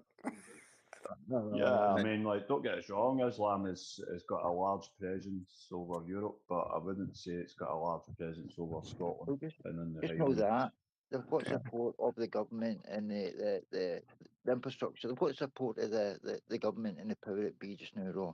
So that makes it harder for us. We have not got the firearms like you have got in America the second. So our hill is bigger to climb. Wait, I just wanted to clarify really quickly. Raw XP, I love you, brother, but whenever that you are not speaking, please mute your mic so that we do not have the background sounds. They can be a bit distracting. We like to maintain excellence in our space. But anyway, you're welcome to engage in a discussion with us. And I would invite you to consider the following, right? In your own home, right? How can you claim that you are the owner if you cannot exercise exclusive ownership over it and deciding as to who is permitted to enter? Is it your home? If you have people coming in and deciding that they're going to decorate it with whatever objects that they have, they're going to have the God-forsaken smells wafting in your nostrils, telling you when that you can get up, what that you do when you wake up, all this stuff, right? Like, is it your home? So my view is that the nations of Western kind are our homes, and we have the right to exercise exclusivity and to control our own homes. So when you talk about these people like Tommy Robinson, who is going to say, well, the real problem is just Islam, and we can have these good Sikhs, we can have these good people that are not of our folk, right, present, then he is saying that our home is not our home, right? So he is what I would regard as controlled opposition, a release valve for people that are not ready to say that what is going on right now is white erasure, and this is an element of anti-whiteism that has been promulgated across all of our nations of Western kind. Am I onto something, brother? I might be thinking out of my ass, but I think that I am onto something. Would you No, like you're to on to weigh something, in? Weston. You're definitely right in what you said, but nothing that will agree with Wait, me. that And was for Raw XP. That was for Raw. I want to hear yeah, from yeah. Raw. But what I was wanting to add to that, though, is I mean, Scotland I has been definitely an agree with ethno Wait, state. everything that you said. we'll get to you, brother. Let me hear from Raw. Raw, what were you going to say? Because he is the Well, guest I here. was just going to be real quick, Weston. I was going to be real quick just to add Okay, to go your ahead. point. Go Right, ahead if you so insist. Scotland's been an ethno state until very recently, though, right? Up until maybe 2001, Scotland had been an ethno Scottish white state. We didn't have niggers, we didn't have fucking Jews or anything like that here. So it's only very recently that multiculturalism came to this country. Do you get me? Right, carry on, Ro. I just want to add that to Western. On you go, brother. Raw XP. I mean, I'm for everything, whatever you just said. I mean, I don't know how you get the assumption that I'm not. No. I do not. I do not believe that you are. When I say that, am I onto something? This is more like a rhetorical device. This is just to inspire discussion, right? To get you to send some potentially elucidating vibrations into the ear holes. Anyway, yeah, it was just to allow you to have an opportunity to touch in on that which I said. And if you are content, then we can move on to other speakers. We will cycle you back in, brother. Is there anything else that you would like for us to assess, or I have we mean, satisfied your concerns? it might be slightly off topic, but you were saying earlier maybe it was just sounding like a joke, but asking someone to move to Texas to Arkansas. I've lived in Texas since I've been here. I'm born and raised in Texas. Are you in And Texas? Are you? I'm over here in San Antonio. Where are you about, brother? Houston. Houston, that is a fairly white erased area to my knowledge, brother. It can be kind of dangerous in certain locations. Well, I don't live actually in the city of Houston. I live like suburbs, but yeah. You Is know? that not the city with the monkey in it? But I mean, like I've applied to like I think like 100 different welding companies, and I can't get any kind of fucking work for welding. And when you brought up the whole thing with people moving to Arkansas or Texas for, put you to work, I didn't know if that was like being sarcastic or just being like No, actual. brother. We have opportunities. Are you familiar with Return to the Land? The Arkansas, right? Well, they have a Oh group. no, They well have the a setup in Arkansas, but you can go to their website, right, and you can view diagrams as relating to the future communities that are planned, right? But they have communities that are being established, and if you do not have the resources to pay for the plot of land or whatever your share into it, then perhaps you can arrange something, a work arrangement. If you have certain skill sets, then they are in the process of construction, and I think that your capabilities could be employed and put to good use for our folk, right? I mean, possibly, yeah. I'm in a weird situation. I don't have. It's just, I don't know. It's just, it's It's a very complicated situation, I should say. Perhaps it is complicated. I think that when you recognize a vision, when you have a mission, then a lot of things become clarified. You know what I mean?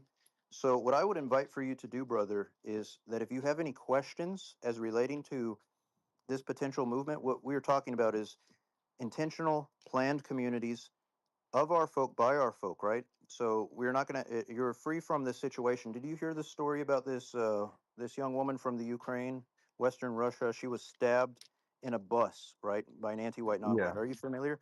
So if you would want to be in a community free from such white erasure and its implications, its disastrous, deadly implications, then you might be interested in Return to the Land. And on 21 September, we will have a question and answer session with Eric Arville. So the president, he's the spokesman for this whole idea, this whole folks community. So if you are interested, then I will share a link and you can join in with us for this discussion. Does that sound interesting to you, brother? Yeah, that, definitely. Because being out of work, not being active, it kills your soul as a man. Like I do not know. I can share with you. If you have dealt with dogs before, I've working dogs. I have a German Shepherd and a Belgian Malinois. These dogs need to be working. Our men need to be working. You look in the steel towns, right? The work went away, and then what did the guys do? They engaged in the slow suicide of fentanyl. So these are very relevant and apt concerns. And I think that this discussion that we will be having will give you an opportunity to discuss with people that are examining them and planning ahead for the future.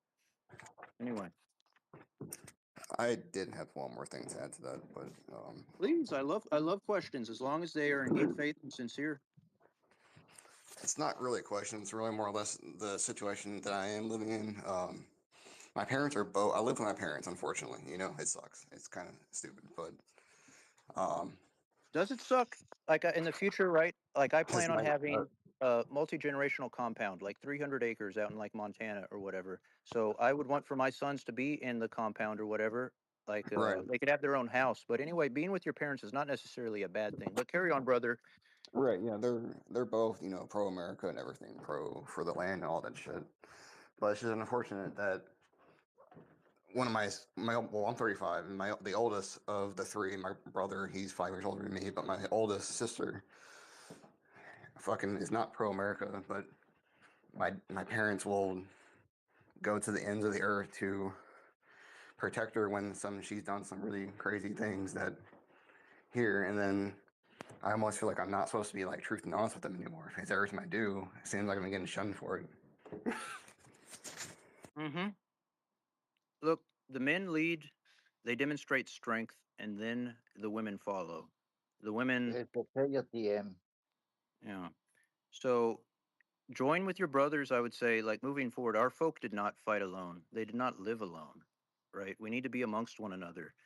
This whole atomization is an intentional effort by our adversaries, by anti-whites, to kill our soul, to destroy our aspiration to excellence, right? So we need to be amongst one another, I would think, in my own evaluation. Anyway, like this is not uncommon. You know, my own sister, similar things. She is out in Hawaii, right, hanging out with some guy that is from Iran or whatever. The guy, he's what would you call it? He's a pushover. He is a little like a little purse dog. You know those toy poodles. Or anyway, yeah. So this is not Yeah. uncommon, brother. It's unfortunate that my brother and my sister are both like liberals. The only people I have in my life that are pro America are my parents. But that's about it. Yeah. Well, look, man. You're also. I would say this when we talk about those that would describe themselves as feminists, right, or environmentalists. These fake environmentalists. We speak about anti-whiteism by any other name, right? These people that call themselves feminists. What is the implication of this whole doctrine? Less white families being formed, less white children being born. To me, this registers as anti-white. These outcomes are anti-white. These are injurious to white well-being. So whenever that we speak about those that call themselves feminists, I just identify them, I describe them as anti-whites. I describe what they promulgate, what they preach as anti-whiteism. So they call them, you could say leftist, you could say these conservatives that say, well, we want the good immigrants, we want the good white erasure. You know what I mean? I just call it, if it is anti-white, then I call it out as anti-whiteism. So I would extol you, or I would I would what is the word? It is getting getting a bit long in the tooth. I would exhort you, brother. That was the word. I would exhort you. I would encourage you to focus on our folk and your language. The language is so powerful, right? We want to communicate what we value in our language. Anyway, do we have any hands up? Other like no, we do not. So any thoughts? Is there anything else that you would like to cover, or we if we do not have any hands, then we could continue on if you like.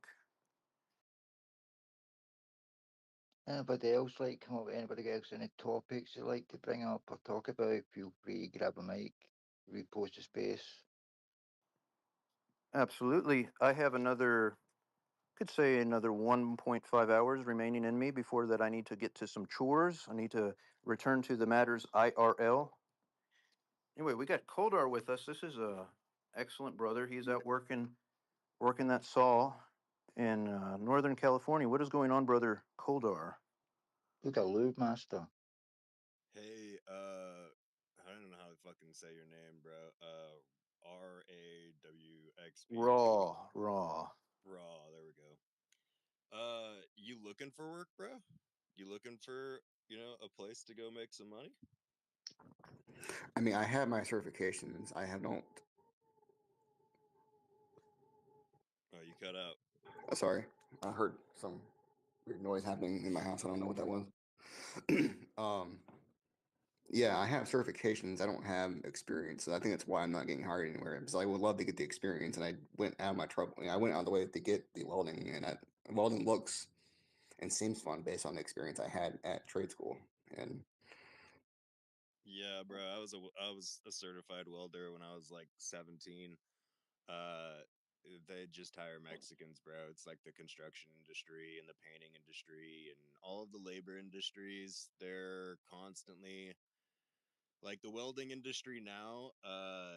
If you look at it over the last like 15 years, what they've done is they've just constantly added certs for welders. So it's like you look at welding schools and they're like, let's say 15 years ago, they were like, come on in, we'll teach you how to be a welder, get you a job. And then, they started hiring Mexicans and all of the corporations went brown. And then they were like, well, shit, the market's changed. The guys have figured it out. We'll teach you how to do welding and run the forklift. And that'll get you a job. And then eventually that's just to what it is now, to where they're like, you can come in, pay us, I think it's $30,000 to teach you how to weld, and we'll teach you how to run the boom truck, the forklift, the crane, and do a whole bunch of other shit that ain't got nothing to do with welding, so that you can go out there and qualify in the market. And it's like, dude, it's all a ploy. It's all just hidden language for you're white, you don't qualify for the market because the market's trying to go downhill. I mean, good luck with that. I hope you find something that works for you there, because it's nice to have full-time employment on a good payroll. But I don't know, man. If you end up needing work or looking for work, I'm out here in California. I do under the table stuff. I cut firewood. I make a good amount of money. It's 200 a cord. You can cut like easy 2 cords a day. So, 400 a day. That's pretty good money. Even split 2 ways, 200 a day. You're still, upper echelons of employment. So, if you ever end up looking for work or needing work, man, I'm out here. I got 200 acres. I'm looking for somebody that, wants to do that. So I'll put that out You there. remind me of something called my 2 guys, Nick and Furies. Do any of you know if it's against the law now to build a wood fire, like a log fire? Oh, you're gonna have to say that again, bro. No, I'm talking to my guys, Coldar. Yeah, Sorry, you remind me it's of okay, something. Koldar. I'll get it. I think on I know we've got the right of way in land, right, Zeus, but when it comes to like in farmers' fields and that, no, we're not allowed to do it. I Round mean, about the even in a national home. parks. I mean, even in a home. If you've got a Oh. coal fire in a home, you're not allowed to build a log fire. That's against the law now, is it not? I'm not sure because I grew up in a cottage, Zeus, and we had a coal fire, and I had to chop logs and stuff like that when I was younger. So we had log fires, but our chimney went on fire. I think the whole time I was there about 3 times. I think it was Yeah, recent that they so brought like, this law out. I think it was pretty recent. well, it probably is, Zeus. I'm going to say probably they brought this out because they want everybody to switch to gas and stuff like that. Yeah. They don't want the coal. Evidently, but supposedly the bad you've been able to make log fires in your home. Now, don't quote me on it, but I think that was what it was. It was something to do with the log fires, and you just can't build them anymore in homes. well, we'll need to. I'll check it out. I'll take a look into it just and I'll get Good back to you, man. brother. Good man. Carry on, guys. Cold W, you want to speak again?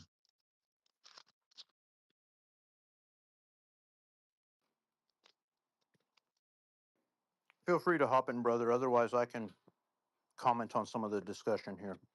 What's up? On you go, Wes. Zeus was inviting you, Koldar, if you would like to expand upon any of the things that which you have said thus far, right? Then you were free to do so. Otherwise, I can inject my 2 cents. Yeah, I was done. Fair enough, brother. I will say this, right? Raw XP. If you're willing to distance yourself from comfort and convenience, I have some cheese in my mouth. Perhaps I ought to wait before that I attempt to articulate this. But we carry on regardless. If you are willing to distance yourself from comfort and convenience, then Kodar might be willing. Like, I think that he would set you up, brother. Like, he's got some operations going on. I do not know the numbers. I have not read his books. But from what I have heard thus far, it sounds to me that he has some stuff going on. So you might have a job waiting for you, brother, if you want. Raw XP. Bro. You just go.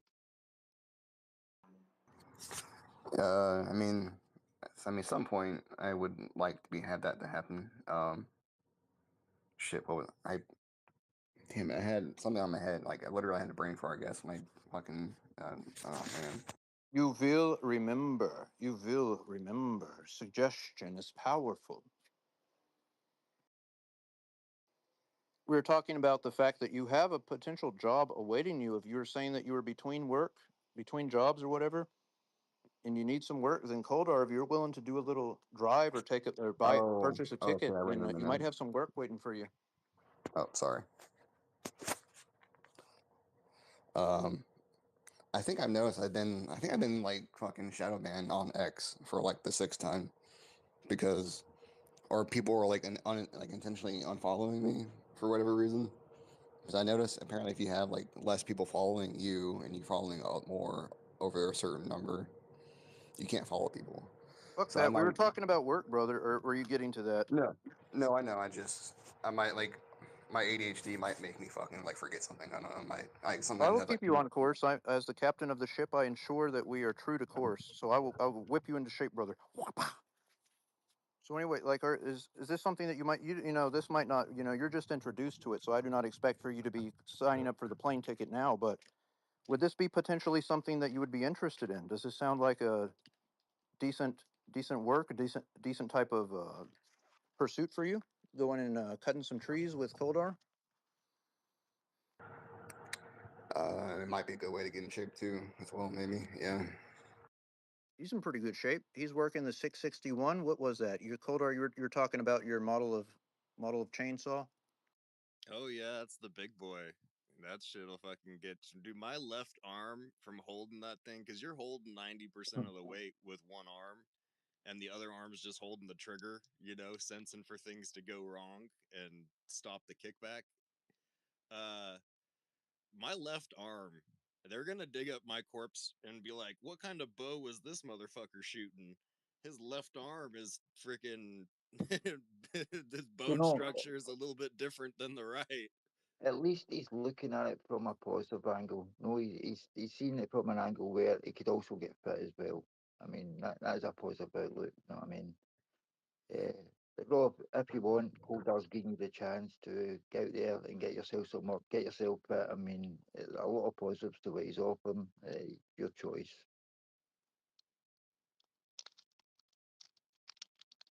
Wait, Koldar, I encountered an image of you in 2 years. Are you prepared to bear witness to this, right, from your training? One moment. Let me get the image of this. This is going to be interesting. All right. Stand by. Anyway, carry on, carry on. Continue sending the white positive vibrations into the ear holes. I would have to actually mention something.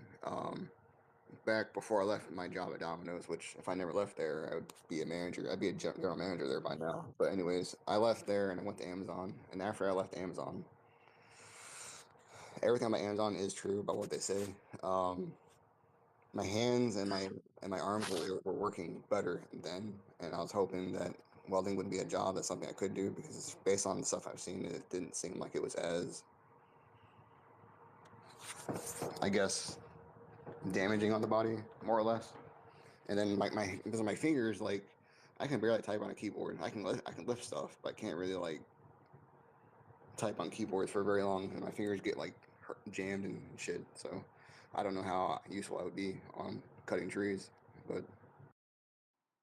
You know, guys, I used to work for an export company, Shellfish, and we were having to load up to onto the lorries like 70, 80 kilo boxes. Honest to God, see back then, see how fucking fit and how ripped I was with lifting that up. You're talking at least 4 or 5 ton onto the back of the lorry, and then when we got down to Spain, we had to unload 12 ton through the night. I mean, that job got you fucking fit.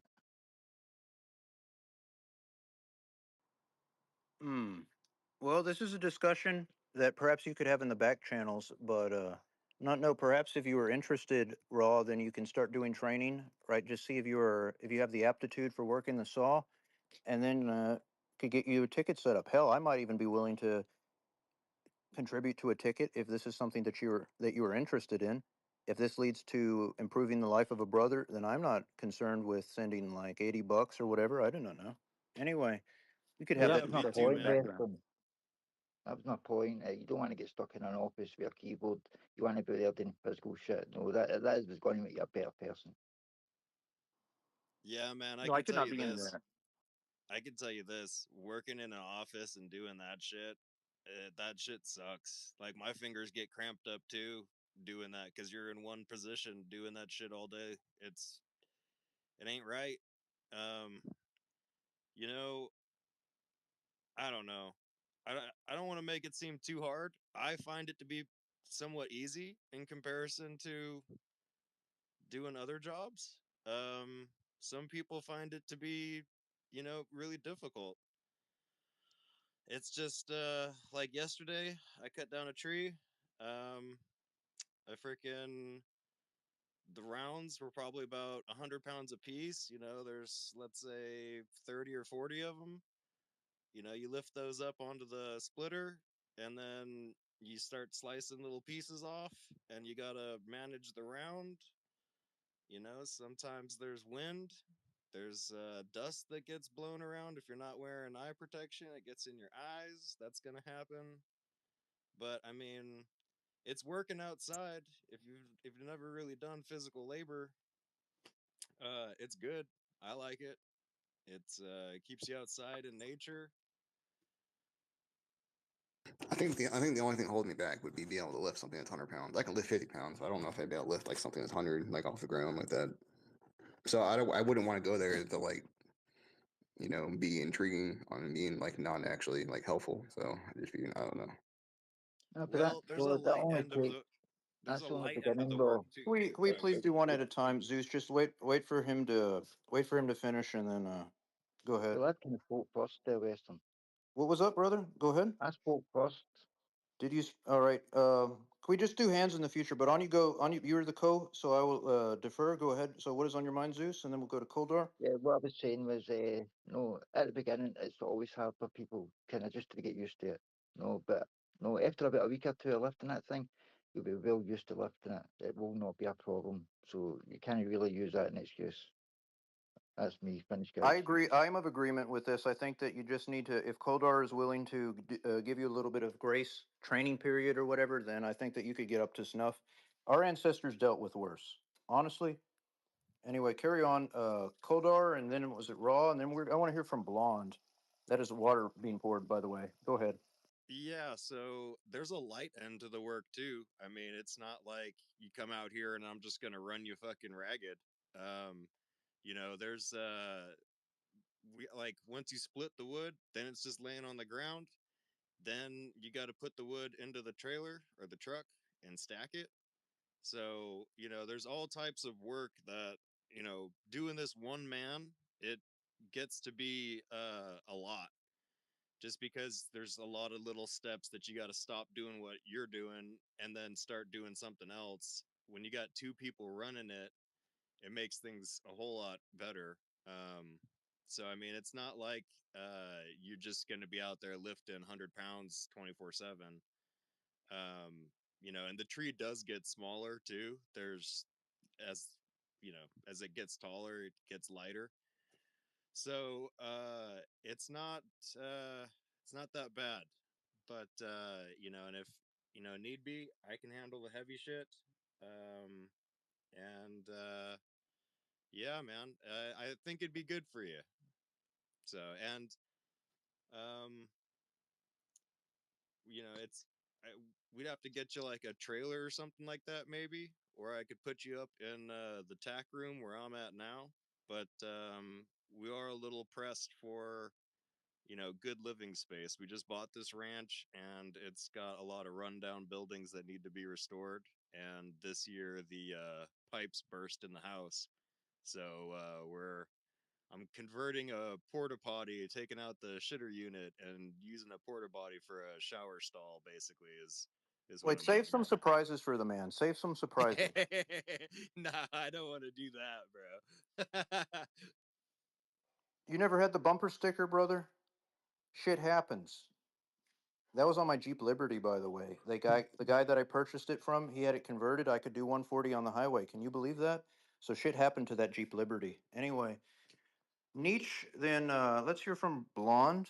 I have not heard from one of our sisters in a while. Go ahead, Nietzsche. Yeah, you could buy a Van Gogh tent. They're really, really good, and you're really spacious. But yeah, I think that's a good idea for you, Raw. I think maybe you should talk to Koldar in the background. And how you doing, sister? Bond, how are you? Shit. Good morning, friends. How are you? Morning. Every day is a gift, sister. It just depends on how that you unwrap it. Exactly. Yeah. I'm doing good. I'm 1 week into 75 hard, and it turns out it's really fucking hard, but it feels really good. So I don't know. It's like yeah, it's giving me a better mindset. I was feeling pretty like I don't know, discouraged, I guess, about how things are, and decided to do a little self improvement and see if that helped. And it is helping. Hello, Kitty. Hello, Kitty. So I wanted to enrich your mind. I be fixing to enrich your ass. All right, a bit of education is going to proceed now. So you know the word hard, right? So I do not know what it would be in Latin, but modern day Latin, right? The word for hard in Espanol would be duro, duro, like durable. You know what I mean? So consider your ass enriched. All right. Anyway, there you go. And with that, do you have anything else, sister, following this enrichment that just took place? Is it all right for us to go to Zeus, or would you have any specific utterances for us following that? I think I'm good. You can go to Zeus. Did I Thanks, did I brother. stimulate your humorous bone? The funny bone was stimulated. Okay, Yeah. I'm glad that you had a good laugh, sister. We have a good time Thanks, here. I just Dexter. wanted to say that. All right, Zeus, on you go, brother. Yeah, what I was going to say, in regards to getting down, no, we're all going to get down at times. It's inevitable that we're going to get down because the attack zones are coming from multiple angles and it's relentless, as everybody knows. But no, we just need to remember that no, what we're doing here. We've no really got any choice. We've got to continue. We've got to move forward with it. We've not got a choice in the matter. Also, it's all right to get down sometimes about this shit. You know what I mean? But it's about collecting yourself again, centering yourself, and get back on the fucking game. Have you ever looked at the flag of Australia? Right, right. Or I guess that this was an earlier one, but there's a form of the flag of Australia, I believe, where that they have the emu and the kangaroo. Right? Is it the red kangaroo? So one thing about the emu or these are the national animals at least. So do you know about the emu and the kangaroo? Right, that they are only capable of moving forward. Right? Were you aware of this? I didn't know that. So perhaps we could learn a bit from these magnificent beasts, right? And that was from our brother Adam, or he uses Veritas or Vertus, which is truth. In Espanol, you'd say la verdad, the truth. So veracity. Anyway, uh, Zeus, you have your hand up. I will reward your patience. On you go, brother. No, it was already. I'd already said. I've got to put it down. Sorry about that. Very well. Anyway, the emu and the kangaroo, they only move forward, and with life, likewise, we can only move forward. So, no use crying over a spilt kilt or whatever, spilt milk. Anyway, yeah, there you go. Bond, how do you feel about the Sons of Canada? What do you think about that active group? I think it's fantastic. Boys are doing good work. It's I mean it's obviously in the beginning stages, but I hope that it goes the same way as every other, like, well, I mean obviously not the bad stuff, but I think it's gaining traction and it's looking pretty good. What do you think? Well, there's one more question. Do we know the background of the guys who found this organisation? Are they kind of good characters, or where did they come from? Well, it's Jeremy McKenzie and Fairman's Toll, Derek. Yeah, of course they're great guys.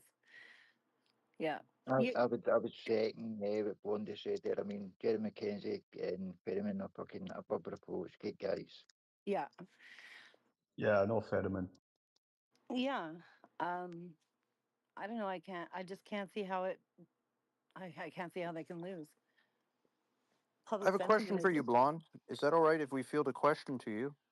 Sure. So the question is, what is your knowledge as relating to private membership associations in Canada, such as, it does not need to be explicitly identity related, but for example, like a country club or a skeet shooting club or whatever, sports club, right? Is there a precedent for these private membership associations in Canada, to your I knowledge? don't know. I don't know anything about that. Like not a thing. I appreciate you being Yeah. direct about that. Some people they would just go on about something that they are not familiar with, and they do us all a disservice. So Yeah, thank you for I that, sister. honestly, I really don't know. I would not be the one to answer any of that questions. I mean, obviously, I could research it if you needed to know, but yeah, not anything that I could offer that would be like even remotely coherent. So I'll pass on that one. Sorry, friend. No sweat. Keine Problem, mein Schwester. Anyway, on you go, Nietzsche and then Zeus. Yeah, I think all Canadians should support that Sons of Canada.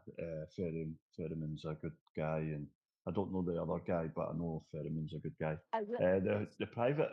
The private members association. The reason why we mention it is because think about this, Blonde, where you have visits to the gym and stuff.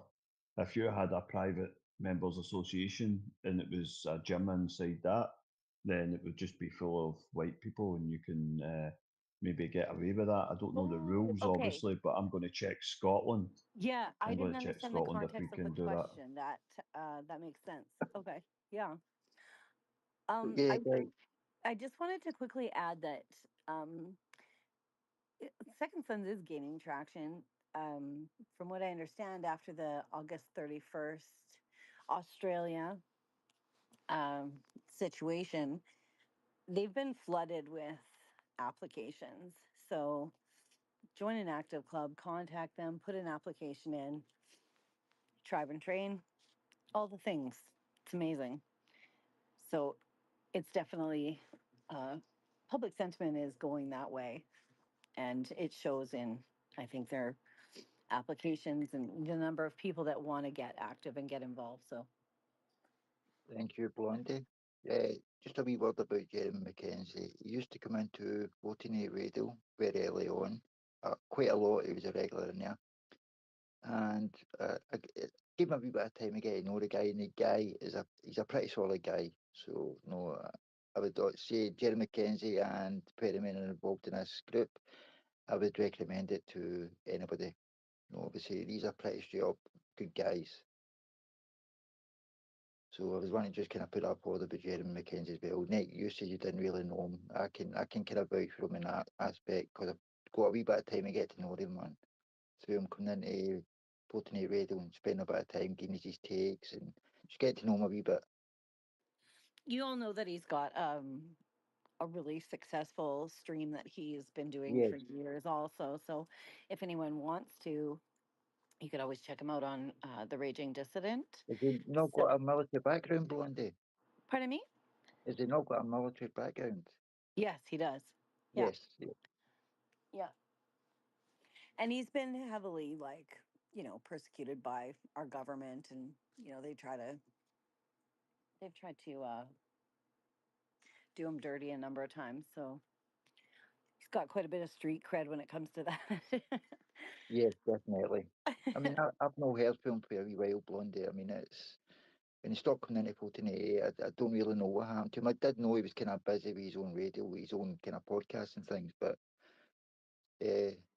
when I did get to speak to him when he came in, he was a great guy, honestly. I mean, I can't fault the man. He's funny. He's easy to listen to. He's you don't really hear him have a bad take, on Yeah. anything. So yeah, I recommend checking it out. Blonde, I Yeah. have something to bring to your attention, right? You were talking about some type of workout regimen, correct? Yes. I would like to propose to you something that you could integrate into this regimen, and it will be conveyed in the form of an image. So I want for you to prepare your eyeballs. All right. So is the preparation underway, sister? Yep. I got my glasses on. Good. All right. Reference the nest of the eagle.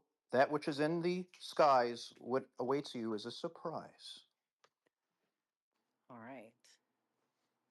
I'll give you a wee fun one as well, Blondie, right? Real quick, Blondie. What? Blondie, right? Now, if you want a good exercise regime, right? Get a packet of cards. Now, your suits, ace, clubs, whatever, right? Add an exercise to each of these suits, right? Whether it be push-ups, burpees, whatever else, right? Then turn the card over, do whatever the number of that exercise is. So if it's an ace, do 13. If it's a 1, do 1. In between each card turn over, run to the end of a hole, if you're in a hole, and run back in, then turn that card over. By the time you're finished doing that, Blondie, you've done about 100 all odd each exercise and put a lot of running in as well. See, within a couple of weeks, you will be really fit. And it's Well, really enjoyable. It's a really enjoyable program to do. I'm doing 2 hours a day. I feel pretty fucking good. I basically have doubled my exercise and halved my like calorie intake. So Fantastic. yeah, I'm tracking everything. I shit canned alcohol. I shit canned dairy. Not that I was drinking a ton anyways. Wait, sister. I was going to recommend integrating European cheese, right? Jarlsberg. Are you familiar? Like my diet is It's 60% Jarlsberg. I fucking love it, but I'm like dairy. Yeah, I just wanted to see how I felt. Like I'm kind of in an experimental phase, just seeing how I go without it. I'm learning to drink Oh, my come on, coffee black. Blondie. Dairy's white power. Yeah, so no cheese, no dairy, no at all, no sugar, no wheat, no alcohol, and Right, just so basically carnivore. I'm just I'm doing. totally upset with you, Blondie. I'm upset with you avoiding dairy, man. It's like, no, dairy is white power, man. Come on, Nick and I Bonnie, come on. I'm upset with Blondie. You know what I'm telling you? I'm looking for any reason to add it back. So that just might be the thing. Well, I Fucking. can tell you this, sister, in the future, right? I did have a policy whereby if anyone told me, like, Wes, recently I castrated my dog. I called it fixing him, but I castrated my dog. There's a policy that if anyone tells me that they engaged in such a thing, then they are exempted. They are precluded from participation, right? So perhaps I ought to say, like, your white card and your capacity to engage in these discussions will be revoked. Yes. Right? I'm You need to fucking. have the white teat discharged so that your body can discharge the power. Our ancestors harnessed it. The Anyway, it's a little Okay, black, bit of a listen. joke. I'm the putting on my black fucking turn shoes around to and go says buy some the black Jarlsberg turn around right and says now. milk is racist. The blacks are turning around and says milk is racist, right? Because it's white. They're Then it's my lactose duty to intolerant, so have it. cannot eat cheese or milk. So it's a service as a white person to be taking milk and cheese. If you don't, you're betraying the species. So pick it back up again, Blondie. All right, all right. Wait, Jesus. wait, before that she does, Blonde, have you had an opportunity, sister, to view the stimulating, riveting image in the eagle's nest? I The, have. Amazing. the based sandwich maidens preparing the white power dairy, right? Yep. So will you integrate this workout routine? Will you get the churn of the butter so that you can have the power? Yeah, I've got it. I'm on it. We have power, Nick. We better post a picture in a week, all right? Fine. Keep up I your know goals. if I'm gonna post a picture of me having some Jarlsberg. I got this. Day one. I Okay, know go we've ahead, kind Houston. of Go ahead, Houston. I know we've kind of moved on, Blonde, but is there a funding mechanism for the Sons of Canada? Is it a international one as well? Fuck. That is a really good question. I'm assuming that there's some sort of a support on like support page on secondsons.org, but I don't know that for sure. I can go look right now. Hold on one Yeah. sec. My Um, virgin Well, if anybody ears. in the audience, Oh, 2 minutes, West, if anybody in the audience knows and would like to post a link in the comments, then we can all take a look. Thank you. do you want me to post? I'll post the link to the website in the purple pill if that's okay. you can Yeah, even put it yeah, in the do that, eagle's West. nest if you want. This can expedite the eyeballs, the balls of the eyes being fastened in the proper location. So you have my authorization. All Go right, ahead. buddy. Anyway, yeah, I think that view that image. Look at that. The thunder strikes every time that they strike the churn, right? This could be you. You could be having an epic life. The based sandwich maidens unite, assemble, gather in the hall of the heroes. Prepare the teat discharge. Discharge the power into the atmosphere. Anyway, that is your little your exhortation. This is exciting moving forward, right? Some people think, oh, making cheese is mundane. No, no, no. This is exciting. Think about the nutrition. I have made my own cheese and it is quite a process and it's it's a nice little endeavor. You prepared cheese, sister. What Yeah, kind? What variety of cheese have you prepared? I only made I've made my own mozzarella, I've made my own sour cream, and I've made my own cream cheese. Like from scratch. Mozzarella, mozzarella. Yeah. Hey, Western, I don't know how to put it in the thing without making I don't know how to put it in the nest without making it a post. So I'm just gonna fire it over to you, yeah? You can post it in the thread. The thread is open. I mean, look at that Okay. mutant creature, right? That is Coldar. You see that thing, that GIF of the guy with the massive right arm? That is Coldar in 2 years after working that saw daily. Okay, here we go. All right, I popped it down in there. So just have a look. I'm not sure. Like any kind of There's questions like that, you would have to direct to Ferryman or Jeremy McKenzie. I'm not an expert by any means, but there's the website if anyone wants to check it out. Thank you, sister. Thanks, Blonde. I've been quite enjoying Thank you. Ferry's podcast as well. That's been quite enjoyable. Yeah, it's always a good show. Hey, he's welcome to hop into space I've been if he wants enjoying to. He's welcome. I've Put it been out there. Go I've ahead, been Nietzsche. enjoying I've been enjoying Fortisax's spaces about Canadian history and stuff. It's been really interesting. Well, would like to say that I have quite a bit of admiration for my northern Texans, right?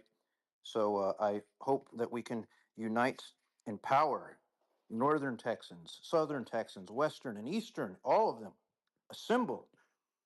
You know what I mean? Anyway, just taking the piss there, or not. Anyway, yeah. I was reading from some. It was mentioned yesterday, Dominion Society. Is anyone familiar? No. They're about remigration west. Their focus is on immigration and immigration alone.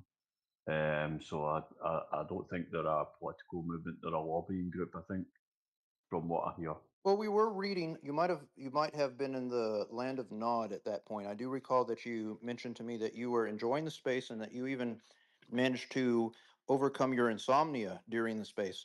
So as the space progressed, we were reading from their website, right? And we could do this again if anyone has such an inclination, if I have stimulated the curiosity sector of their brain. But we were reading through their website, and there was no direct reference to identity regarding, like, they could say, I could go over their website, but it was saying, like, we want to preserve Canadian heritage and remigration.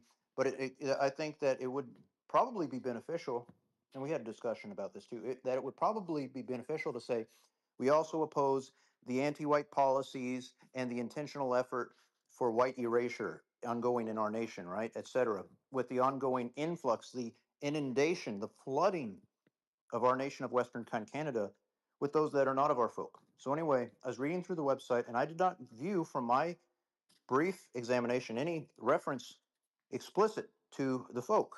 You know what I mean? You could say that Canadian inherently is denoting our folk, but I think that one use of the term describing something as anti-white would be in order. Am I onto something here? Anyway. I did say this, West. It's not a racial organisation. That's the whole reason it probably doesn't mention these sort of things. But it is a good thing to get behind. Still is a good thing to get behind, even though it's not on a racial basis. I wanted to bring something up, talking about foundational knowledge, right? Foundations upon which our folk exist, right? The conceptual foundation. So I wanted to bring something up here. So I appreciate your patience. It will take one moment. Blonde, I will not read that out loud. My instinct was to read that out loud. What? Well, you sent a message, right? Yeah. Okay, yeah, don't. Just in case, but just so you know. So the following is now being read from a very foundational document. A people who are not convinced of their uniqueness and value will perish. Right? I do not. Can anyone identify that which I read from? What did I just read from?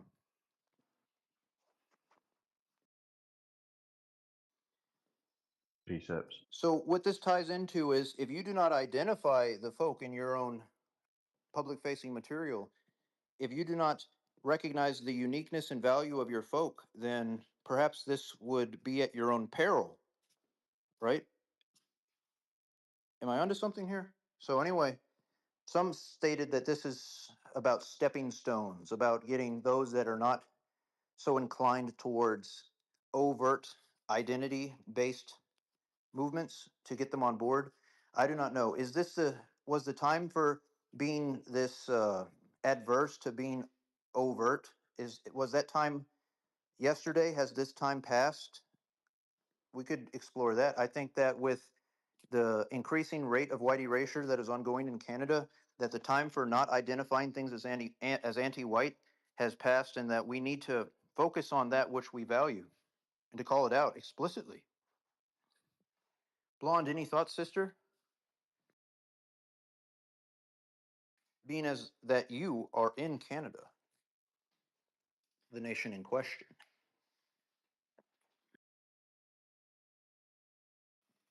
She might be going to purchase the Jarlsberg right now, so I can understand. Yeah, yeah. We'll wait until she comes back. Very well, very well.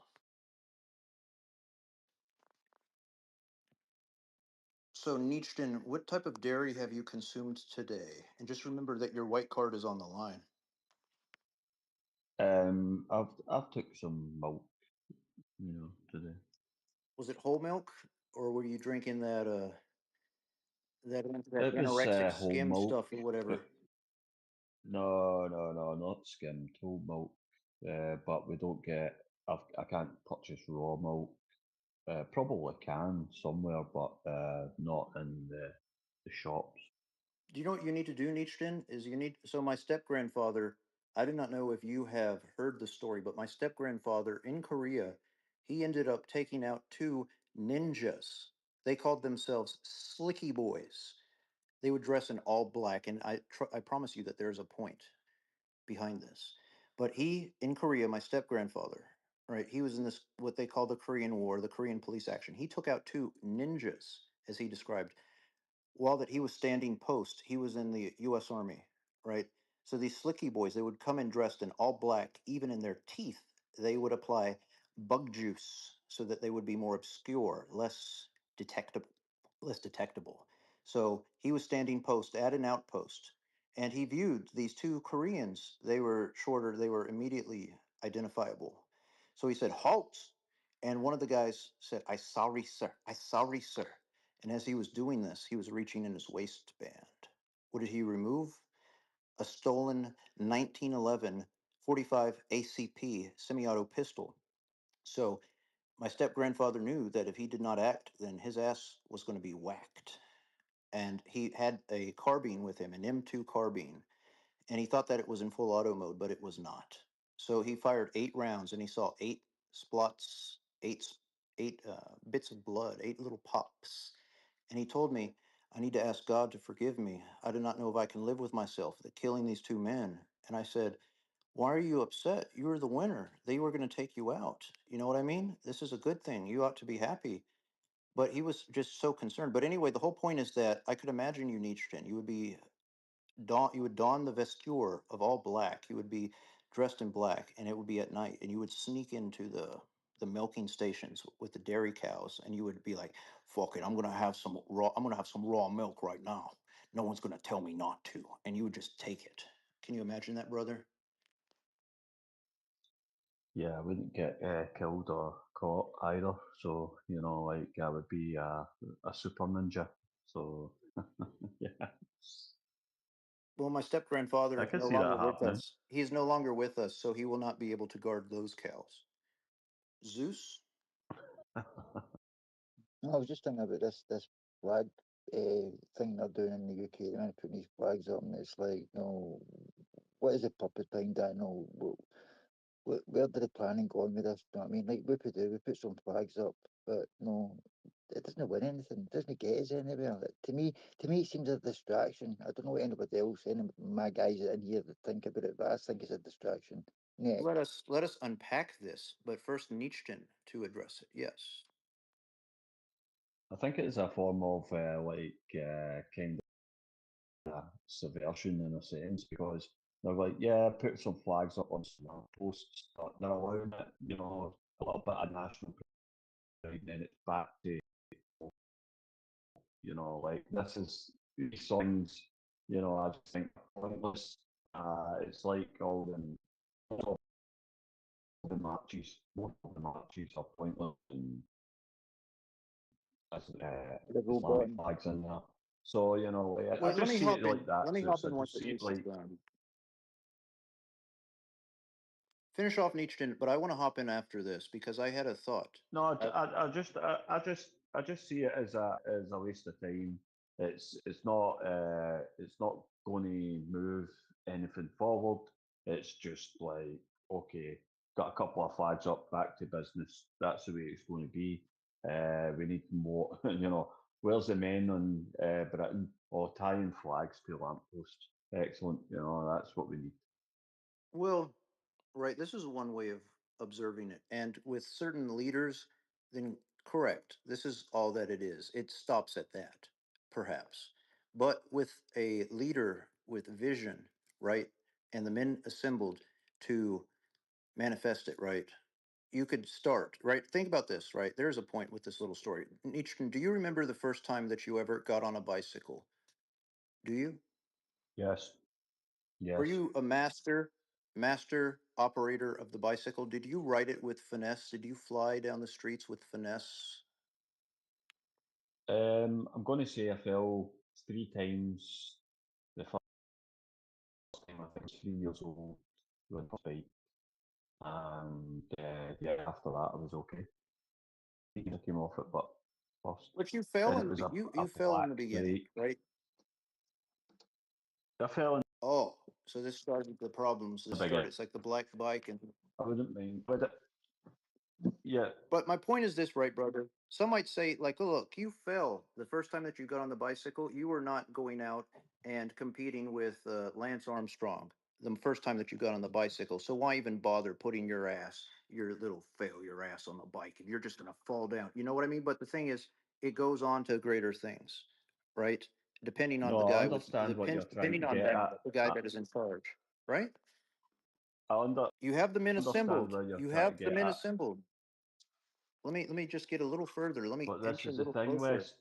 Wait. Let me finish. West. I Let do me. understand. I'm the captain of this ship, and I just want to make sure that we are staying true to course. I love you, brother, but I just wanted to finish.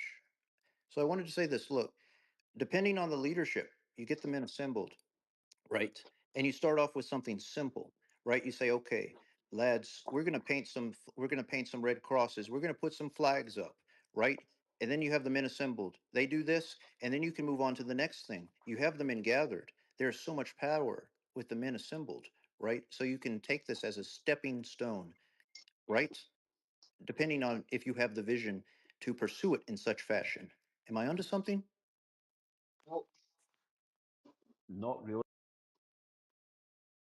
Don't you ask him to do the heavy work? because But I can only handle one Scotsman at a time. It is an overload. My senses.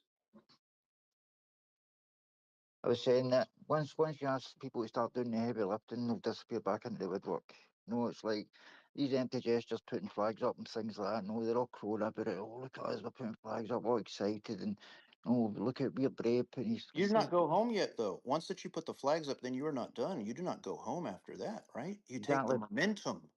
And that's what I'm trying to get them to face. That's what I've been posting, going, no, so what after we put it? What about after we put these flags up? What then? What's coming after that? Nobody's willing to answer that You question. go in patrol. You go in patrol. And then you have a successful patrol. You say, look, we had this power. We were there. We had the presence. And Yeah. nobody interfered. We came in and we were like the wind. We arrived. We moved through. We moved some things. And then we were gone. That's what I'm trying to get Western with my people. I'm trying to get him to the point of thinking, what after that? No, what after we put flags up? We put the flags up. We're up in the lamppost. Nobody's taking them down, right? So what after that? What do we do after that? No, this is what I've got to try and get people to think and get people to move on to. You know what I mean? Or it will just stall. It will stall. But people are not willing to look at that. But you hear what I was saying, though, right? With the proper vision, with the proper direction, this could become more. This could snowball, a Oh, white power definitely. snowball. But that's if the majority are willing to fucking put the heavy work in. Yeah.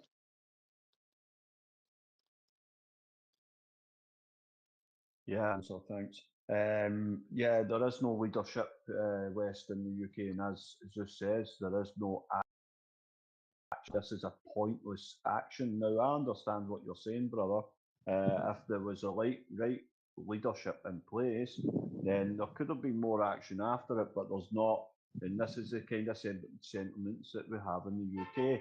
They start good things like this that you think it's going to snowball into something that's going to be good for our people, and it doesn't. And that's why I'm saying it's a pointless action, because we live here. We know it's a pointless action because, as just says, we're now wondering, right, you put the flags up in the polls, what's happening next? There is no leadership. There's no pro-white leadership either. The only leadership that we've got in any sense or direction is Tommy Robertson, and we reject him. Do we have any men with balls, a swinging set of balls in the UK that would like to hop in here and inspire my two Scottish brothers here? Surely, I challenge them. Challenge them Surely right we now, have Listerman. a man of distinction. Well, this might challenge operational security in a way, but I will say this, right? I would say that I am smarter than the average bear, but the thoughts that I had, surely others have had them before, right? You know what I mean? I think that the same fighting force, the same fighting spirit that animated our brothers towards victory in yesteryear still remains with us to some degree, surely, right? I have no Well, doubt. think it this way, Western, right? While they're putting their flags up and that, right? The Muslims have got the Muslim Defence League and all that all organised. No, they're well ahead of where we're at the minute. And that is where the worries out of well. No, the EDL has been defunct for 10 years. It's been defunct. It's not been there's no been any EDL, right? Yet the government and the media brought it back out to boogeyman the people with, right? No, the EDL, the Muslims grabbed that and used that as an excuse to make the Muslim Defence League. Now we have the Muslim Defence League in the UK, right? And they're organised and they've got weapons and everything else, right? Well, we're sticking flags up. We are so fucking far behind the curve, it's frightening. I was doing some research into the possibility of private membership associations in the UK. Also, we could look into Ireland, etc., Scotland. Scotland has a level of autonomy, right? So I was looking into the whole prospect of private membership associations in the UK and how that this could be expanded, explored, etc. And that being said, I will now authorize Kodar. You have the green light. On you go, brother. What's stopping you guys over in the UK from just going over to the Lord's house over there, the king and queen, and just overthrowing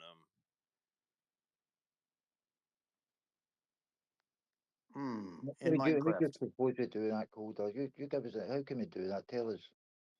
In Minecraft, by the way, right? This is only hypothetically for Oh Minecraft. yeah, it's all hypothetical, this. Well, how many people do you think you could get together to walk the streets and do a march over there? Like, I was in a space a couple months ago listening to the feminists and the lefties talk about how to organize a march to do the anti-immigration, anti-Muslim thing. And, of course, I was telling them, find your local white power brothers and group up with them so you get more people. And they didn't like that. But how many men do you think you could get over there, just to walk the street, right? 100, 200, 1,000? No, this is the problem. We can't get men to do fuck all over here. No, they want to bury their head and think if we don't talk about it, it's no harm. And that reality doesn't work like that, as we know, right? And it's like, no, I made, put this way, right, Calder, I made proposals to him, right, and I said to him, I goes, no, why don't we start organising, meeting up every weekends, doing this, doing that, and they went, oh, can it? No, sure, no, we can't because we've got work. I go, right, it's just, so I goes, well, what about a Sunday then? We can meet up on a Sunday. He goes, oh, but church. No, they weren't willing to meet up. You're No, talking with the wrong men, brother. All right. I do not know if the word men is even the right term. I know. What's the employment like there for the white youth? Is it just as bad over here? I imagine it's worse. It's bad. So what are the young men doing? Because obviously, if they're not working, what, Well, it's fashionable to have mental health these days. Say that again? It's fashionable to have mental health. No, every kid's got ADHD. Every kid. Don't knock it till you try it. They give you, what do they give you in UK? You get some Vyvanse. Anyway, yeah, look, I think that it can be done. And this thing is, right, I'm not in the UK. I cannot get everybody to move, right? But I think that it can be done, right? The organization, the moving forward, and that if people do not, then at the end of the day, you can say, all right, where people could not be bothered, they could not be asked, right? We got furious. I've been Go trying ahead, for Zeus. years. I've been trying for years with no success for these people. We're going to get some younger men. We're going to get some doers. All right. I want some doers in the UK, ages, I would assume like from 18 to 35, This is the demographic that I would assume. Anyway, we need to get some doers in the UK prepared, right, to have them discussing such matters. That being said, we have an angry guy with us. What's going on, Furious? Hi, Western. Just been listening in the background, but it's a really different climate here, Western. I don't expect you to fully understand, but there's a lot of stories that I would love to get into, and it would demonstrate exactly what we're up against here. But I won't do it in this space. But just be assured, there are men. We're just being stifled, and we're still at the stages of cutting the grass, where the first ones to poke their heads up will be chopped off. So that being said, we unfortunately are still waiting on the LAC guys, watching football, drinking beer, living in luxury, thinking it's not going to come to their door. They're not going to wake up until it comes to their door. And that's all going to the Now Western. Thanks. They're not even living in luxury. I mean, they're just living in a bubble where they think that, no, they're waiting for somebody else to come and save them. No, they're hoping that they'll live in power, there'll be a saviour, or there'll be somebody who'll step in. No, that's where they're at. So, yeah, here's the thing, right? Imagine the scene, right? What is the most white erased city that you can imagine? Would it be Dublin?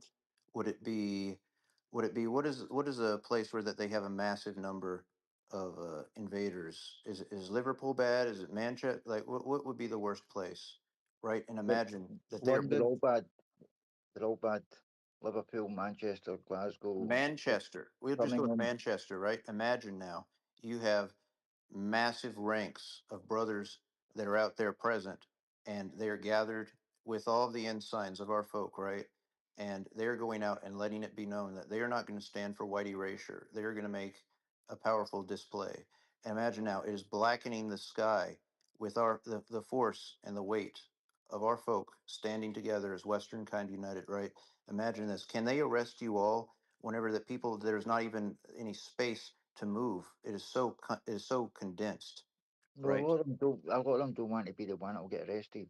No, they don't want to be the person who gets nabbed, and that's where the power lies. No, it's like we're even just getting arrested. We know some people, there's going to be sacrifice, right, if we're going to make a move, right? But a lot of people are that scared to case it's them is to make that sacrifice, so they're not willing to even try. Do you get where I'm at? Well, I would say that such a display would be of utility, but also exploring the potential for private membership associations and forming explicit communities like No, this would be of great power. they're scared in case they lose their job or whatever. No, this is the power they got over in the government. No, it's like they'll lose their job, they'll get their bank accounts frozen, and then they go the media against you, the government against you.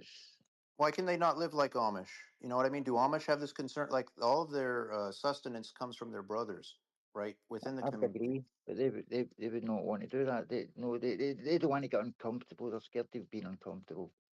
Well, then they do not merit life. They ultimately they are trading their comfort and convenience for their own existence. They are not Exactly. going to ensure the future, ensure the existence of their race and secure a future for white children. Right? Like they're too bothered. They cannot, or they're not bothered. They cannot be asked. So this is just how that the cookie crumbles. They would So rather they would prove me rather wrong, protect their brothers. Prove me job. wrong, brothers. Go ahead. Yeah, 2 seconds, too quick. They'd rather protect their job, right, for 10, 20 years than save the country or save the people. No, that's where we're at. Purist. I think that the younger generation, 18 to 35, right?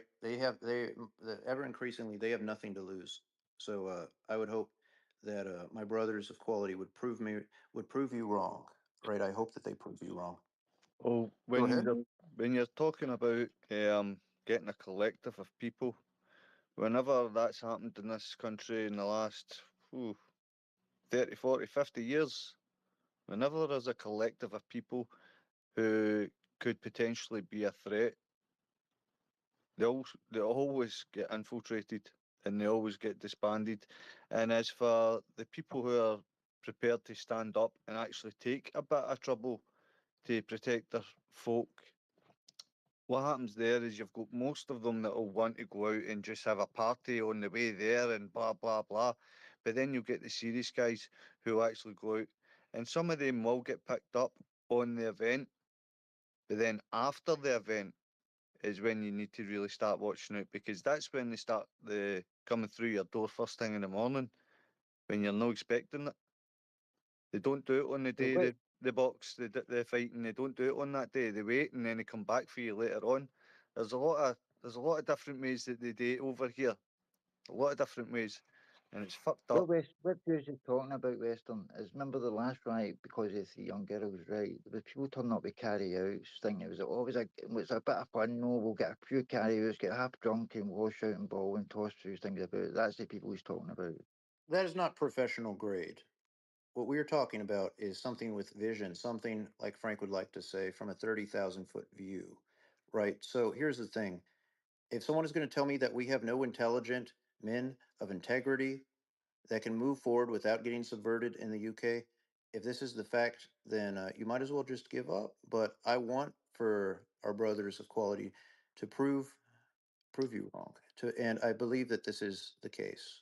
Anyway, we have a hand up with Koldar, then we're going to go to Nietzsche, then we're going to go to any potential final stories, and then finally a wrap up. So final thoughts. So there's just the look forward within the next 10 to 20 minutes.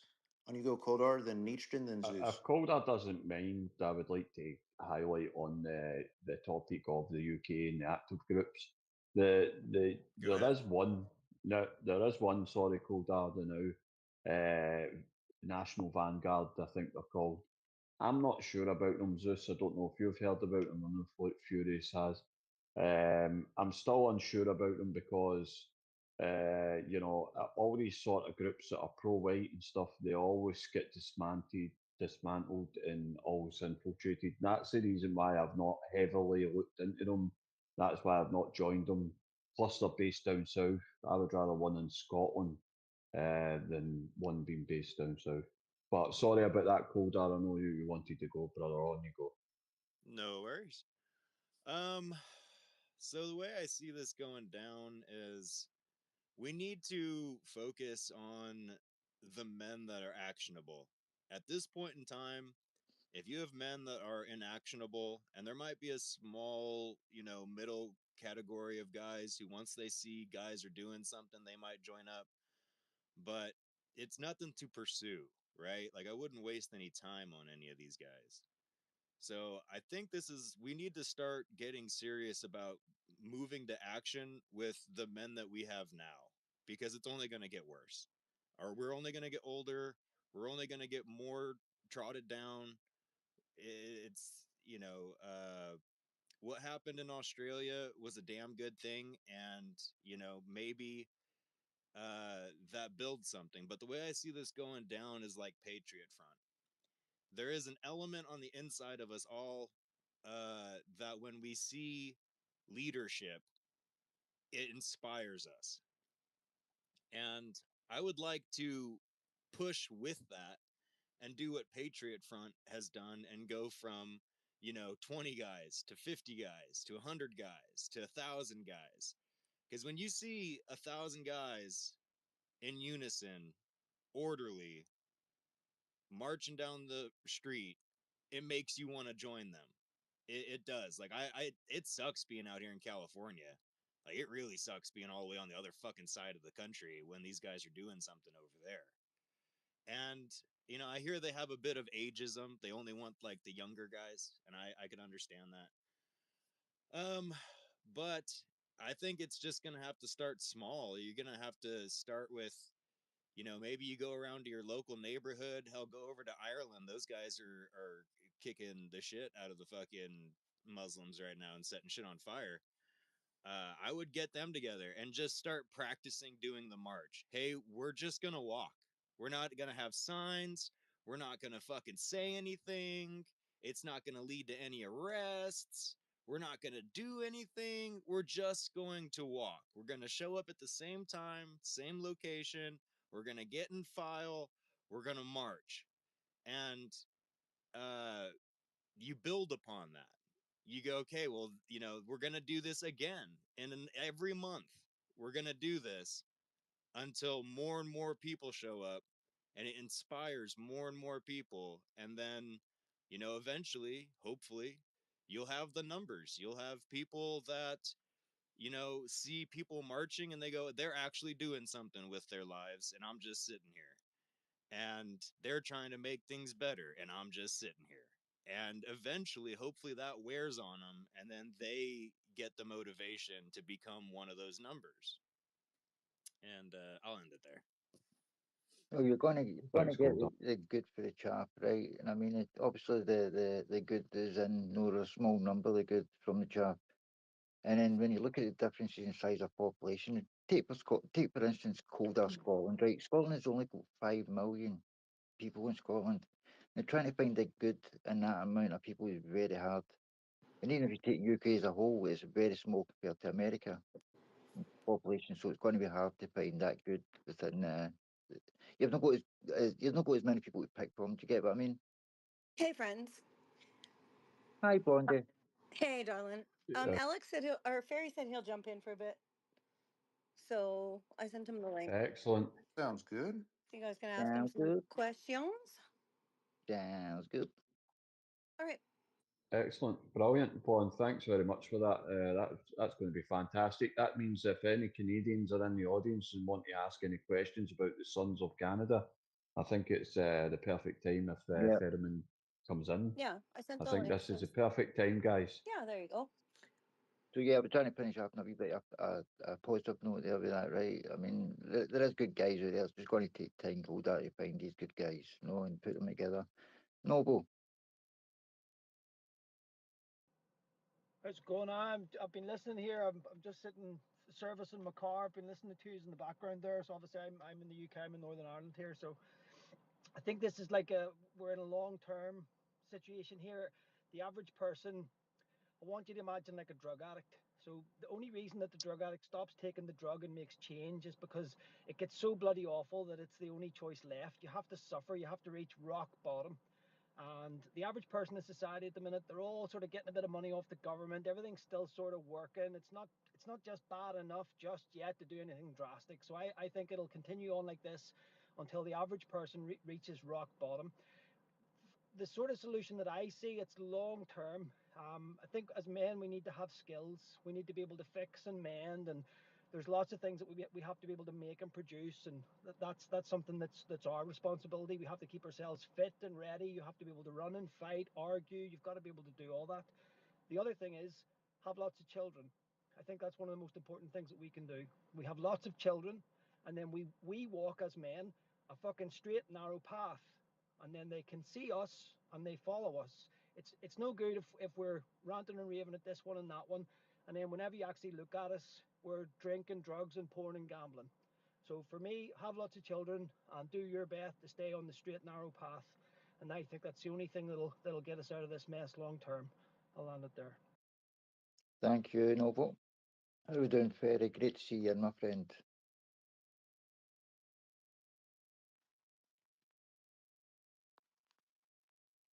Welcome aboard. Yeah, I posted that Second Sons of Canada up in the Eagles Nest there, West. Very well. All right, let me send Mike over. What is going on, brother? I don't know. I sent him a mic. I just give him his time. Whenever he wants to come up, he's got a mic offered. No, he's ready to go. How's it going, brother? We were talking about what is going on in Canada in the future, private membership associations, etc. So, what's going on, man? And that thing you've got going with, what was it called, Blondie? We were talking about earlier on, that organisation Perry's got. Well, maybe we can talk a bit about that. Second Sons of Canada. Yes. Second Sons of Canada.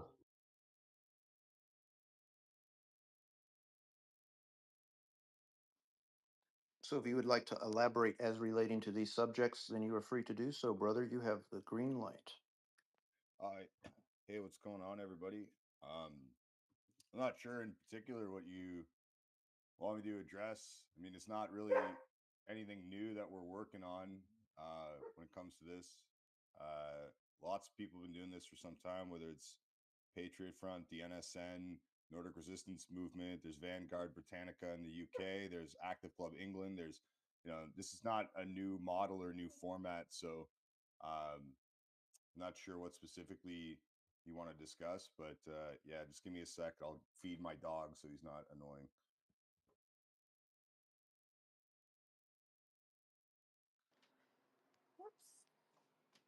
Very well, brother. Believe that Nietzsche might have a question. If anyone has any questions, then feel free to field them. Well, it's for the Canadians, obviously. It's for the Canadians, obviously, and I'm Scottish. But what is the process of joining your organisation, Sons of Second Sons of Canada? And also, is there a funding network that we can help towards maybe funding yourselves if there's a process? And can you elaborate if there's a vetting process to becoming the Second Sons? Thanks very much. Thank you. Yeah. So obviously we have an application process that's done through website, email, or Telegram.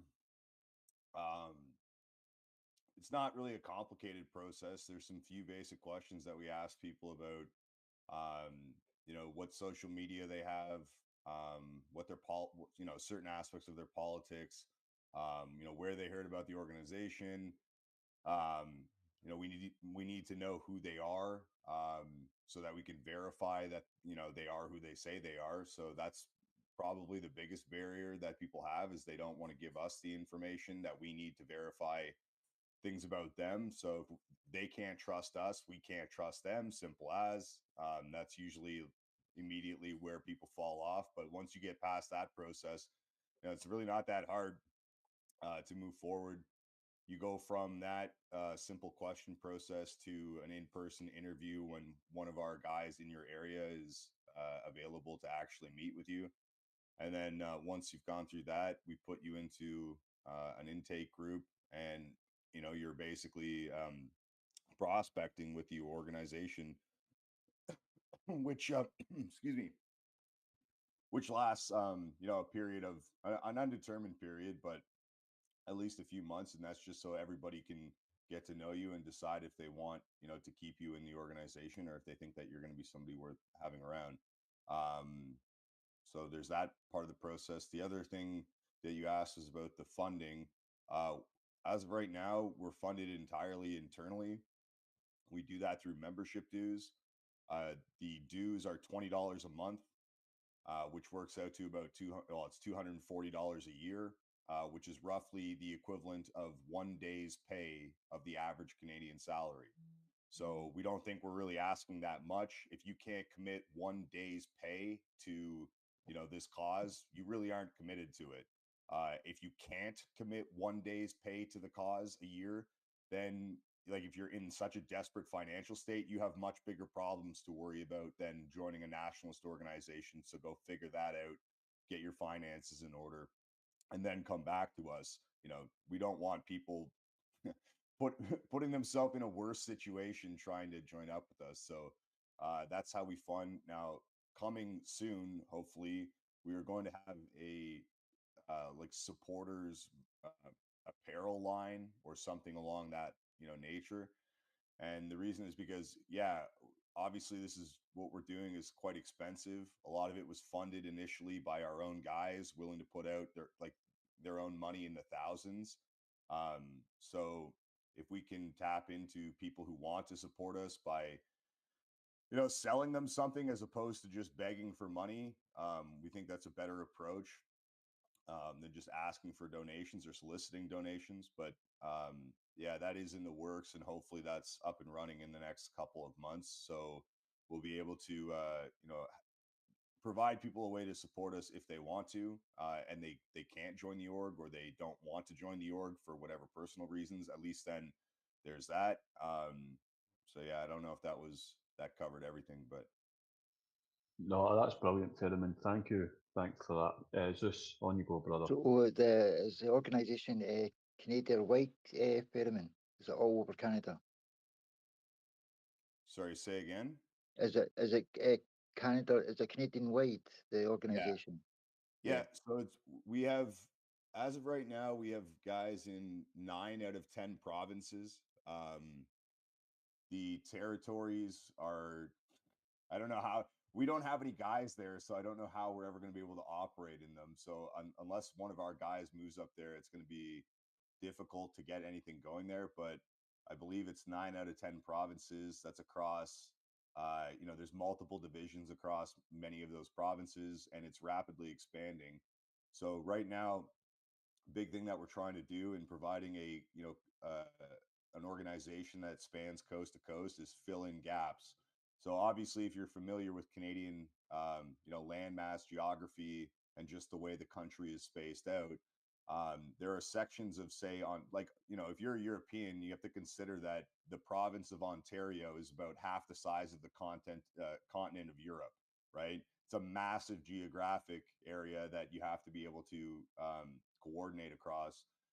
So right now, finding guys, along major routes, along major corridors, and getting these smaller groups set up so that we can start filtering more and more people to them, because there is a demand in a lot of these areas. There's just nothing set up, nothing standardized to get the ball rolling. That's a big thing that we have to work on right now. But yeah, it is nationwide, and the intent is to have our guys in every major town, city, village, etc., so that everybody can be part of it if they want to be, or all the Canadian nationalist men can be part of it if they want to be. Thank you, Ferry. I'm not sure if it's Noble or Nick first. I'll let Noble go first, and then I've got a question. Thank you. Cheers. Just a question I wanted to ask you. What do your guys look like? What are the traits that you look for? Who would be like a successful applicant? And also, have you had people that come and join, and for whatever reason they're good in this aspect and that, but they fall short in others? And if so, what are those traits? So just a broad overview, like who are you actually looking for, and who are you trying to avoid? So the main thing that's important is that you understand that this is an organization built around collectivizing towards our interest. And so the one thing that we don't want, obviously, is somebody who's joining this organization for themselves before the group.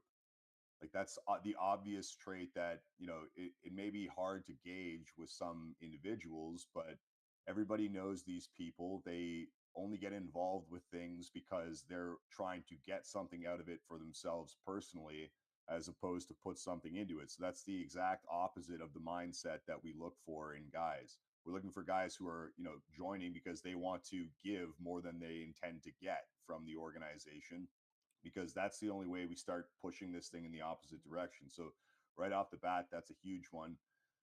In terms of like the ideal candidate, he's like 20 to 30 or 18 to 30, politically gets it, fit, healthy, preferably in a long-term relationship with kids or kids on the way. Like, obviously that's the ideal candidate for the reason of that's our future, right? So the guys who are 18 to 20, if you can get the guys who already get what's going on, and they've already established themselves, and they've already got skin in the game in terms of their own kids and stuff, like that's the absolute dream candidate. Obviously that's not the majority of it. There's a lot of blue collar guys, a lot of older guys who come from white collar backgrounds. There's like, we have a very for lack of a better term, diverse demographic when it comes to our membership. In the sense of backgrounds and age and fitness level and etc. We have some very impressive guys who have joined the organization that I won't get into in terms of their backgrounds, but you can imagine the kinds of guys that this does attract, and what their backgrounds are, and obviously they're great to have around. But the other thing that we look for, I look for personally, is somebody who's not necessarily dealing with recruits when it comes to whoever comes in off the street. I actively recruit guys. And what I look for is people who like are already understand what's going on, but they have some kind of skill that is necessary to have with the org. So that could be things like web development. It could be things like organizational skills that come from a background in whatever. You could be a contractor, right? Like a general contractor has phenomenal organizational skills, or at least they should. It could be things like their video and editing, skills, or it could be things like, they have skills with logistics in terms of shipping and products and things like that. So I look for more specific skills, but that's because I'm recruiting at the national level for specific things. So Ferry man, just quickly on that, I would suggest that you check out your local amateur boxing gyms, because it'll be full of young lads and they'll be fit and strong.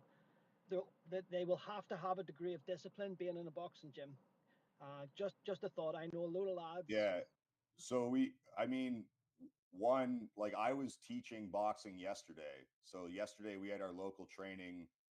That's one of the things that we organize our club meetings around, is some kind of physical fitness or martial arts training. So we're already engaging in this. In terms of recruiting from gyms, I got kicked out of my gym recently for being, a nationalist. So it's going to be hard for me to go back in there and start trying to recruit the young kids to the org. But funny enough, it does. You're not wrong. Obviously, there is a tendency for, I would say that martial arts gyms in general, boxing, jiu-jitsu, whatever, they're not just right-wing coded, they're fascist coded. Like these guys are one step away from being full-blown ultra nationalists already. And usually it's just one personal incident that changes that for them. So, funny enough, after getting kicked out of my own gym, I had multiple guys from that gym come up to me, start asking questions, showing an interest in the club. And I don't know if any of them have applied, but they certainly are friendly to me, and they were more curious about what I was doing than they were offended or anything like that. So, yeah, boxing gyms are great.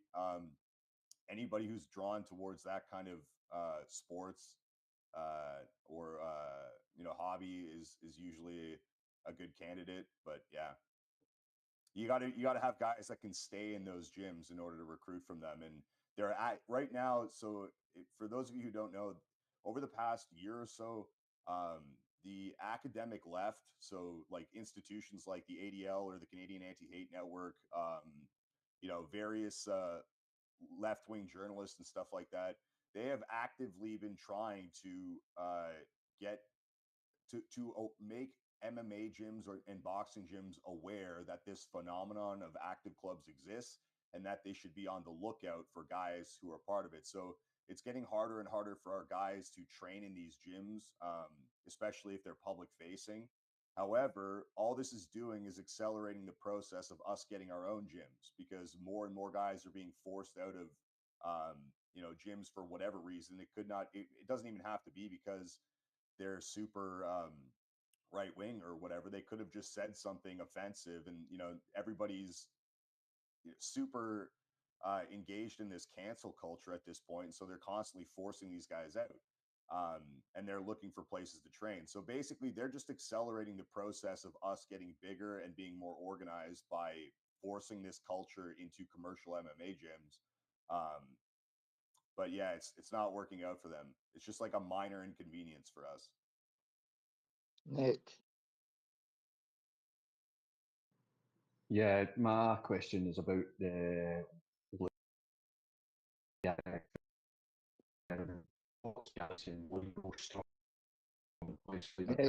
go for it, Nick. We Nick. might need to get back to you, brother. Your connection is not very effective at this moment. Can you hear me now? Yep. You're improved. Go ahead. Thank you. The question, Fermin, is legal. What legal securities or things that you've got put in place for your guys that are going out marching? Because we know that we've got so many organisations against you, and we've seen what's happened to Thomas in Australia. What kind of legal setup does the organisation have to protect the members out in the street? Well, so obviously there's certain things that I can't get into because I don't want to reveal strategies and things that we have set up to our enemies who are definitely listening. So with respect, I'm just going to decline to answer this question because I Okay. don't really know how to answer it without giving away too much information. So, No problem, Ferryman. Sorry, but obviously, I just thought maybe. I understand why you would want to ask the question. I'm just like, maybe there is a way I can answer this without giving away too much, but I haven't considered, how to word this. So I'm just going to decline the question and just say that we do have strategies and, systems in place to help protect our guys in the event of any kind of legal or, government persecution. So I'll just leave it at that. Thank you. That's enough. I would like to Ferryman. Thank interject you. really Thank you. quickly just to explore theoretical framework. So, brother, are you familiar with precept number 81? I believe that this relates to the whole discussion. And if not, then I can read it for you. Yeah, I don't know the 88 precepts by heart, so let it rip. Precept number 81 reads as follows: Nothing in nature is static. Either the life force grows and expands, or it decays and dies, right? So when we talk about exercise and improving ourselves, right, physically, this is what came up to me in my mind, right? We are expanding, growing, we are proceeding for excellence in our folk, right? So, would you say that this resonates with you, brother? Look, those who have heard me talk about this before, I push physical fitness and martial arts training very strongly. I've been running an active club for almost 3 years now, I guess. And the reason why is simple. As an individual, you are the nation. This is something that a lot of people seem to struggle with. You are the smallest unit that forms the nation. It's that simple. You are the nation. And so claiming that you care about the health of the nation and the health of your people as you in your own individual life completely disregard this and are chugging beer and eating goy slop and not exercising and smoking cigarettes, doing drugs and all this stuff, it makes no fucking sense. You're not a nationalist because nationalism isn't a dead ideology. It's not something you simply say that you believe. It's something that you fucking do. So if you're not taking care of your own health as the smallest unit of the nation, then why should I listen to you talk about what's necessary for the health of the collective nation? You're a phony, you're a fake, you don't actually believe in what you say, and you don't put your own, actions into practice. So, or your own beliefs into practice and action. So that's my respect on it. And this is why we get a lot of flack, from do nothing neckbeards on the internet who say, what is doing push-ups in the park going to do to fix any of this? And the answer is everybody should be doing push-ups anyways, or running or some kind of physical fitness. Like you should be doing that anyways. If you're a healthy man who takes himself seriously, you should take physical fitness seriously in some form or another. And if you're not, that's something you need to fix in your own life, right? And so, because that is something that all men should be doing as individuals, anyways, it makes sense that you would use that as a mechanism by which to organize other men collectively around politics. We all have to exercise, anyways. It's more fun and more beneficial to exercise as a group. Why don't we just get together, once a week, once every other week, and we do some kind of group training because that's just saving us time and it's making sure that we're all taking this seriously. So it's just a very simple mechanism by which to start organizing men. And a lot of people poo-poo it and they say like, well, what is this going to change? And my answer is, well, now we have hundreds of men and you're still bitching about our model. So clearly something about our model works and something about you bitching on the internet does fucking nothing. So I'll keep doing what I'm doing. I'll keep using this as a mechanism to, and obviously I'm not trying to yell at you guys or anything. It seems like you guys No, I appreciate this. There's a fire in your belly, brother. I want you to continue with that. I get sick Expand of it. this because all the time it's the same thing too. We had this over the weekend with what does marching on a monument even do? I don't know. Were you in the room with the guys who did it? Because I can tell you that every single man who took part in that day and that march left energized, ready to do more, ready to fight harder, ready to do whatever task needs to be done so that we can keep pushing forward, grow bigger, and get more recruits. Everybody is energy. So you can only understand that if you experience it for yourself, and no amount of watching it on the internet is going to explain that emotion and that energy to you. So actually, some people probably get this instinctively because they get hyped when they see it, right? But if you're one of these people who's like, oh, what does this even do? What is this? It's probably because you've always been a loner fucking loser who, played video games, never experienced what it's like to be, a part of a team or part of like some kind of troop or group or military or some kind of fraternal order. And that's why you don't understand it. So the best thing that you could possibly do for yourself is go join some kind of fraternal order that has this spirit and this energy associated with it. And Amen, brother. regarding the quote there, I don't identify as a national socialist. I never have, but I do actually read, some national socialist material and stuff like that. I think I read a lot more of it, frankly, than people who call themselves national socialists do a lot of the time. But here's a good little lesson for anybody who's wondering why we would organize around martial arts training and physical fitness, and it's from your own favorite uncle's mouth himself. Quote, boxing and jiu-jitsu always seemed to me to be more important than some mediocre training and shooting. You'd give the German nation 6 million impeccably trained bodies, all of whom are aglow with a fanatical love of the fatherland and imbued with the most aggressive spirit. And in less than 2 years, you'd have an army. So there you go. Your own dear leader's whole thing was building the world's biggest active club. And you guys are I always get guys poo-pooing the idea of like, what does this accomplish? Well, I don't know. That's how they built the movement that you seem to idolize so much. So you're clearly not up to date on your own movement and your own ideology. Those voices are not allowed to persist for long in this space, brother. And thank you for that. I really appreciate that. I think that we are in a way cut from the same cloth. So thank you so much for being with us, brother. We'll go on So, to the rest of the hands. On you go, Nietzsche. that's me. So, Ferry, they welcome in the older group of men, the people with lived experience, life experience. They welcome in the group. Yeah, 100%. So we have older members and we have reserve and regular members. Now, regular members are supposed to meet a fitness standard. The fitness standard is nothing crazy. It's certainly more than what the Canadian military's fitness standards are these days because they're basically non-existent. But it's not crazy. It's 3 kilometers in 17 minutes as a run. It's being able to bench press 155 pounds for 5 reps, do 30 push-ups, do 3 pull-ups, and deadlift 225 pounds for 3 reps. So, most guys can do probably 4 or 5 of those things just automatically if they're in moderate shape. And then with a slight bit of training, they can probably get to the point where they can do everything. Now, for guys who have injuries or they're older or they have some kind of thing that's preventing them from meeting the fitness standards, that's why we have reserve membership.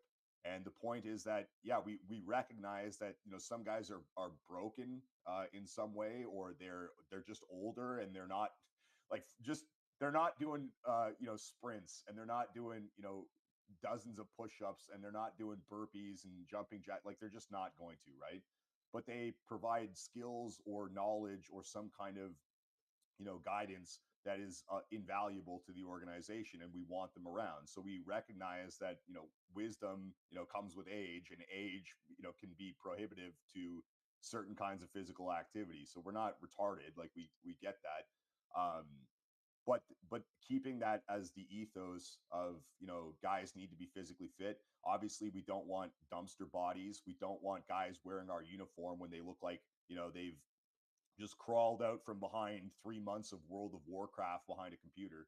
We don't want that shit. But we also recognize that some guys just aren't going to be like, look, we're not asking guys to be like supermodels and MMA pro fighters and professional athletes and stuff like that. We're not looking for that. We're looking for a moderate level of physical fitness that exudes health and vitality. That's what we look for in guys when it comes to that stuff. So yeah, it's nothing crazy.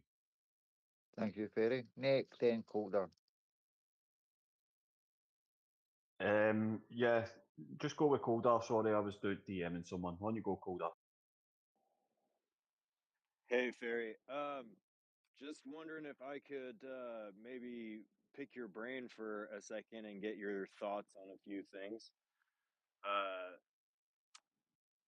One, what would you say is the amount of men that are able to mobilize with $1,000 right now? And let's just say March, like in Canada or in your organization, however you want to answer that. The amount of men that you could mobilize with this is like I'm not like it's a weird way of framing the question because it's like, well, I don't know, if you have 20 guys that all live 5 minutes from each other on the same street, you can mobilize them for, it depends on what you mean by mobilize, I suppose, but like it'll cost nothing.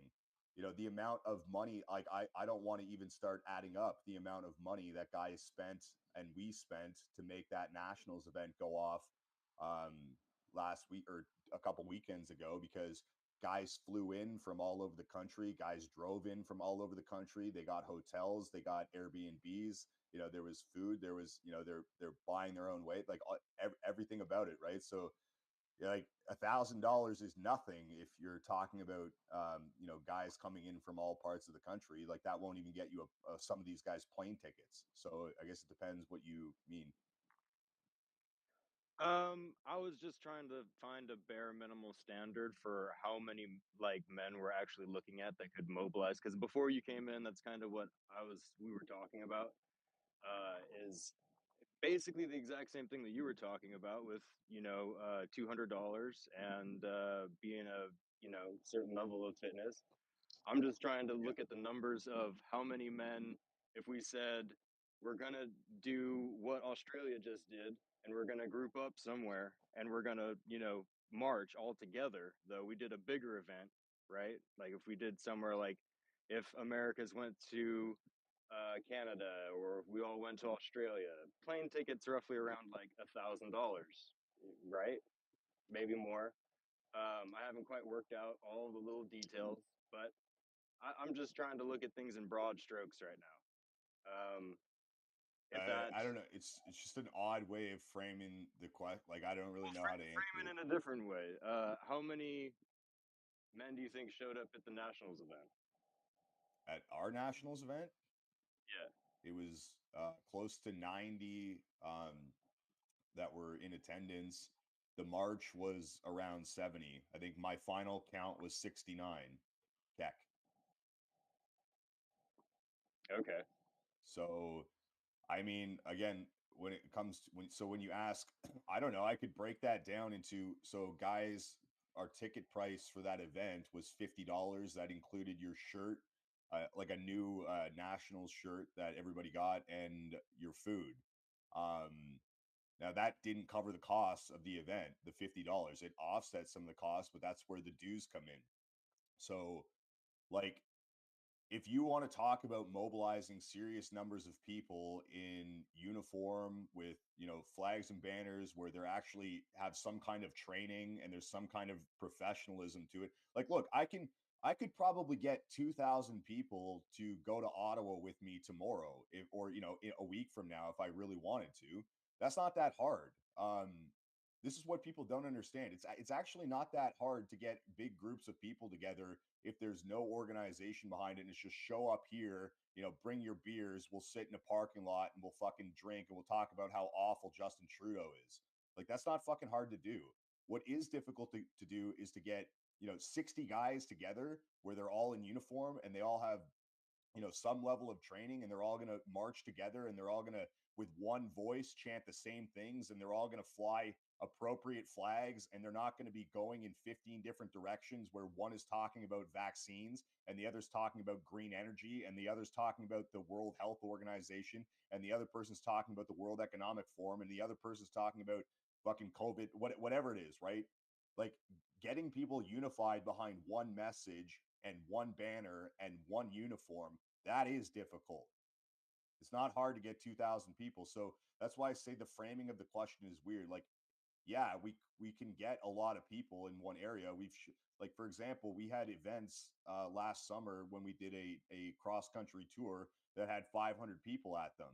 That's not that difficult to get, but how do you do that? Like, it's like those are old women, those are, mothers, those are, just fans, those are casual, fans that like what we're doing and the things we're talking about, but they're not fighters. They're not people who are willing to take, hours of their time every week and, days out of every month to help actually build something, intentionally, that's moving towards objective goals and tangible tasks. They're just people who basically they want to be entertained, and they want to hear the things. They want to know that someone's fighting for them, which is good. Like, not everybody can be the guys that are part of an organization that wants to fight, but yeah, so like these are two different kinds of organization. So the difference, if you want an example of what I'm talking about, the March for Australia, you saw two different kinds of groups there. You saw individuals who agree roughly about, things like immigration, right? Those are all the random people that flooded onto the streets with Australian flags. And there's the NSN. And look at who fought back the commies, who pushed through the barricades that they tried to put up. Who's the one that made sure that the columns of regular people weren't attacked with impunity by faggots, Antifa, Palestinian communists? Like, who was the one that was actually organized, uniformed, and working as one group? It was the NSN, not those individual people who flooded onto the streets with Australian flags. And that's the difference. It's not hard to get tens of thousands of people in the streets, around a loose concept. It is hard to get tens of thousands of people in the streets with one uniform and one banner. Well, thank you for that. That was basically, what I was hoping to get. That was an answer to my question. So Yeah, I'm cool. just We'll come trying. back to you. Look, I've got my hands up. We'll come Cool. back to you, Cool. Nick, do you want to come in? All right. No, it's just to say that Red Pill Rapper's waiting with his hand up. Coldar, we'll come back to you, brother. Thank Right, you. Red Pill. Red Pill, we know you've been trying to get up. Red Pill. Red Pill Hey, reporting. Over. what's up, everybody? Thanks for having me. I had a question, and I hope you don't mind. It might be a bit off topic, but I was watching that Monument March, and I was super impressed, and it kind of made me realize I've been like a bit of a black pilled Albertan out here, and it sort of made me realize I don't actually know that much about real Canadian history. I mean, just like most of the people here, I've gone in deep on American history and World War II and all that stuff, and it just kind of hit me like here I'm feeling like shit about our country, and I hate everyone that I come across almost. And I never really took the time. So I'm just wondering if you guys have any recommendations on like reading lists or podcasts. I mean, obviously we got Jeremy and that stuff, but just for the like raw Canadian history, anything you guys might recommend? Yeah, I've got one that I really enjoy. Um, it's called The Creation of Canada, and it was a 1967 series by the National Film Board. So right around the time they started pushing the global homo, but before it had really filtered into anything. So it's a very old series. It's black and white. There's not a lot of like cinema. It's just kind of like raw history. But if you want to learn, how we got here and why we're not America and why, this Americanism is never going to work with Canadians, it's a great series to start with. There's other good ones too. There's the more recent, like this is early '90s, and it is full of propaganda. But if you're somebody who's already awake, you'll get the awake. If you're somebody who's already aware of what they're trying to do to us and the trick that they've pulled on us when it comes to our history and heritage. Canada: A People's History is a great documentary series just because it's more high production value. So if you're capable of filtering the bullshit from the nuggets of gold, that's a great series. the other thing can always do Canada into K. There's what's his is it George Grant? His book is quite good. Um, there's a few others too. This is something actually I want to work on in the colder months whenever it's more difficult to be active because it's Canada and our winters are horrible. But getting people up to date on, or not up to date, getting people aware of what their legitimate history is, and providing them outlets for this. Fortisax has been doing some excellent Twitter spaces that kind of revolve around this topic as well. So he's recording those. If you go find him on Twitter, you can go listen back to those spaces. They're excellent. But this is why we did what we did at the Brock Monument.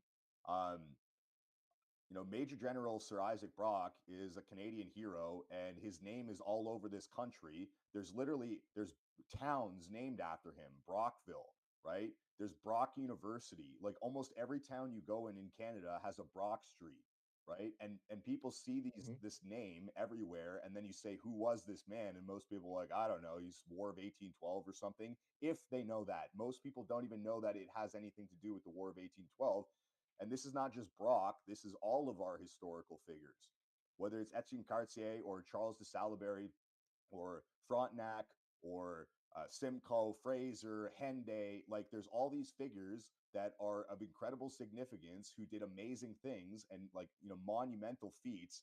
And most people don't even know who they are. Or if they recognize the name, it's only because they drive down a highway or a parkway that has their name on it every day of their lives. And they never stop to think, why is this thing named, the way it is? So we went to the Brock Monument to honor him. And honestly, like, I'm not like, it sounds, maybe a little bit cringe, but I went there with the intention of resurrecting his fucking ghost from the grave. Like I want that spirit back in Canadians. Like I'm dead serious. Like you can just do things.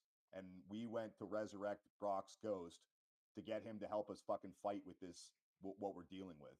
And I'm dead serious about that. And I think we fucking did it.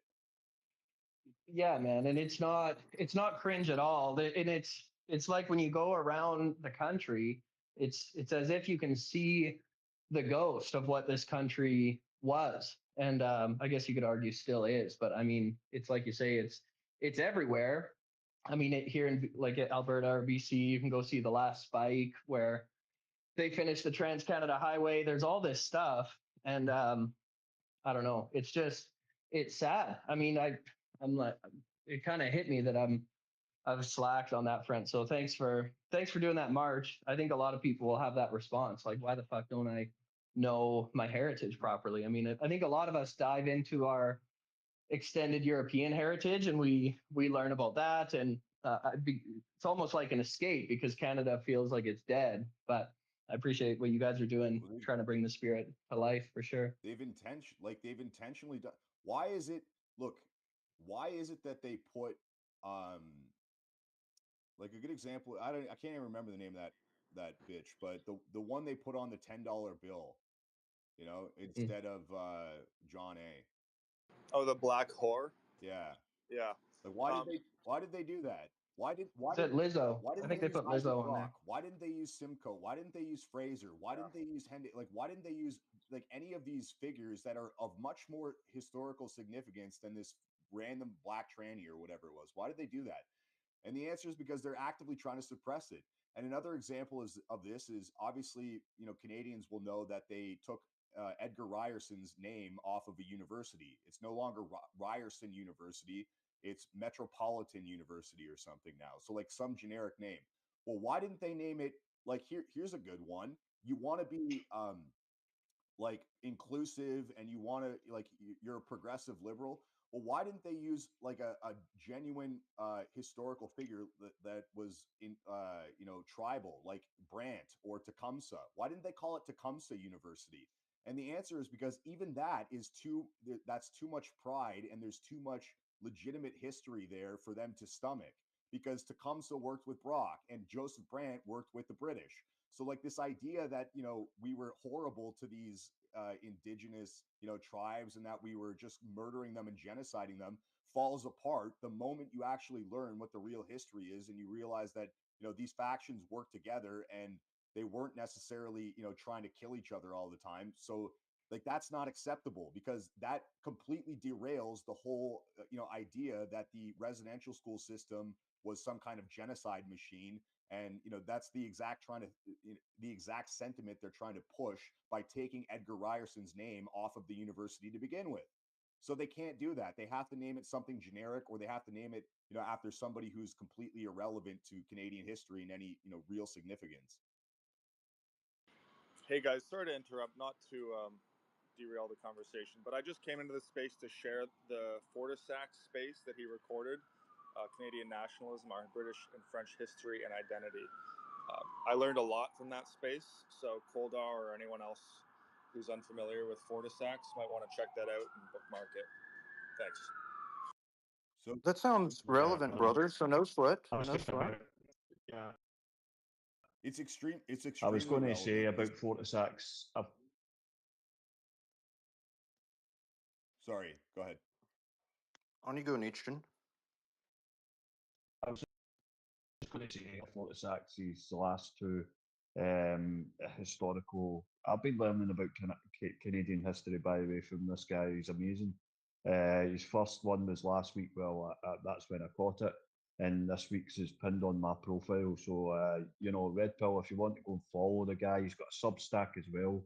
He does an article on that, and then he does a space about it every single week. So you follow him on Substack and on Next. Thank you. Sorry for interrupting. If you want to go with Hans West. So, well, if I can just before, you know, we Go ahead and hop in, brother. No sweat. Before we get too far from Absolutely. this topic, this is something that I've been trying to explain to Canadians, on you go, particularly Koldar. Wait, Nietzsche, can you hear Ferryman? Ferryman was just in the middle of speaking, brother. I might need to cycle him back. Go ahead, Ferryman. Okay.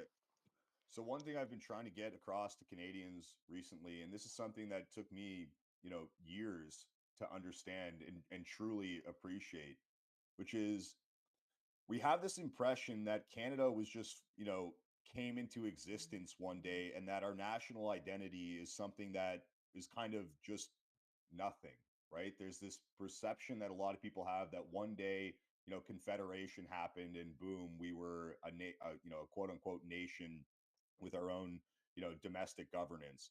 And that's just, it's not correct. And so the idea that Canada wasn't forged through war the way America was, or the way, you know, other nations were, is historically inaccurate. And the reality is that Canadian identity was forged through three wars: the French and Indian Wars, the American Revolutionary War, and the War of 1812. And it was formed, Canadian identity is in direct opposition to American identity. And this is something that Albertans seem to not understand, or they've lost. And that's why they have this kind of separatism. The idea that you are going to have a revolutionary movement in Canada is completely counterintuitive to our national identity, and it shows that you don't understand what the true nature of Canadians and what motivates them politically. Canadians are not revolutionary. They are the exact opposite of that. That doesn't mean passive. A lot of people construe that as meaning, oh, we'll just take whatever. That's not true at all, because when Britain called for Canadians to come and defend the empire, they volunteered in the hundreds of thousands and millions. We are not a passive people. We're just not a revolutionary people. And so the framing that you have to give to people if you want them to fight for their nation is one of counter-revolution, not revolution. And this is why all these new symbols, all these new politics, all these, you know, Americanisms, this libertarianism, it never really resonates with Canadians, and it will never take hold and bite because it's the wrong framing. The way to get people to revolt against the government is by appealing to tradition, not by preaching revolutionary ideals.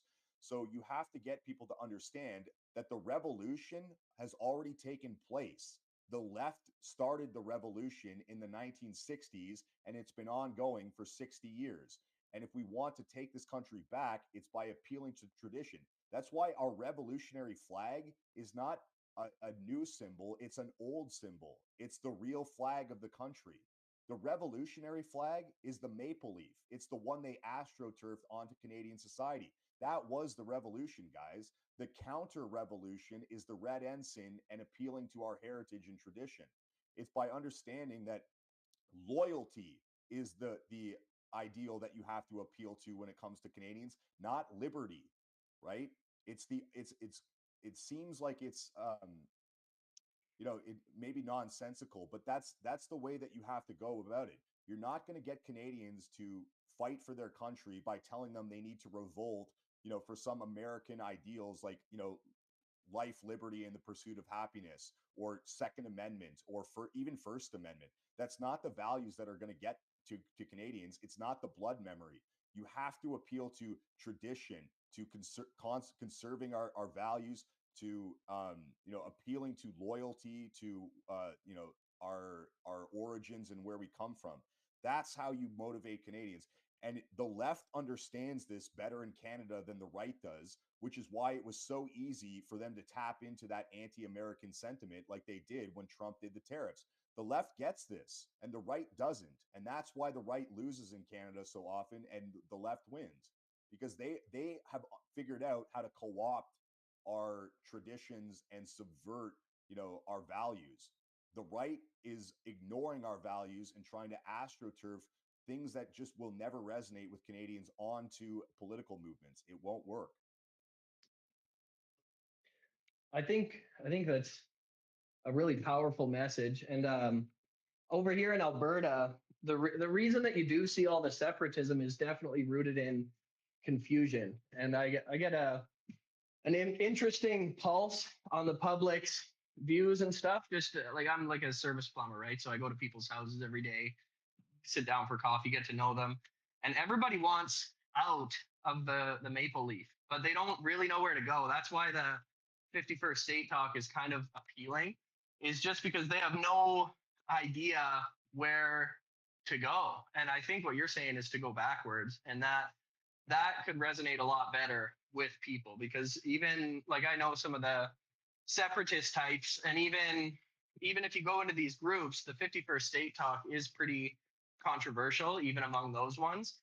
They just want out of the global homo. They want to kick all the Jeets and liberals out east because they all feel like that's where they belong. That's kind of where they're at home, and to have something else. And so I don't know. I think the loyalty line of thinking, like you're saying, and going back to our traditional heritage could resonate really well out here. But well, it does, and a lot of people don't realize this, but in 2022 there was a census taking, or a survey taken, about Canada and Confederation, and there was two questions in particular that were asked, and the results were very fascinating. So of all of the provinces, when asked the question, are you proud to be Canadian? The two provinces that were most likely to say, yes, I am proud to be Canadian, were Alberta and Saskatchewan, which is like, wait, what? Like, you guys, they're the ones that are the most likely to want to leave as well.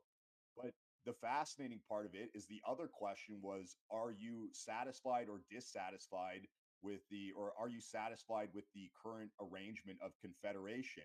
And Albertans and Saskatchewans were the most likely to say that they were not satisfied with Confederation. So understanding that like Westerners, it's not that they don't want to be Canadian, it's that they're dissatisfied with the current framework by which the government operates in the country, and that's a totally reasonable feeling to have when it comes to the country.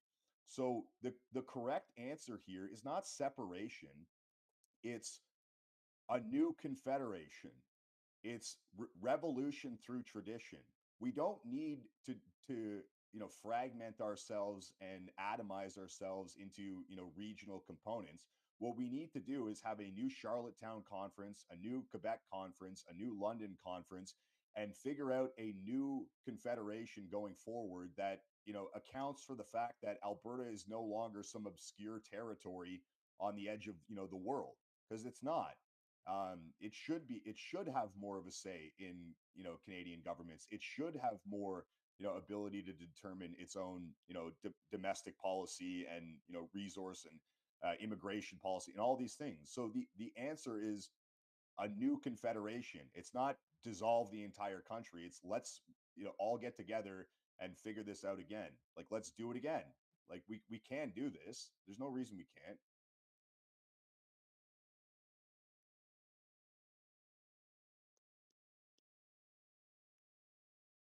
Do you want to go with Hans? Naturally.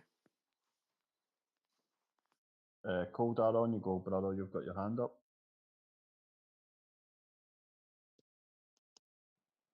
Yeah, sorry about that.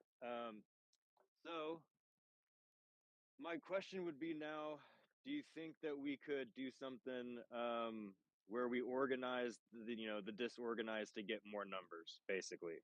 Do you think we could get people to, see that things are growing and maybe get another 100 or 200 out of that group of disorganized people and get them maybe not to be as physically fit or as being a fighter, but maybe able to march with the same T-shirt and just shut the fuck up and march. And we had, like, I'm not going to get into specific numbers, but I don't even care. I'll just say the numbers because fuck it, it's a flex. We're getting towards 500 applications since we did the march 2 Saturdays ago. So, like, if you don't understand, like, there is an incredible hunger for this, and all somebody had to do was do it. Like, that's it. That's all it took was somebody to say, fuck it, let's do it. And now all of a sudden, everybody, there's hundreds of guys that want in. And the next time we do it with more guys, it'll be more hundreds. And eventually it'll be thousands. And so these people who look at what we did and they're like, what does 70 guys, marching on a monument actually accomplish? And the answer is, well, quite a lot, actually, because we just threw up a flag and said, who wants in? And hundreds of people said yes. And the more people show up to these things, the more people will want to be involved in it because they'll start believing that there is something that can succeed. And so, often you'll get this attack from do nothing losers on their fucking keyboards. Like, this is a LARP. Yeah, it is a LARP until it's not, isn't it? Is it a LARP if 10 men are doing it? Maybe. Is it a LARP when 50 men are doing it? I guess. What happens when it's 200 men? What happens if it's 1,000 men or 10,000 men? Is it still a LARP then? At what point does the LARP no longer become a LARP? Right? So no, you answered my question 100%, man. And I'm so happy to hear that. I think we're all so happy to hear that. You should have been in this space, several times before. This is exactly what I say over and over again. Man, you hit every single nail on the head. I don't know what more could be said at that. That's exactly what I was hoping for, but it was too good of an answer. Thank you, sir. Nietzsche, on you go, brother. My question is, I know you need manpower and maybe financial help.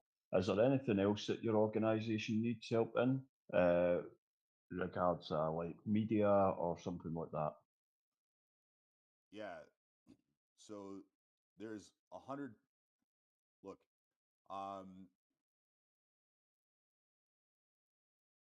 we have no shortage of good ideas, right? Within these, if you are regular in any kind of spaces that revolve around nationalism as a topic, you'll constantly hear people come in and something to the effect of someone needs to do X, or we need to do Y, or why isn't someone doing Z, right? You'll constantly hear these kinds of things pitched. So there's tons of things that we need help with. The problem is you're limited by your organizational capacity. So if you have 10 guys in your organization, you can't have a media outlet and a research institute and a logistics department and a whatever, like insert whatever thing that you want to have or that you would have to flesh out an organization. You're limited by your organizational capacity and the skills of the men in that organization. So the first thing, every time I hear someone come into a space, and I don't really come into them anymore because frankly, I have better things to do now than talk with people who are just asking the same questions over and over again. But when they say something like this, my response is first, when are you starting? And they usually have no idea. So they'll come in and they'll say something like, somebody needs to start a civil advocacy group for white people or something like that. And I'll just be like, okay, when are you starting? And they're like, well, like I can't do it. And it's like, well, then who do you want to do it? Who is supposed to do it? And we get this criticism a lot. We'll have, like, we're doing something, right? We've got a mechanism by which we're trying to organize people. It's based around physical fitness. It's based around a fraternal order, a brotherhood. And we'll have people come and comment on stuff that we're doing, and they'll say something like, well, you guys shouldn't do it like this, you should do it like that. And it's like, well, why are we the ones who are supposed to do your thing for you? If your idea is so great, if your knowledge is so superior about how this should be done, why aren't you doing it? And the answer is you can't do it. And so your criticism or your perspective on this topic is irrelevant, because you don't have any ability to actually execute your ideas, and you need us to do them for you, which means that we know more than you because we're the ones doing it. And if we don't know more than you, well, then you're not doing the work. So shut the fuck up, because you don't have any expertise in this and you can't demonstrate that your knowledge is superior. So why would I listen to you? So there's that aspect of it.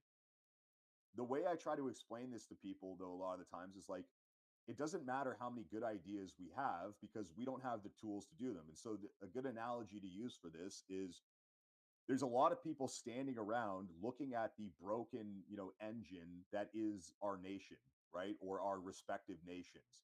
And they're saying things like, oh, this is fucked and that's fucked and this needs to be replaced and this needs to be torn out and, this needs to be rebuilt, blah, blah, blah, blah, blah. And they just talk about how many things are wrong with the engine. And then you go and say, all right, when are we going to start fixing this? And they look at you dumbfounded, like, well, what do you mean? And it's like, well, how are we going to go about actually fixing this? And they just resort to talking more. And then you point out the fact that, guys, you don't even have a 10mm socket. You don't have wrenches. You don't have fucking impact drills. You don't have anything. You don't have any of the parts. You don't have anything that's required to actually go about fixing this engine. You're just talking about how broken it is.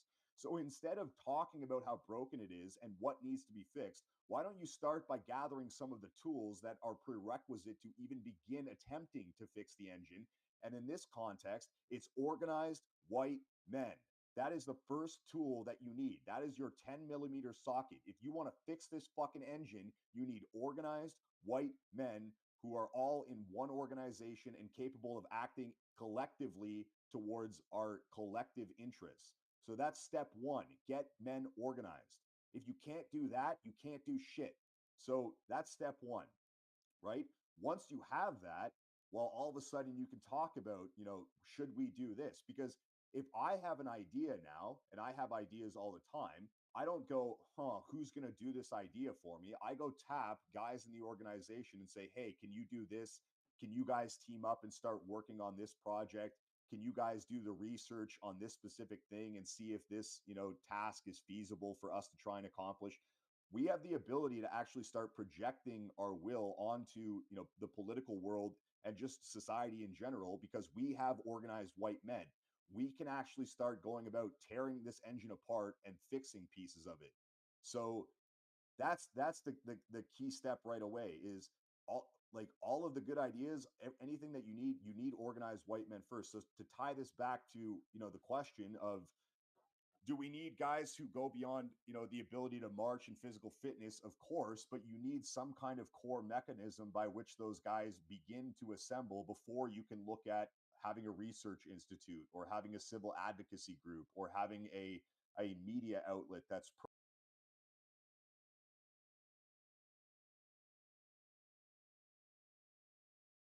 promoting your worldview, or having, a team. You don't have that, you don't have shit. Thanks very much, Ben. Amen, brother. If you believe that you are defeated, if you believe that you are powerless, then guess what? You are correct, right?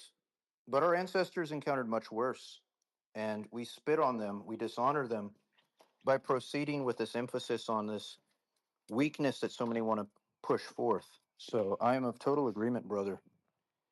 I could stick I think that, around for maybe another 15 minutes and then I got to get back to work. all right, brother. Not a problem, Ferryman. We'll go with Hans. As if there's anybody in the audience that wants to ask Ferryman a question, please request. And on you go, Zeus. Yeah, just want to ask Ferryman. He's outsider's view of the UK. What he thinks and what he's seen of it. About what's going on in the UK? Yes. Oh, Yeah, I think you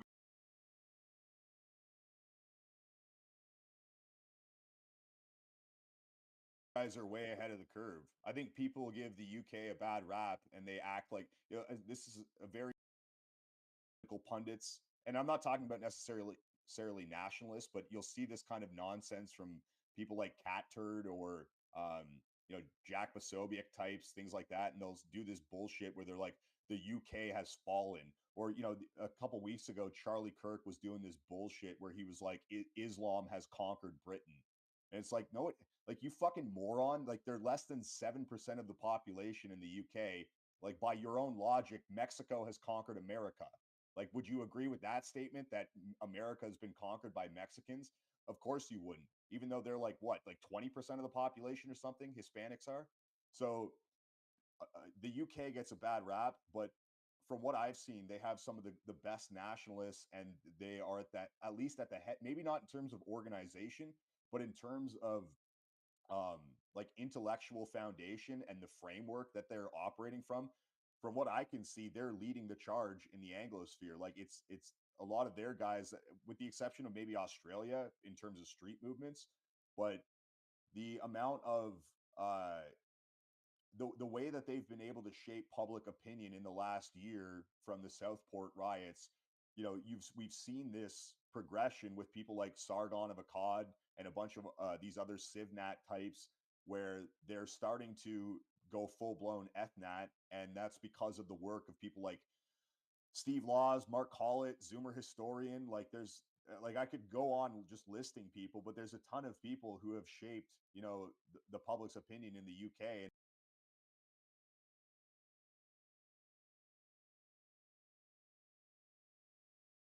From what I can tell, you guys are more likely to come.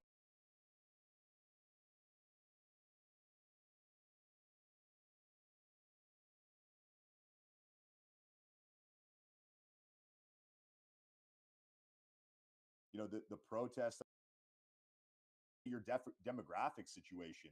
Um, like, isn't the UK still, what is it, 75% white British? Something like that? Yeah, something like that. Yeah. That's the thing that really gets to me, Ferry. That like when you get Charlie Kirk and all that saying what basically done, you know, that infuriates me. Yeah, like Canada's probably approaching 60% or under 60%, you know, white Canadian. America is probably in the mid 50s, like 50 something, 55%, you know, white American at this point. Like this idea that the UK and Europe are fucked, you know, relative to places like Canada or Australia or the United States is just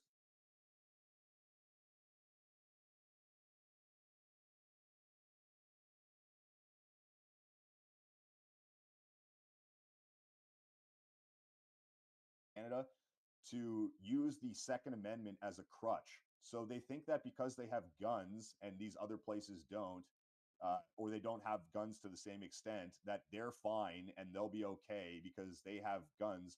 And you know, they completely disregard the fact, well, so do your enemies.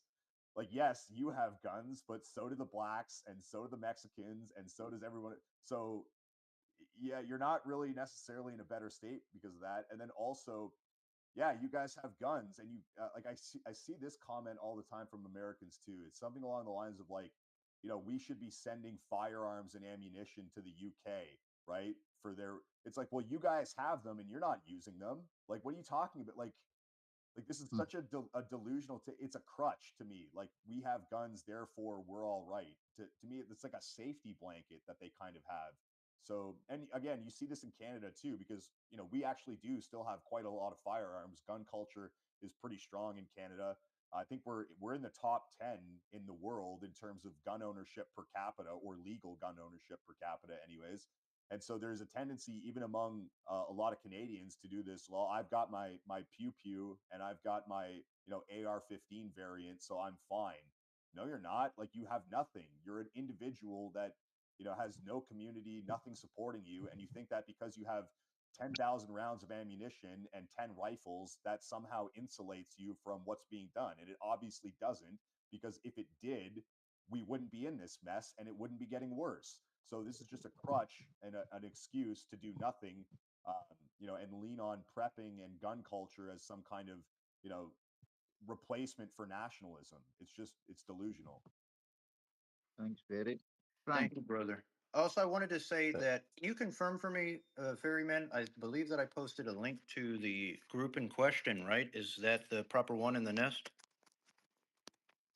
I think that it is secondsons.org. We have a link there in case that anyone was curious, in case this discussion piqued their curiosity and they might be eligible.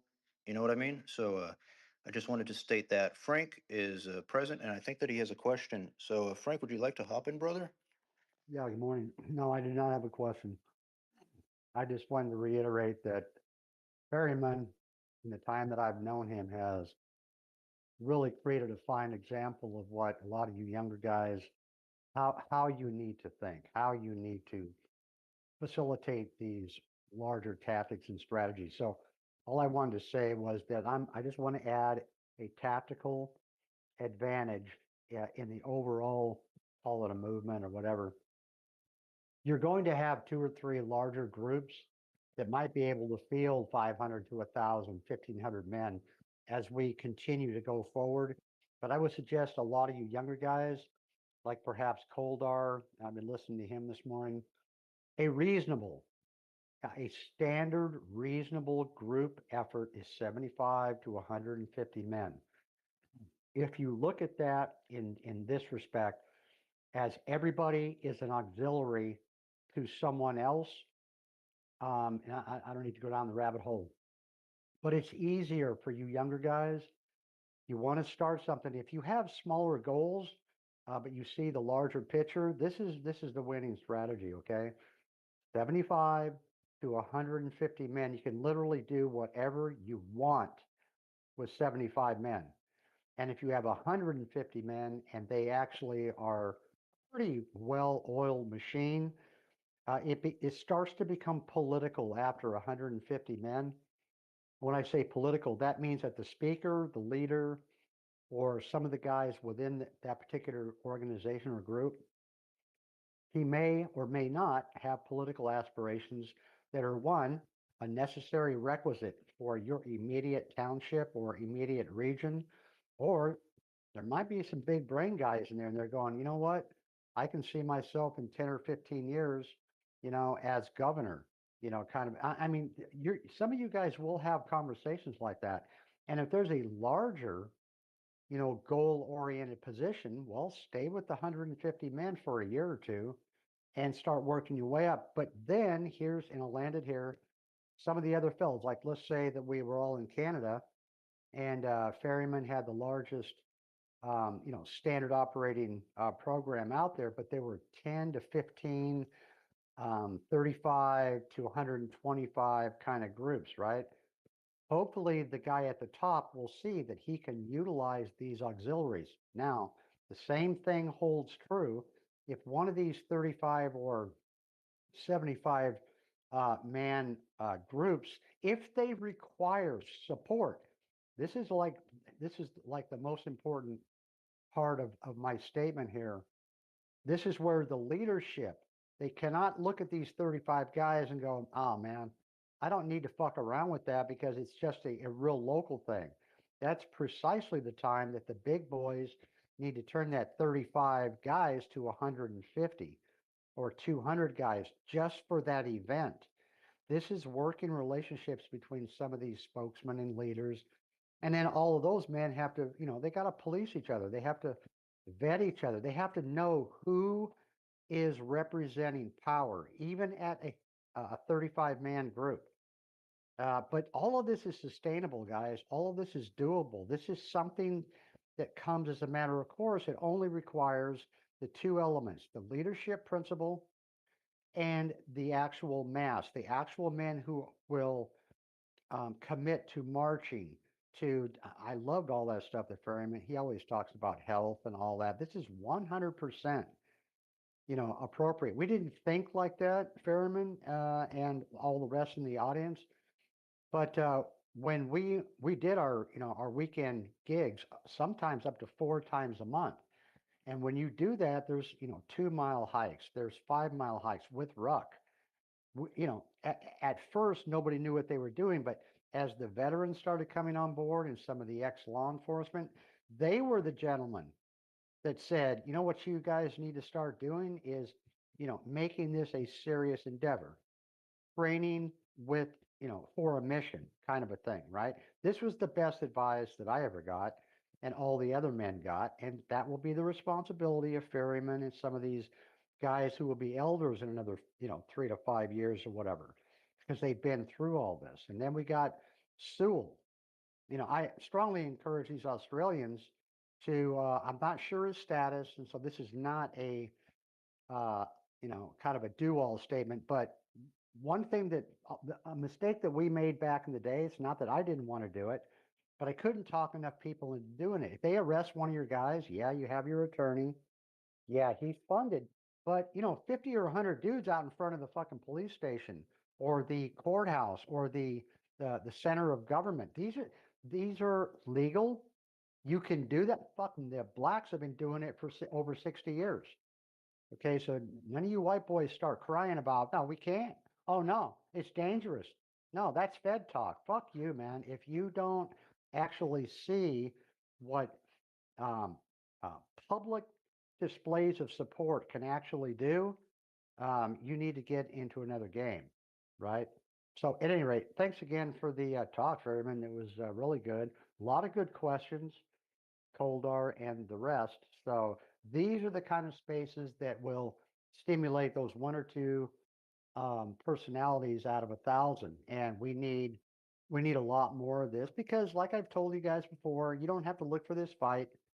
The fight's been looking for you for several generations, and Ferryman is 100% right again. Back in the day in America, all of these right-wingers, of which David Lane despised, and all of us knew pretty much that he was right, on a small level or big level. This whole gun culture is fucking retarded. Here's why it's retarded. One man with will and one firearm, one set of experiences is 1,000 times more. He's more. I have to be careful about this. The single mentality is always belied by the fact that these guys are beer drinkers. They don't know anything. They're not veterans. They've never been in law enforcement. They've never been professional grade. So all these guys, like Ferryman was saying, with 10 rifles and 100,000 rounds of ammunition, this guy is just waiting to have all that shit taken from him. And I'm not talking about, quote, the government. I'm talking about some dude next door who says, this guy is a total retard. The shit's going to hit the fan. I'm taking that shit. And so you gentlemen, listen to what Ferryman said initially about this individual thing. If you represent the nation, he's 100% correct. If you are not healthy, if you are not intelligent, if you are not trying to work on your critical thinking skills as part of that toolbox, you are absolutely worthless, because the leadership principle states very clearly, every private is a general. Every general at some point will have to be a private until we have a legitimate army. This was the NSDAP trying to figure out how to work themselves, into government and create an army. But the Germans for a long time had a thing called leadership principle. It's very good. Americans have done it over the last 40 years.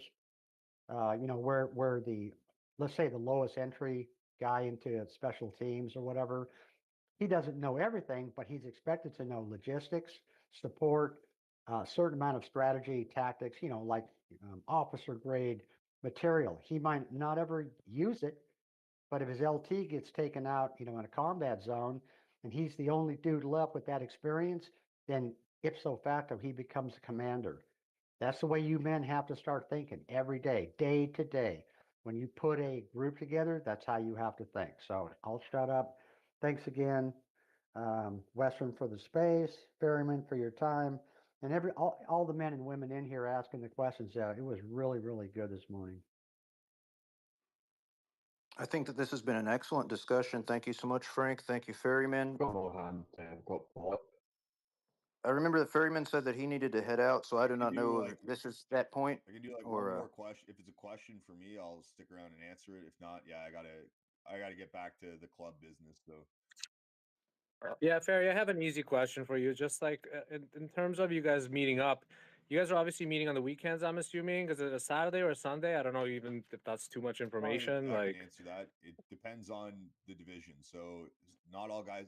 I mean, a lot of it is happening on weekends, obviously, just because obviously most guys have jobs and employment that requires them, from 9 to 5 or something along those lines during the week. But like for example, we met yesterday on Sunday. I know other guys were together on the Saturday, so it's by the discretion of the division and what works best for the most amount of guys. So it's not like a set times necessarily, but yeah, it's usually on weekends.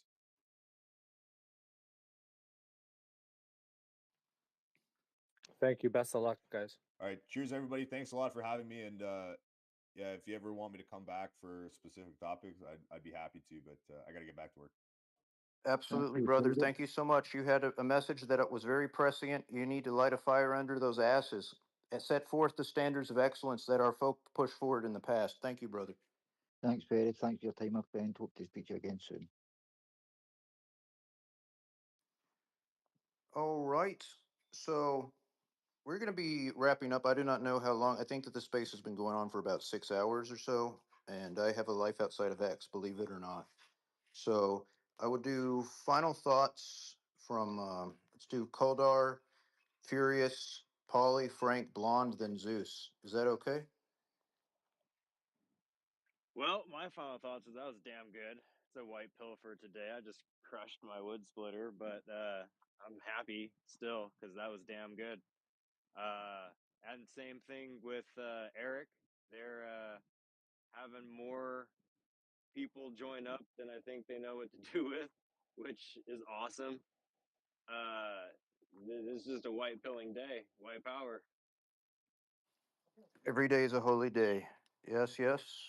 All right. Up next, we have Furious, then Polly, Frank, Zeus, and Blonde. I believe that this was a sequence. On you go, Furious. Just like to say thanks for the intriguing conversation today. It's brought on a couple of questions to mind, but that's all right. They'll be answered quick step. One thing I will point out is Nichten was hitting a nail on the head there when he was talking about the training in the Highlands of Scotland. That's most definitely the best place where we've always done our successful training. So I'll leave it there. But thanks very much for the space and thanks very much for all the intelligent talk today, guys. Cheers now. Thank you, brother. Much love. All right. We have up next Polly. Final thoughts, brother? Yes, man. Thank you so much for the space. It's been a great conversation. I really do feel like super at home in these rooms these days compared to my surroundings here in Toronto, Canada. And this is definitely like coming home for me. So I'm super grateful for you guys. I'm happy that I'm beyond happy that there's people out there that think like I do. I just wanted to say, in the words of Lucas Gage, like, do what you can with what you got where you are. So, like that's all we can do right now. And, power to everybody. Keep up the rooms, because people say that chatting like this onward and next is not, it's, like Ferry would always say, like, like we could talk forever, right? But these rooms do hold, they're important for people that are kind of new people that come in, listen. They're on the fence. So keep this up. Yeah, power to everybody, and white power. Thank you very much. Have a good day.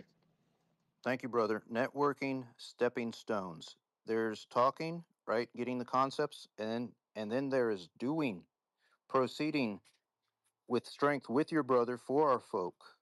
Thank you, brother. All right, Zeus up next. Final thoughts, Zeus, and then Frank.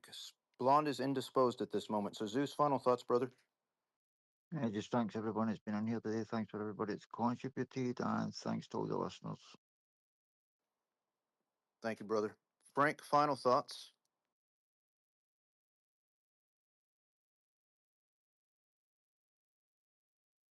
If Yeah, you sorry have about any. that. Okay, so all I wanted to say was really good talk. We don't need to talk about this type of thing every single day, but when it comes up, I think the idea of bringing someone like Ferryman on there, there's two or three guys that I can actually learn from. I mean that honestly, right? Some of these younger guys that they get the base program and they're starting to take things in hand, and some of their strategies and tactics I'm finding, very refreshing. So look, guys, while this fight's been going on for generations, it hasn't even really started. So, like I said, man, just do as much as you can to learn from guys who have been there, and then when your time comes, you'll be that much more prepared. Also, Western Zeus, thanks for the space. Zeus, I hope you're doing pretty good, brother. I mean, I don't see you all the time, but I'm glad to see that you're still in the mix and you're doing a good job. So hang in there. Thank you, Frank. All right. Honestly, right? We are having these discussions, and I hope that they would reflect well on the excellence that our folk is capable of. So let us proceed with this, and it would be nothing without our esteemed speakers and listeners. So thank you for being part of this journey with us. Nietzsche, Nietzsche and then Spartan, then I'm going to wrap things up. I will be inspiring your asses. If you're going to can you hear me okay, West? So far, so good. Okay. If you're going on to final thoughts, I just want to thank you for the space. It's been brilliant. It's been a quite enjoyable space. I want to thank Sister Blonde for helping us get Ferryman in here. I think thank you very much, Sister Blonde. And I think the questions were good, and it's been a really good space. We've got a space coming on Tuesday about Celtic mythology. It's pinned on my profile. And if you could just follow everybody on the panel, all the speakers that we had today as well, even Ferryman, Fortisax, Blonde, Wes, Sus, and everybody else. And thanks very much, Wes, for the space. Your mic was perfect up until the end, brother. Perfect up until the end. All right. I appreciate this, right? I totally second that. If you have enjoyed the discussion that we have had thus far, then go ahead and give the speakers a follow and you can hear more in the future. Okay, we had with us Spartan, but he's no longer present. I put Polly back up. I thought that you had finished your final points. Anything else that you would like to add? I will be a generous captain of this ship. I will allow you. I don't have anything to say right now. I'm just kind of waiting right now to see, how things turn for this upcoming season. I think everything's being said. It's what I wanted to make a joke. Actually, it's kind of been rewarding, or not rewarding, but kind of a treat not to hear the word Jew for like during this whole talk. It's crazy how long we've gone without mentioning that. The Jew is not stopping you from doing a bench press. The Jew is not stopping you from joining with your brothers, despite however much that some guys might want to say it, right? So we are separating the wheat from the chaff, and ultimately our main primary issue was the white anti-white collaborator, right? Carry on, brother. Finish off, and then I'm going to inspire your ass. I'm good, man. I just wanted to bless everybody in this room. I'm praying for all of us as a race. I think the way things have been turning out throughout history has really, has shown me where like the righteous side is, And I think we're on the right side of history with this. So power to us, and hail victory. Okay, I'll leave it at that. Thank you, brother. When you look at the nations of Western kind, the civilizations that we constructed were the envy of the world. The people of Western kind and the civilizations that we created, they were the envy of the world. We manifested technology that altered the course of history. We can surmount any obstacle. We can achieve any task that we set before us if only we believe. Thank you so much for showing up, brothers and sisters, one and all. We will be back at this again at some point in the future. Until then, farewell for now. Much love. Bye-bye. Right, power.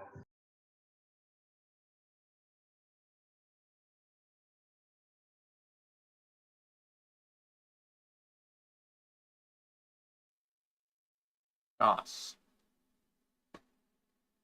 That was pretty good.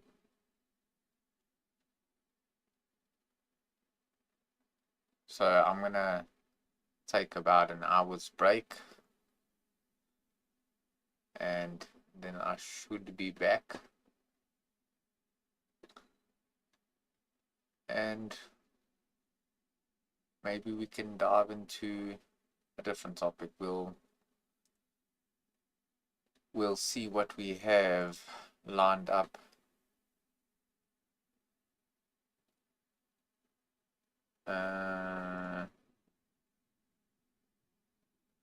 What I would like to do is actually dive a bit into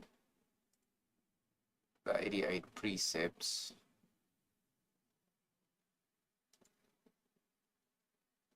But yeah, I think for now, I'm just going to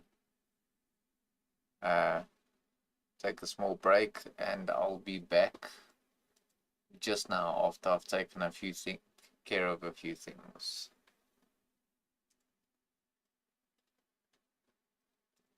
Cool.